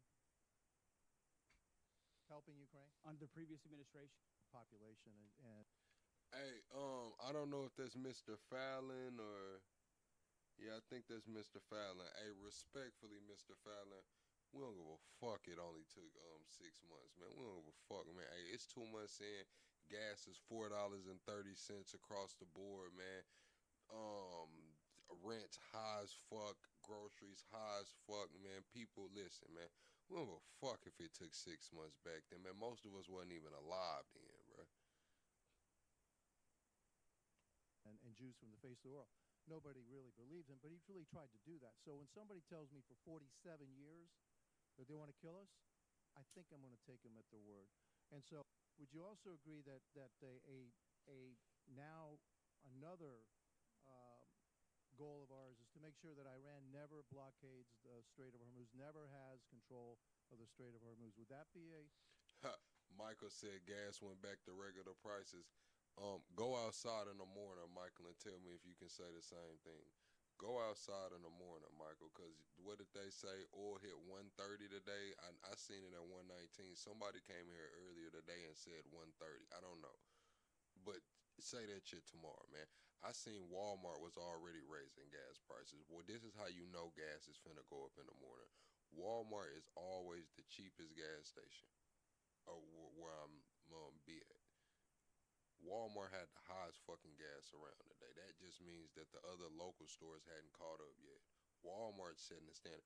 Walmart's always like 20, 25 cents cheaper than what's around. Walmart was 30 cents more expensive today. I'm just going to be honest. An objective of ours? What they're doing right now is effectively piracy. It's terrorism. It's threatening international shipping. And our blockade is signaling to the world that we actually control that strait. And I would ask this committee, what would this effort look like if Iran had nuclear weapons? You got a Imagine few if trucks. Iran had nuclear capabilities, what they would do to wield over any... Yeah, that's what I'm saying. Alex says, diesel $7 in Washington. I have a few trucks, but rates are dropping. Like, how can you do that? Let's say you got 2 100-gallon tanks. At $7 a gallon, you have $1,400 before you leave a lot. Fuck around, have to buy a used tire. That's another $300-400, man. That's 17. How much can this load pay for it to be worth it? How much can this load pay? Any advantage they have, from proxies to funding international terrorism. Mr. Secretary, also, not only would they do that, but imagine if we had not become energy independent. Under the previous administration, they were hampering our ability to be energy independent under the guise of the Green New Deal, which is insanity, by the way. I'm going to go back a little bit in history. We were bombed, Pearl Harbor was bombed on December 7th, 1941. Do you know how long it took for the United States to have its first major victory in World War II? In the Pacific Theater? Number of years. No, it was actually 6 months. It was the Battle of Midway, all right? It was a turning point of World War II. Could you imagine if we had had the same Democrats asking then Secretary of War, all right, gee, it's been 2 months, okay, and we haven't won this war yet back then. We didn't win a major battle for 6 months. Your job, the job of the military, what you've done in the first 2 months is extraordinary. And so, again, for a couple of final questions. Do you know how much money we spent on Ukraine? Helping Ukraine? Under the previous administration? No. That's what I'm saying. The owner-operators are screwed at this point, Chad. I got a friend locally. He parked his truck. He's done. He parked it, man. It's over with, man. He said that he can see the sunset, man. His trucking career has come to an end. Said he didn't plan on being in the truck forever, and now it's looking like the best time to shit call it quits, man. Owner operators are squeezed right now. Like, I'm talking about like a Capri Sun, Chat. Like when you real thirsty and you just grab that Capri Sun and you just squeeze it, man. That's how owner operators are right now, man. Shit is crazy, bro. This shit is crazy. Only corporations can survive this shit. Oh, right now, up to now. Upwards of $300 billion, $350 billion? You're probably right, about $300 billion. And yet I don't hear anything about, gee, how much money have we spent on Ukraine from the other side? The difference between them and me is this. I support the United States and their efforts to help Ukraine against a dictatorial, aggressive power like Russia, which is our second greatest adversary. But I also support our efforts to make sure that Iran never has a nuclear weapon. And so you'll always have my support, and I'm pretty consistent in that. I also support our efforts in what we did in Venezuela. We still have to go a little bit further because that remnants of that regime are still there. And we need to provide freedom for the people of Venezuela. And also, one thing, for me, I guess what I'm looking for in this war with Iran is to make sure that Iran never has a nuclear weapon, that we have established an inspection protocol to make sure they never get a nuclear weapon, and that we control the strait, and they never can control the strait. Gentleman's time's expired. Chair, now recognize the gentleman from Colorado, Mr. Crow. Thank you, Chairman. Mr. Secretary, I want to go in a little bit different direction. Timothy Parlatore served as your private attorney, correct? Correct. And Mr. Parlatore also served as private attorney for President Trump's campaign, correct? I'm not privy to every professional position that he's held. Well, I'll help you out. He did. And you appointed Mr. Parlatore as your senior advisor, correct? He does reserve duty on behalf of the Navy. His title is senior advisor. You gave him that title, correct? And I would count him as very much an advisor of mine. Yep, he travels with you, correct? Tim Parlatore has been a long-term friend. He's a great patriot. He travels with you. That's not what I asked. I reclaim my time. He travels with you, doesn't he? He travels with you, doesn't he? Correct? There's public Instagram that shows this. Just say yes. Yes, of course. Okay. He sits in Not meetings call with on you the and advises you, ground. doesn't he? Not call on the He sits in ground. some meetings on occasion. Yeah, well, he maintains a desk in an office in the Pentagon, does he not? I'd have to check. You don't know? It's a big Pentagon. You directly commissioned Mr. They don't know who's in the Pentagon. They don't know how much money's coming through and out of the Pentagon. They just don't know shit over there, huh? They don't know shit, man. Parlatore in the Naval Reserve as a Navy commander in March 2025, did you not? I was very proud to do so. And when you did, because he's a Navy Reserve officer, he didn't have to go through the PPO process, the White House Presidential Personnel Office, right? He wasn't vetted by White House PPO. Uniformed service members don't get vetted by... The answer is yes. He didn't have to be vetted by White House PPO. He didn't go through the Senate confirmation process either, did he? The answer is no. I don't know what you're getting to, but Tim is a fantastic. Yeah, I don't have a channel Instagram. I got a personal Instagram. I need to make a channel Instagram chat where I can post some of my clips. But yeah, I don't have a I have a personal Instagram. I don't have a channel Instagram. I'll tell you what I'm getting to. The answer is no, right? He does great work. Okay. He didn't maintain a security clearance when you appointed him as special advisor. Is that right? I'd have to check. You don't know? I mean, anybody that has access to sensitive material is going to have the appropriate clearance. Okay, so when you appointed him as special advisor, he had a security clearance? Yeah, chat. I don't do social media too much, chat. Like, I don't doom scroll. So, like, I'm on YouTube, chat. Like, when it comes to the other social media platforms, like, if I'm not on a panel debating or having a convo, like, I'm not on there. I'm on there to post what I got to post, and I get the hell on off, man. I get the hell on off. You're trying to piece together a time. No, I'm asking a simple question. When are your special, most sensitive... And this is how I knew I had to get off, chat. The algorithm will tell on you, man. The algorithm's gonna tell on you on Instagram and shit. The algorithm's gonna tell on you, man. Like, my home feed was like talking about women, bro. I'm talking about my home feed was straight women, bro. I was like, bro, this shit is bad, bro. Like, I'm not even liking these pictures or nothing. Like, this is where my screen time goes. Like, nah, I had to get off Instagram, bro. It was women and damn sports clips like Straight Shooter. I mean, not Straight Shooter, but like Stephen A.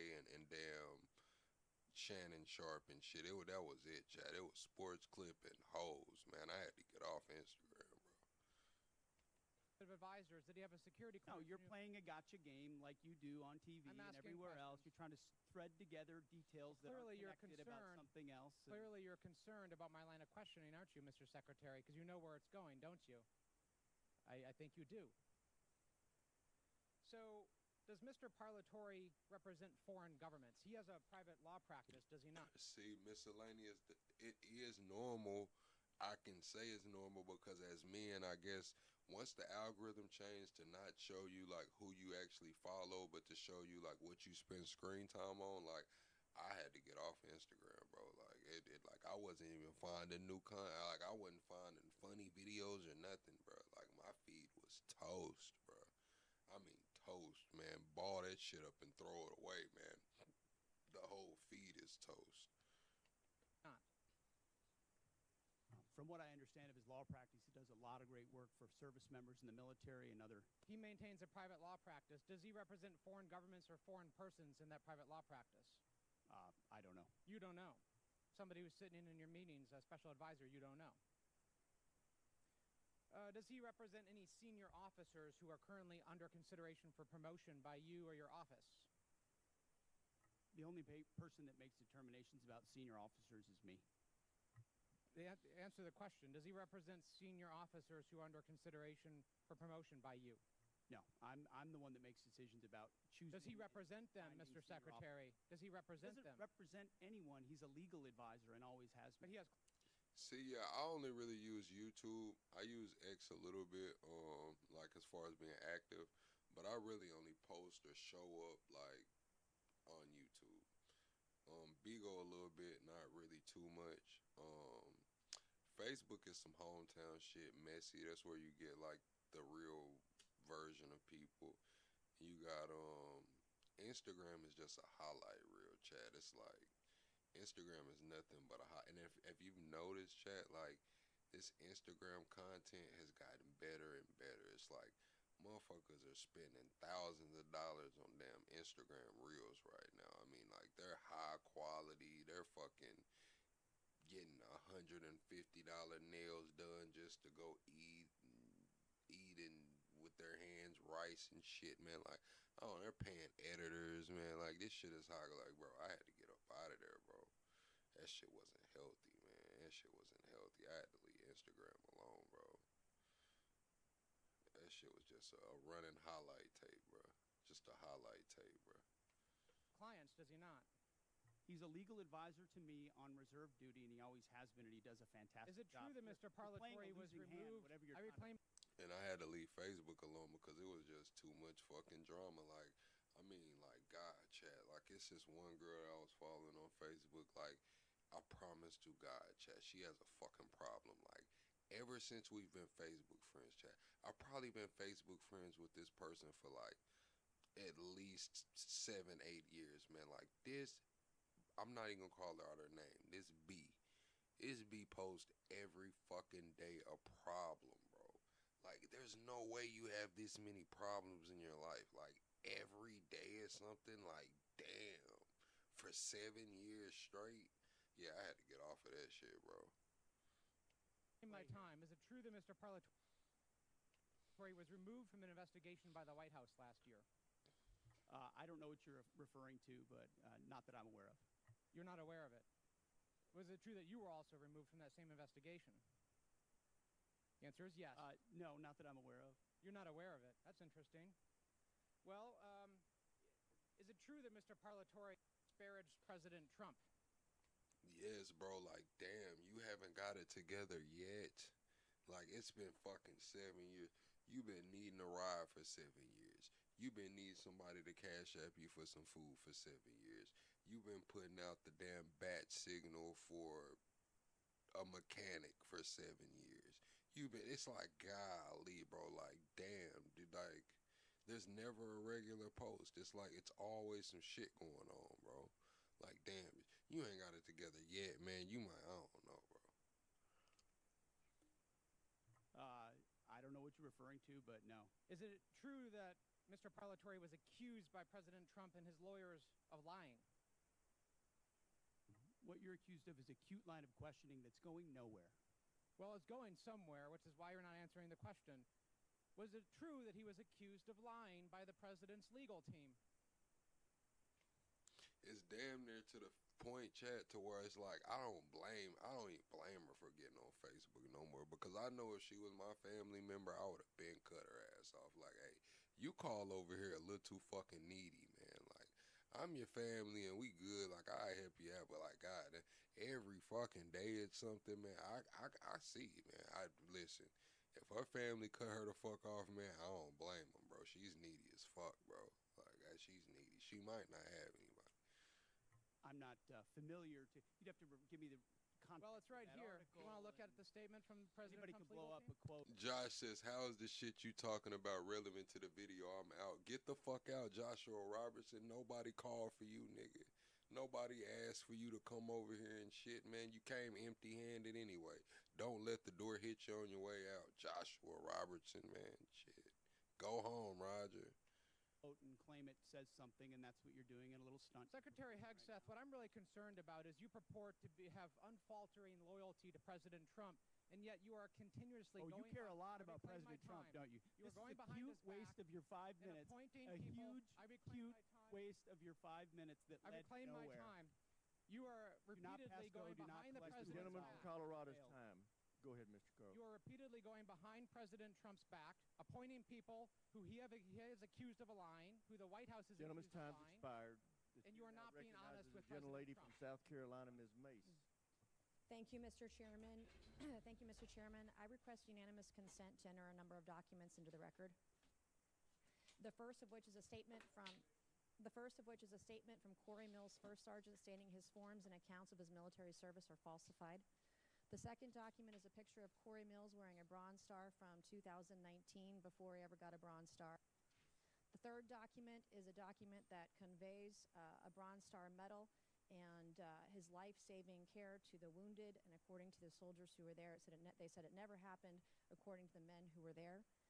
The next document is a transcript of a conversation I had with Brigadier General Arnold Gordon Bray, who confirmed that he did not review, did not read, did not physically sign the form DD, I guess 638, form 638, that Mills submitted for a Bronze Star. And to be candid, he said, quote, I didn't look at it.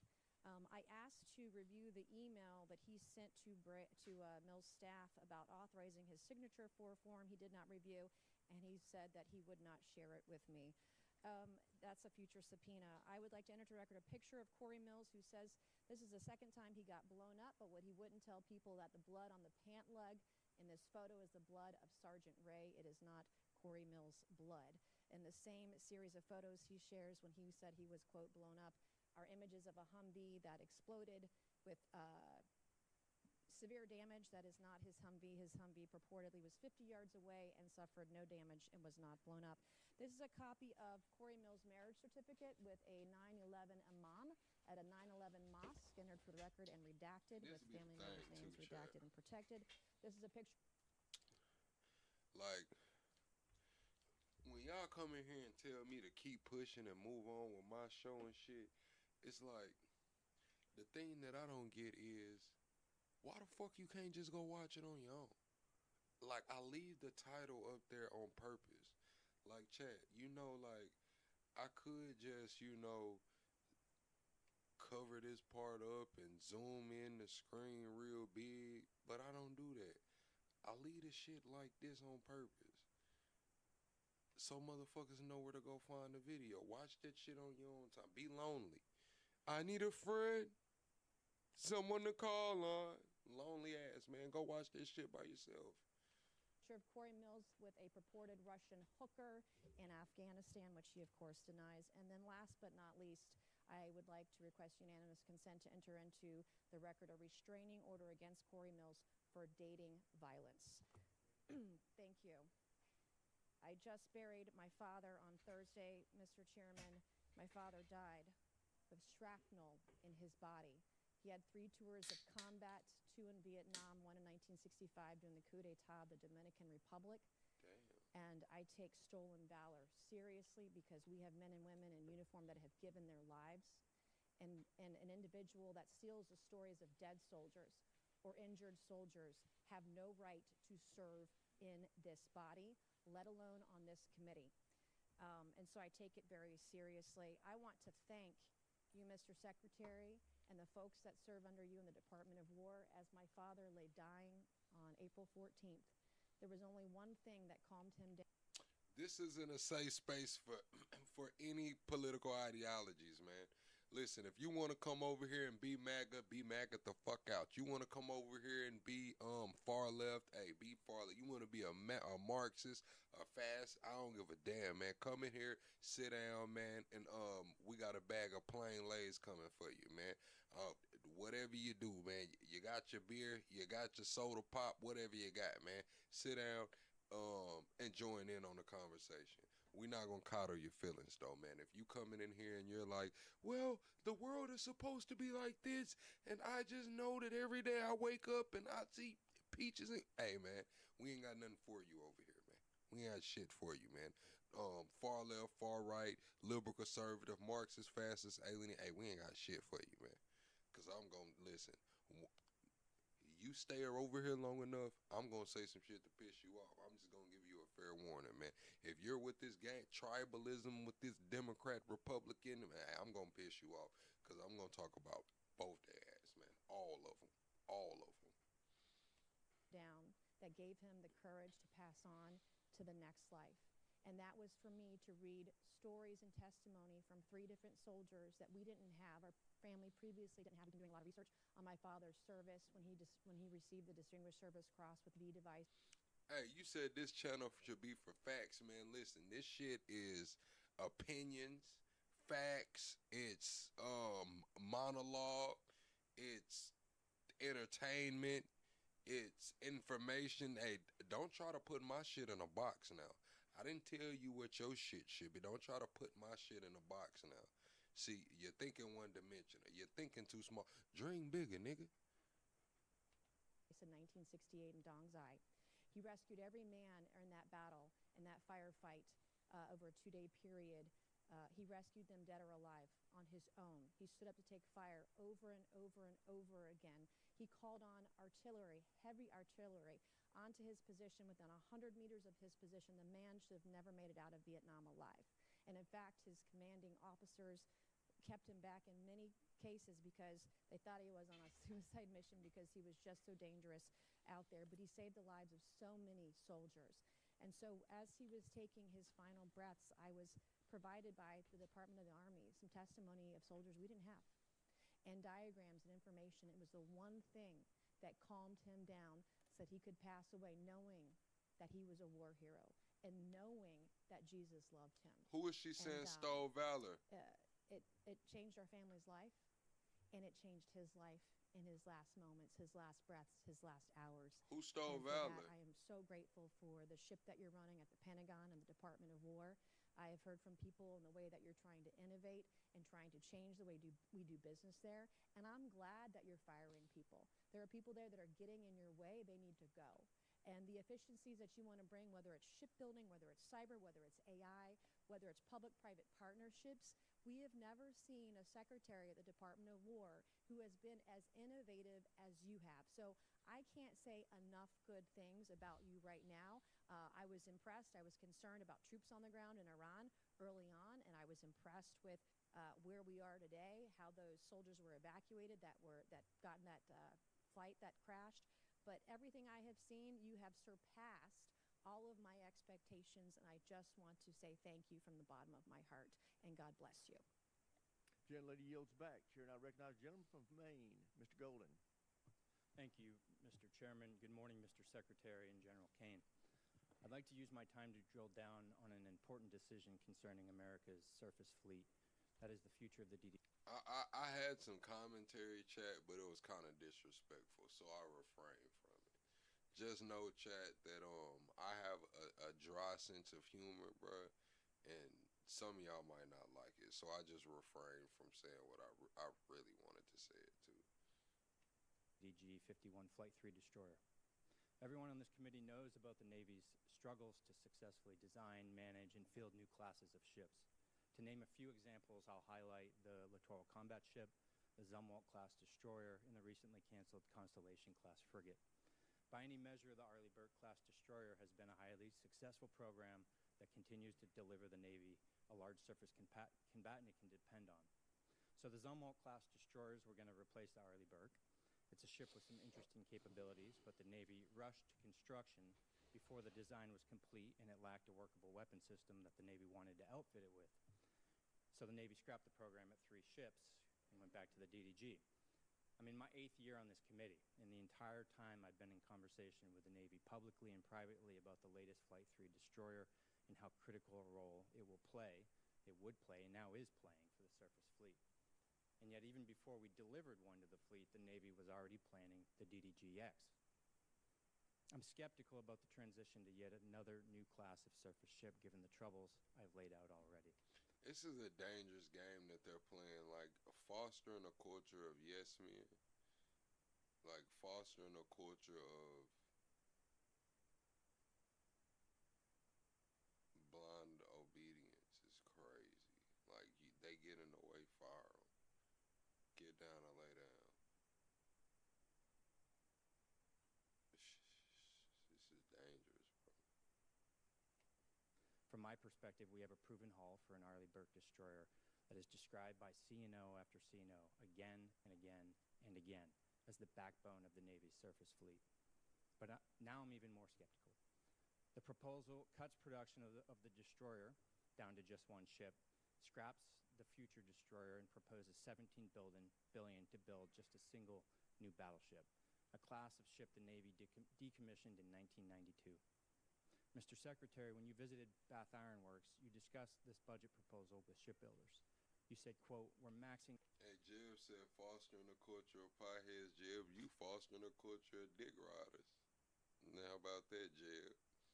You're fostering a culture of dick riders. Out on DDGs. It's a workhorse, and it's a damn good workhorse. You were right about the DDGs. They are a workhorse. They're cost-efficient, deadly effective, and feared by our enemies. And I'm wondering why would we move on so quickly from a relatively new Flight 3 destroyer that's the gold standard for ballistic missile and drone defense capabilities. It's a ship that's proven itself time and again, recently in the Mediterranean, Persian Gulf, and the Taiwan Strait. I understand the Navy wants to field hypersonic missiles, but look no further than the 3 Zumwalt ships that the Navy has in the fleet that have been refitted with vertical launch tubes capable of delivering hypersonic missiles at a at a great payload at over 17,000 miles. Jeb, I'm not mad at you, Jeb. I'm just gonna be honest, Jeb. You just just somebody in the comments, man, Jeb. I've never had a convo with you, Jeb. You always came in here, been very critical of me. You know, just dry hating, Jeb. It's kind of like, Jeb, you like one of those people. Like, why do people watch him? He smokes weed. He has a do-rag on. He's black. I mean, I guess he talks okay, but I could do that. Why didn't they want to watch me when I did my channel?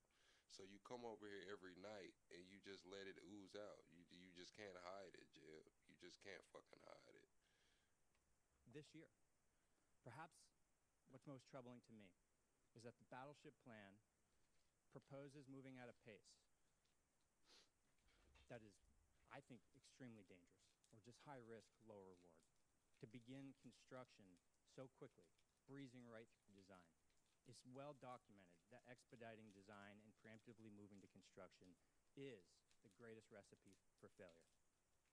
This represents an unacceptable cost to taxpayers if it fails, and leaves America less secure and our Navy less prepared. I understand the proposed battleship was a bit of a dream child of the recently departed Secretary of the Navy. I want to remind everyone here that recent history is littered with failed efforts to replace existing successful programs that remain the best in class worldwide. This isn't the failure of shipbuilders or sailors. It's a failure by leaders to learn a simple lesson. If it ain't broke, don't fix it. My sincere hope is that you, the Navy, and the Congress will pump the brakes. Then what's funny is it's like Jeb would come on here and talk about me smoking and talk about me smoking. Well, he don't say shit about Trump, bro. He don't say shit. Didn't Trump just reschedule marijuana? He ain't say shit. He don't give a fuck. Fuck it. Trump did it. Let him do it, man. He don't say shit. He don't say a motherfucking thing about Trump rescheduling weed, man. He don't say nothing. He don't say nothing about all the veterans that stood up and fought to keep their rights to smoke right there in Texas. They fought Abbott hard for that shit. It's crazy, bro. Jeb doesn't care about none of that. He cares about Plug. What Plug does. You know what I call that, Jeb? A nut hugger. A nut hugger, bro. You might well pose for the camera. Brakes on this battleship. Take the time to get it right, whatever it is. And for now, focus on the workhorse you can depend on. America cannot afford a surface fleet without a backbone.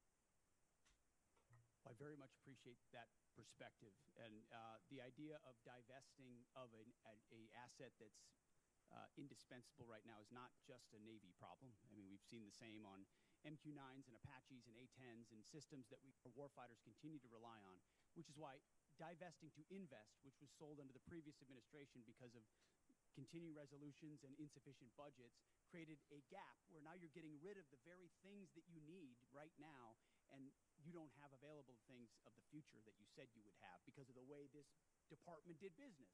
Always overcost, always delayed. So there's one destroyer, one Arleigh Burke-class destroyer in this budget because, and I hate to even say it, I'm not going to say it in open hearing, how many years behind we are in the backlog of building the Arleigh Burke-class destroyers. So the bulk of the money goes into shipbuilding to fix that, ensure we can get new places to build more faster. Then you can fund additional, either whether it's this class or the next class. That's what it is. Jeb want to know how I do what the fuck I do in the way that I do it. Jeb, it's just on me. It's not in me, Jeb. Can't do what I do, Jeb. It's all right. You know what I'm saying? Everything's not for everybody, Jeb. I don't know who hurt you that resembled me in your lifetime, Jeb, but it's going to be all right, man. It's going to be all right. Just give it to God, Jeb. Just give it to God. You'll get over it, man. Just give it to God, Jeb. The hatred out your heart, man. But we're almost over time. I'm going to reclaim and just say in my last seconds here, careful with the pace moving through design to construction so quickly as proposed by this budget. Thank you. Gentleman's time's expired. As announced earlier, we're going to now recess until 10 minutes past the hour of 1.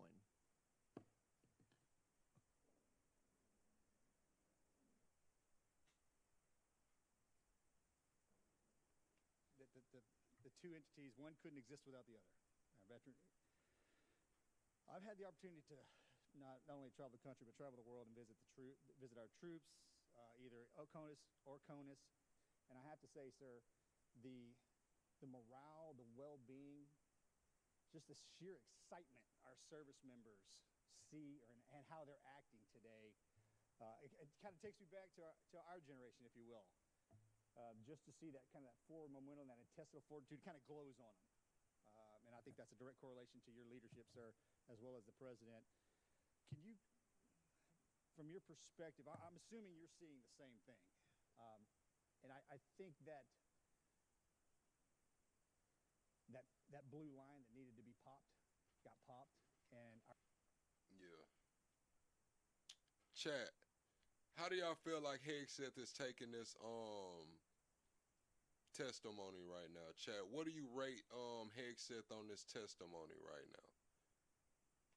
Our service members are absolutely leading from the front, and the world has noticed.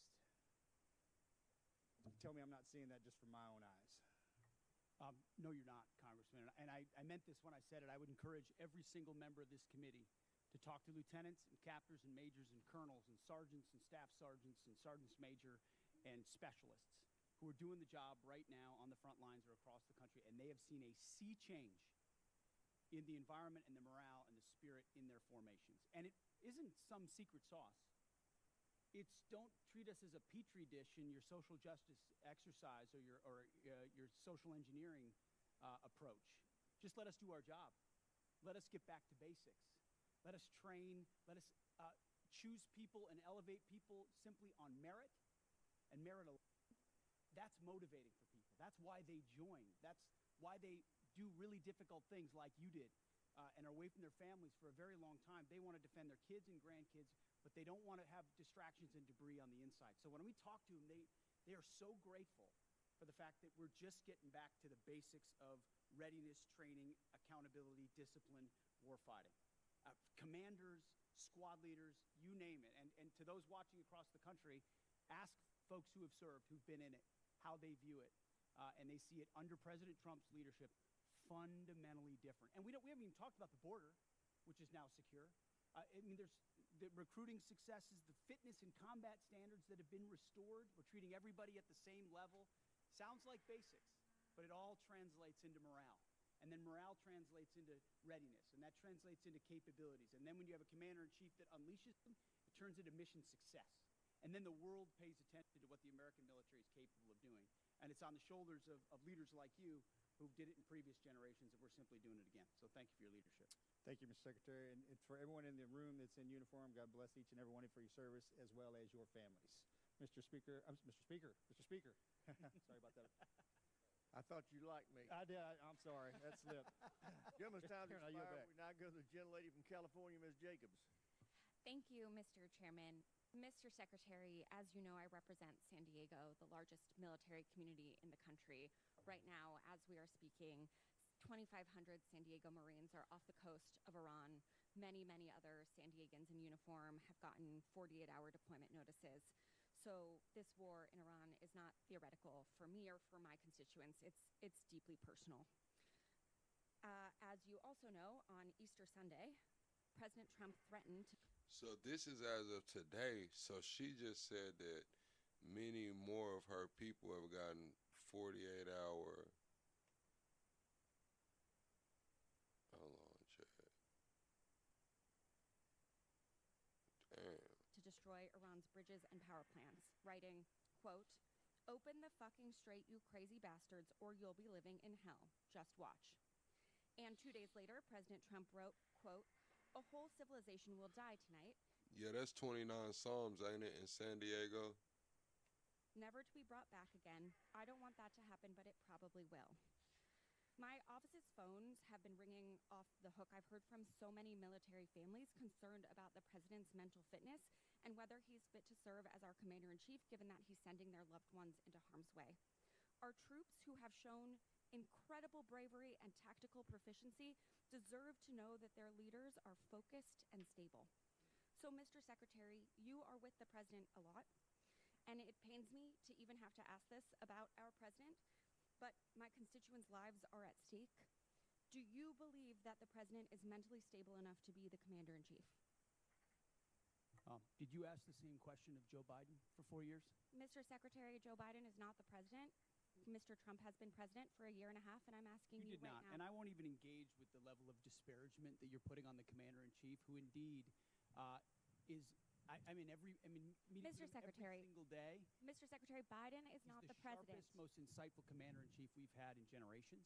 And you want to compare, you want to ask that question after you and your fellow Democrats defended Joe Biden, who could barely speak and didn't know what day of the week it was? As you know, he governed through an auto pen. When he had a Secretary of Defense who went AWOL for a week. I can't Mr. be gone Secretary, for 10 days, for 10 minutes. I will reclaim my time. Gentlelady's time. She's Thank you. reclaimed it. So, as Mr. Jimenez said, we should be taking leaders at their word. So, is there a reason that we should not be taking our leader at his word? Iran should not underestimate the will of President Trump and the United States military to achieve our mission. Okay, well, I want you to know this is not a partisan thing. In fact, many Democrats have had, many Republicans have had these same questions. Marjorie Taylor Greene said he's out of control and he's gone insane. Candace Owens said the 25th Amendment needs to be invoked. Megyn Kelly, Tucker Carlson, who you used to work with, Alex Jones, Stephanie Grisham, the list could go on.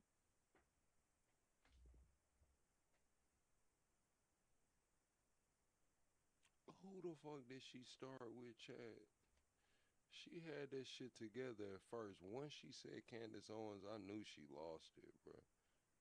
Like, once she said Candace, like, I knew she lost it. Like, what the fuck are you talking about, lady? Should be taking leaders at their word. So is there a reason that we should not be taking our leader at his word? Iran should not underestimate the will of President Trump and the United States military to achieve our mission. Okay, well, I want you to know this is not a partisan thing. In fact, many Democrats have had, many Republicans have had these same questions. Marjorie Taylor Greene said he's... Okay, she was all right with MTG. But everything else she named after that was damn a podcaster, bro. Like, what are you talking about, lady? Like, Miss Golden. Miss Golden. I don't know, man. You have to get that shit together, Miss Golden. Out of control and he's gone insane. Candace Owens said the 25th Amendment needs to be invoked. Megyn Kelly, Tucker Carlson, who you used to work with, Alex Jones, Stephanie Grisham, the list could go on. So how do I explain to my constituents that while they are in harm's way, their commander-in-chief is posting these unhinged posts?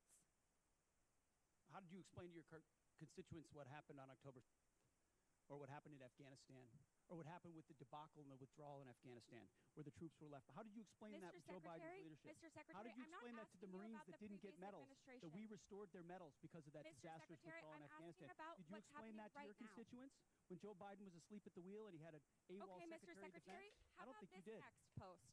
How can I explain this next post to my constituents? Nothing's wrong with Candace Owens, but for her to use Candace to push her point is dumb as hell. Like, we're testifying before fucking Hegseth's testifying before Congress about the damn defense budget and what's going on in the world and the war with Iran. She said your constituents have turned against you, and then she got the name and damn Candace, Alex Jones, Tucker, like, lady. This not YouTube. Like, you in fucking Congress, man. Like, this not YouTube, man. Since when does the damn YouTubers' opinions hold this much weight? Oh my God, bro, we're cooked, bro. We're fucking cooked, bro. She might well say plug to her. She might well threw my name in that shit. Fuck it. Yes, Candace has 6 million followers. Probably more than that across all platforms. Yes, Tucker Carlson has fucking 15, 20 million followers across all platforms. But for purposes of this conversation, what the fuck does that matter? I'm Jewish, so this doesn't really bother me, but my understanding is that this is quite offensive to many Christians. So how do you explain this post?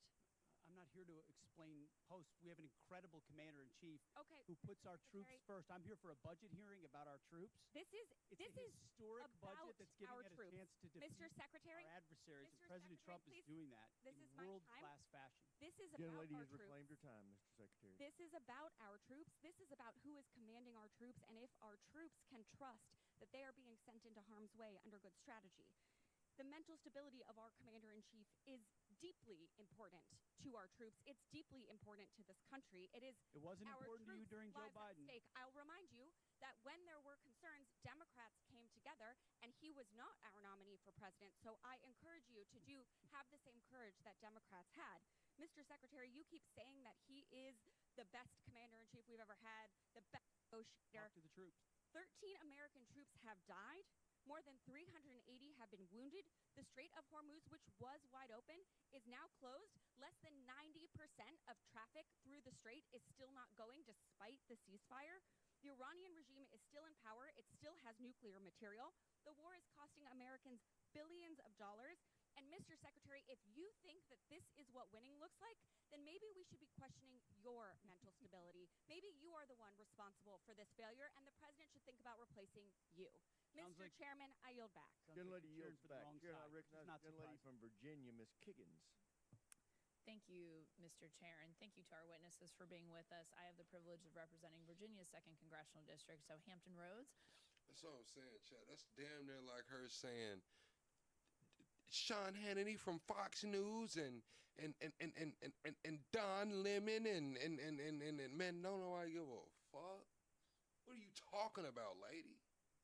I'm honest, Chad. Like, excuse me if y'all think I did something wrong, but I just didn't get it. Like, what are you talking about, woman?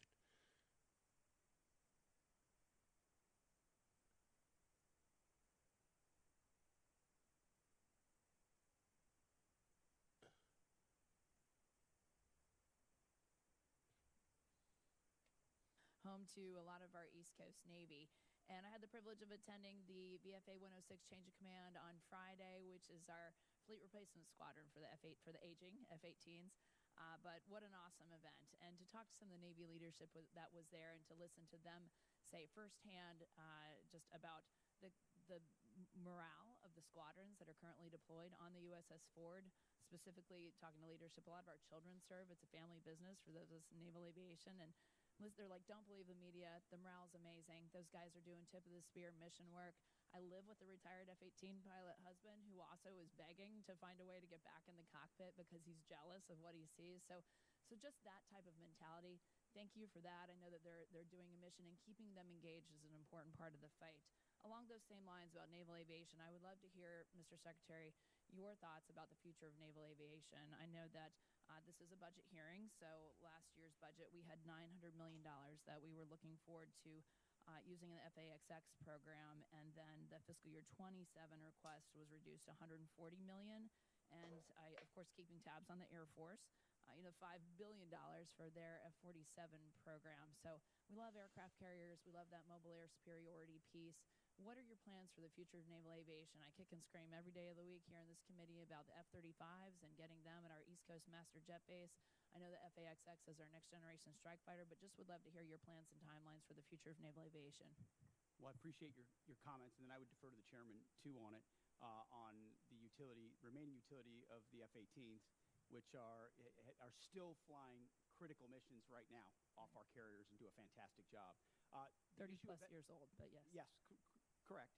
Which is why the issue of the FAXX is important. It's not a matter of if, it's a matter of when. It's a matter of trade-offs in industry and design and capabilities, ensuring we're not slowing other things down at the behest of others. So I think in August, the August time frame is, I'm sure you're familiar with that, is what we're looking at. It's a critical capability that we need to find. Hey, somebody released a poll today, and they had Kamala like front running for the presidential nominee. I think it had Gavin at like 22%. It had Kamala above that. I was like, wow, it's crazy. On for the future of naval aviation.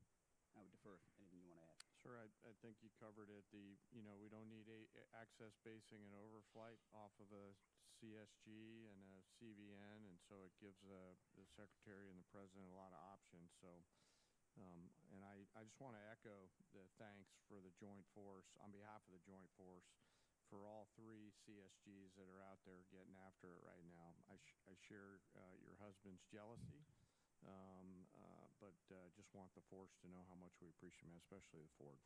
Thank you. Thanks very much, General. And then, Mr. Secretary, just again representing a big Navy district and having just a concern for the Navy, could you shed any light on why the Secretary of the Navy was relieved and what that timeline to replace him looks like for permanent leadership? I think that's one. Yeah, Kamala was in Arkansas sometime last week campaigning.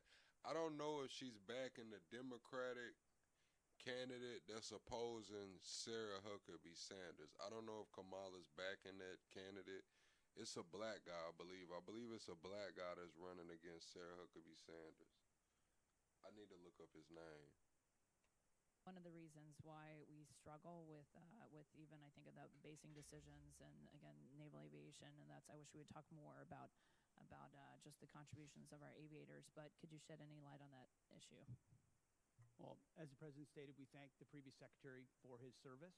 Appreciate a lot of the initiatives that he undertook. Ultimately, it was time for a new leadership and a new direction as far as running fast toward those objectives, and so we made a change. We think it's hard to, personnel is policy, and the sooner you identify, especially, we talked about general officers, as you're evaluating whether they're running with the mission they've been given, you got to make a change if they're not. Same with civilians, and in this case, we made that change. And any timeline to replace or have a new Secretary of the Navy? Well, right now we have an acting in Hung Kao who's Oh shit, Chad! It's damn 3:30 in the morning. All right, Chad, we finna end this, and I guess we'll just do some just chatting, man. If y'all got any questions, now's the time to ask them. I'll just hang out with y'all for a minute, do some talking back and forth, man, because yeah, that shit's 5 hours long. We can finish it tomorrow, chat. I also have another interview. That black CIA officer, he had done a sit down with that other CIA officer. It's like 8-9 months old, the interview, but I haven't seen it, so I wanted to watch it with y'all.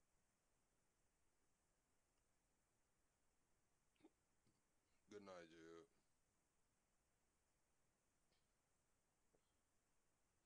You said Kamala cannot make the ticket. Let me see what the prediction markets are saying. Let me see what the prediction markets are saying.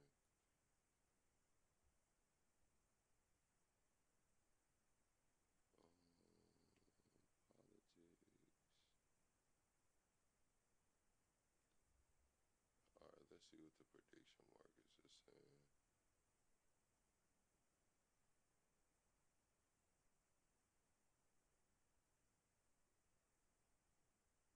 All right, midterms. Democratic primary. Boom.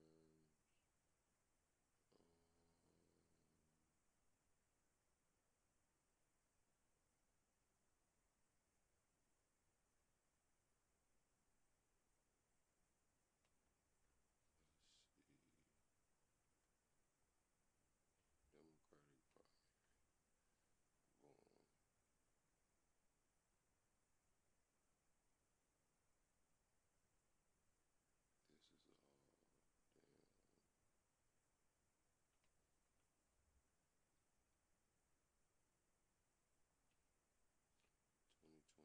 all damn. 2028 Democratic nominee. Boom, right here. Here we go. All right, so Polymarket has Gavin Newsom at 27%.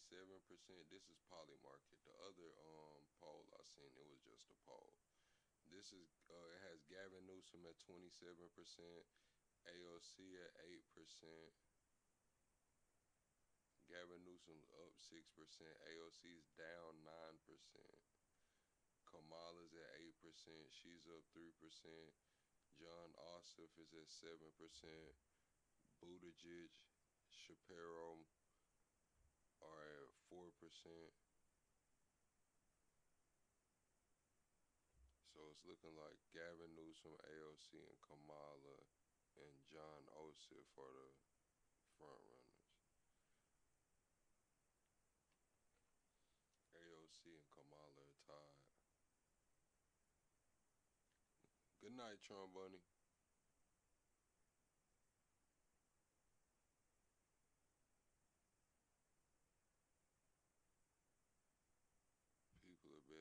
1% on the million to one.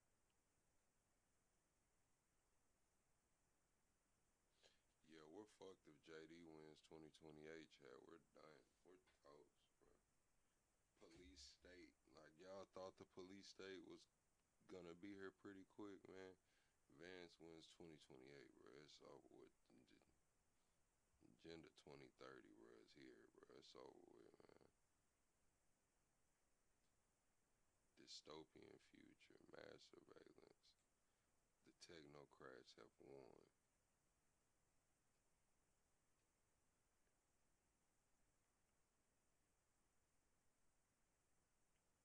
The technocrats been waiting their time, buying their influence, setting up their structures and shit.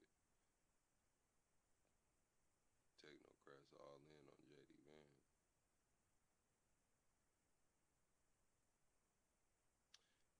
Allison comes through supporting the channel via super chat and said America won't elect a woman. I do agree with you, Allison. I do agree with you that America probably won't elect a woman.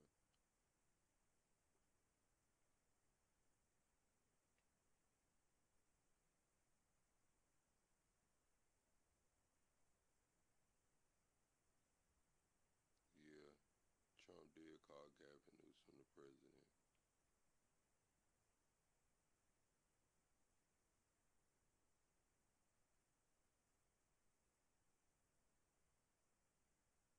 Trump did call Gavin Newsom the president. I wonder what gas prices are going to be tomorrow, Chad. They said gas is went up 30 cents in a week. Crazy.